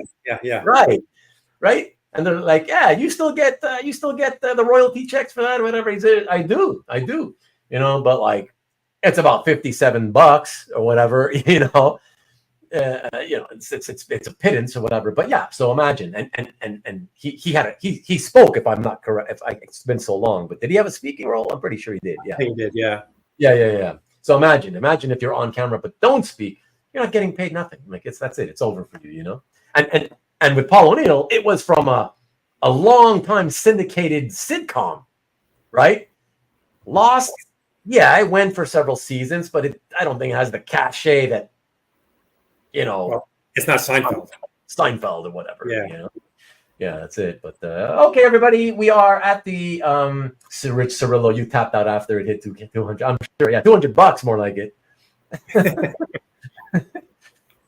Yes, he did. Rob already did confirm that. Yeah, cotton is king. I don't know what the joke is there. What am I missing? Cotton is king. What are you talking about, Rob? What are you talking about, Rich? I don't know. Come on, man. We gotta close this out. This guy's dying of lack of sleep here. I got to get him out of here. Let me know, and we'll go on to the next piece. It's the last piece, everybody. So we're going to close it out now with this final piece. And okay, Tom says, well, he needs more Hollywood Treasures money then. Okay. All right. That was from the episode. It was. Okay. I didn't know that. What was from what episode? The line, Cotton is King.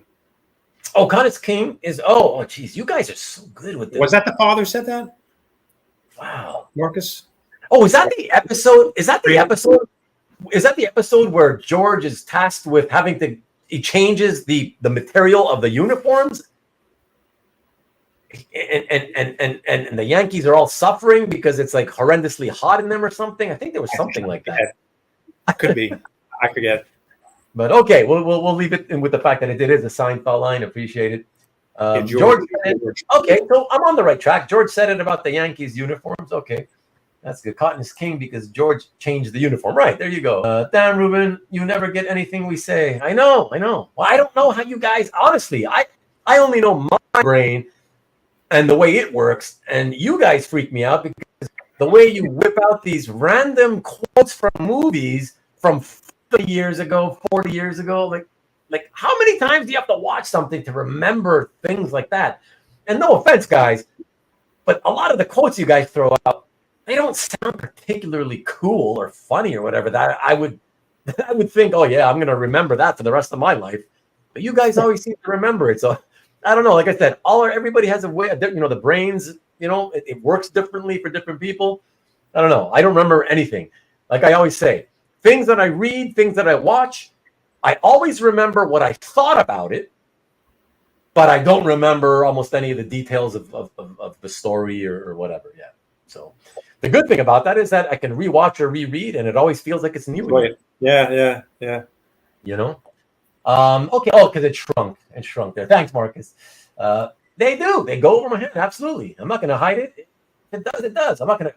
Would you rather I tell you the truth, or would you rather me sit here and like click on your quote and go, yeah, Cotton is king. Oh yeah, that was great. Not knowing what the hell you're talking about. You're going to catch me in a lie. You should appreciate my honesty. And you're all quoting Harrison Ford movies. Doesn't translate in the Canadian version of Seinfeld. Thank you. I appreciate that. Le Seinfeld de Montréal.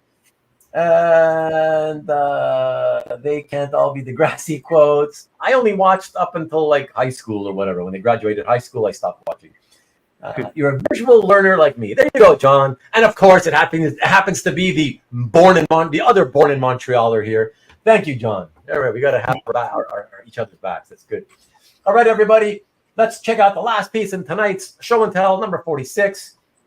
And for that, too tired to come up with something witty, are you, Dan? Don't worry, I'll let you go in a couple of minutes. So let's check out this final piece. And for this final piece, we technically saw it already, everybody. We saw it already tonight, kind of, barely. I saved it for last because I thought it was just spectacular. And yeah, this is beautiful. So check it out. Oh, sorry, guys. I made an error here. And not you. I made an error because I don't see my the slide that I made for the original art, even though for somehow the color piece is here. But if you go ahead and start talking about it, Rob, if you want, and I am in the process of going to fetch, and in fact, I'm uploading it now. Okay. I found it and I'm uploading it, and let me just put it into place here. And here we go. Yeah, tell us about this one, Rob. So that was like the third issue of my subscription, and cool. Kirby was doing the writing then, and it was a real departure from what happened before Jack did the book, as far as the storylines. Kirby kind of ditched the Marvel universe and kind of did his own self-contained stories. Yeah. So obviously this has the strong sci-fi element. You got Zola right there in the middle, and you got Doughboy, and you got Cap and the pretty girl. I think he was in South America in the storyline fighting this guy called the Swine, and Zola turned out to work for the Red Skull. It was kind of cool storyline. And again, being, I guess I was 13 or so, the DPS really knocked me out. I don't remember this book, but I remember the 170, the Avengers, definitely, because I was really looking forward to that one. But and I think that this is this was the last pages inked by Giacoia in this book. I think. Oh, really? Yeah, I think I read that on the comic book. And who took over the rest of the book though? Then John Reporton. Reporton. Oh my gosh. I think so. Okay. But it shows you that Jack could draw a pretty girl still. Yeah, I love it. I mean, so what caught my eye about this most immediately was my eye went immediately to Arnim Zola, because I just think it's such a fabulous image of him. And it's such a weird, creepy character, So I love that. But then, even though Cap's right there, my eye immediately went to the far left because it was the girl that caught my eye right after. Yeah. I was like, whoa, because I love the way she's acting, the arm, the very sort of, you can even say maybe overacting. Yeah. Right. Arm over the head, and I love the dialogue is kind of over the top. I am frightened. Who talks like that? Yeah. But it's just, great. The woman's beautiful. Yeah, I love that. That's a great Kirby female right there, man. Yeah, and he got Cap in the shield and the whole 9 yards. So Cap's there with the shield, dead center. I guess you could say 65% of the body, or so, or 3/4 of the body. So yeah, that's awesome. Why would you say Bolton? Are you trying to make a joke that we think he was poor or that his art was not very good? Marcus? Is that what you're trying to say? I don't know. Wow, Karen, you're back. Well, this is how long we've been on, Karen. Wow, I know. I'm holding Rob hostage. Yeah, it's one of our longer episodes. Not the longest by far, but it is long. I wonder if Joe Giella inked any of this book. He was good friends with Giacoia and helped him with deadlines a lot. Yeah, who knows? I don't know. That's true. That's true, though. No, yeah, no, of course. But that's one of those things, unfortunately, you'll never know kind of thing, Right. Since gone. If I get divorced, you'll know why, but that's okay because I'm having fun doing this. Well, I genuinely apologize because I know I did say like, oh yeah, like our the shows typically go for like about 3 hours or whatever. I should have said they do sometimes go 4 and 5, but not often. But yeah, given that you were I forgot about the East Coast thing, and then I'm like, oh god. So are you though? Aren't you? So are you? I am, but I'm here. I work at home, so I make my own hours. So I'm a night owl. Yeah. So I'll probably be up till 5 more hours. Oh, goodness. And I'll wake up at noon. The thing, So yeah. So I'm good, but yeah, man. So, hey, it was so much fun. Sorry, you want to say anything? Yeah, go ahead. Yeah, I see that Karen has asked a question. So go back in and put it up there. Yeah, for sure. Yeah. So I got this on CAF of all places, and I remember that I was talking to Dan Foreman. So Dan is a longtime collector, and Dan was a Kirby guy back in the day, and I think I asked him about a Kirby piece he had, and he said, no. But then a friend of his had this, and he had the guy email me. And I forget his name. It was a long time ago now. And so the guy emailed me, and the price wasn't too painful. Well, it was, but I lived. Didn't kill me. And it's right behind me, as you can see in the picture. Still. Yeah. So it's been right over our left shoulder, Karen. Yep. Actually, over my left shoulder. Yeah. Over our right, your left. Yeah. And great show, Capper. Thank you. You know what's funny, Rick?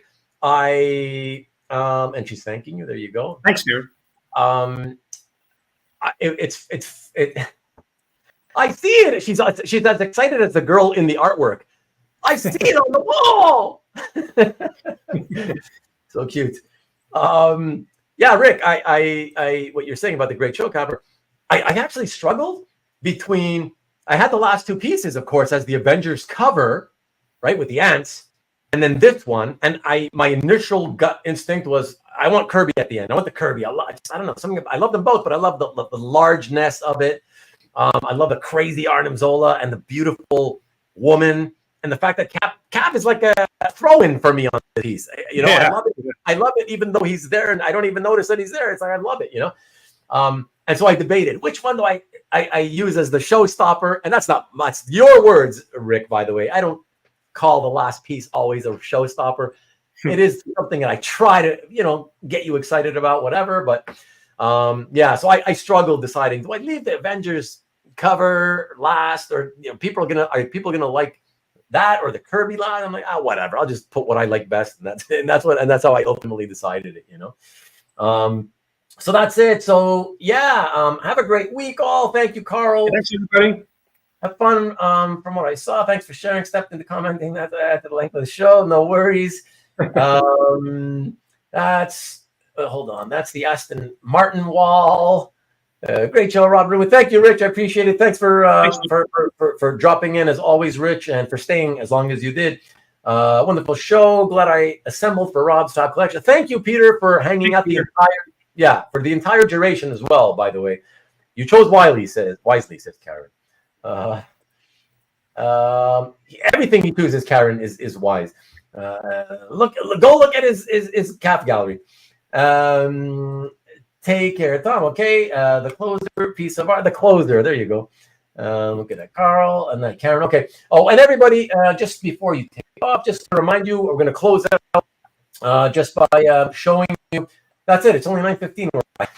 Exactly. That's it. Thank you again to you too, John. Wow. Oh my God. Not only you're here, you're never here. Now you're here, and for all this time, I appreciate it, man. It was great to see you. Thank you so much. But we will close it out. And Rob, don't hang up for a minute, okay, please? Sure. Yeah. Let me leave you with the thumbnail for next week, just so you remember. Good night. Thank you, Dan, for everything. Appreciate it. Hi, Dan. Good night. Great collection, fun guests, and that Ruben guy. LOL. Good night, Dan. Thank you, as always, for your participation as well. Mickey, same to you. Good night to you, my friend. Good night. And there's always people at the last second leaving comments, and then we get off camera, and a few more comments come in. Have a great night yourself as well, Karen. Thank you. For that fantastic show, says Rick. Good night. Thank you. Good night, my friend. Bye, guys. DC. Only Marcus would finish off with one of those types of comments. Okay. Yes, here, let me get the show. Okay, so next week, same time, same show, obviously. And it is going to be, here we go. Check this out. Comic Art Show and Tell. Oh, did I make a mistake? I think. Are you 45? Hold on a second. My gosh, look at this. Let me check here. Oh, no, you're 45. Okay. Ooh, I kept saying 46, I think, all night long. Oops. Oh, well, my mistake. My bad. So this is 45 tonight. So next week, everybody, Greg Goldstein. I know a lot of you probably don't even know who that is. No problem. Just tune in. He's going to be a fascinating guy to talk to. Just FYI, he used to be the former CEO, he was a publisher, I think, of IDW for many years. I think 2008 to 2019. He worked at Upper Deck. He was he worked for Topps Comics back in the day in the 90s. So I kind of feel bad because he's got so many stories, I'm sure, that would be of interest. I feel like even if we didn't show any art, we'd probably do a 4-hour show. Sure. So I'm scared of how long it's going to go with him, But yeah, it's going to be exciting. So, and yes, for those of you who only come for the art, he's got a great collection. So wait till you see it. And that's it. So thank you again. All let me post. Here we go. Greg's the West Coaster. That's right. And he can stay on for 5 hours. Yeah, that's right. Re-recorded it. Look at you. You're so funny. I know who. Oh, you know who he is. Of course. You're a West Coaster too, though, John. But yes, everybody, tune in. It's going to be great. I appreciate you for tuning in as long as you did. Please, round of applause again, if you can, for my guest, Robert Frey, known to me as Rob forever. Yeah, thanks. Rob. I appreciate it, my friend. I appreciate it. Thank you so much. Thank you, Ruben. I had a good time. My pleasure. My pleasure. Thank you. And that's it, everybody. We will catch you next week. Thanks. Oh, thank you. Hit the thumbs up, Marcus. Yes, hit the thumbs up if you haven't done so already. Please, everyone. Thank you. And that's it. Go Blue. Good night.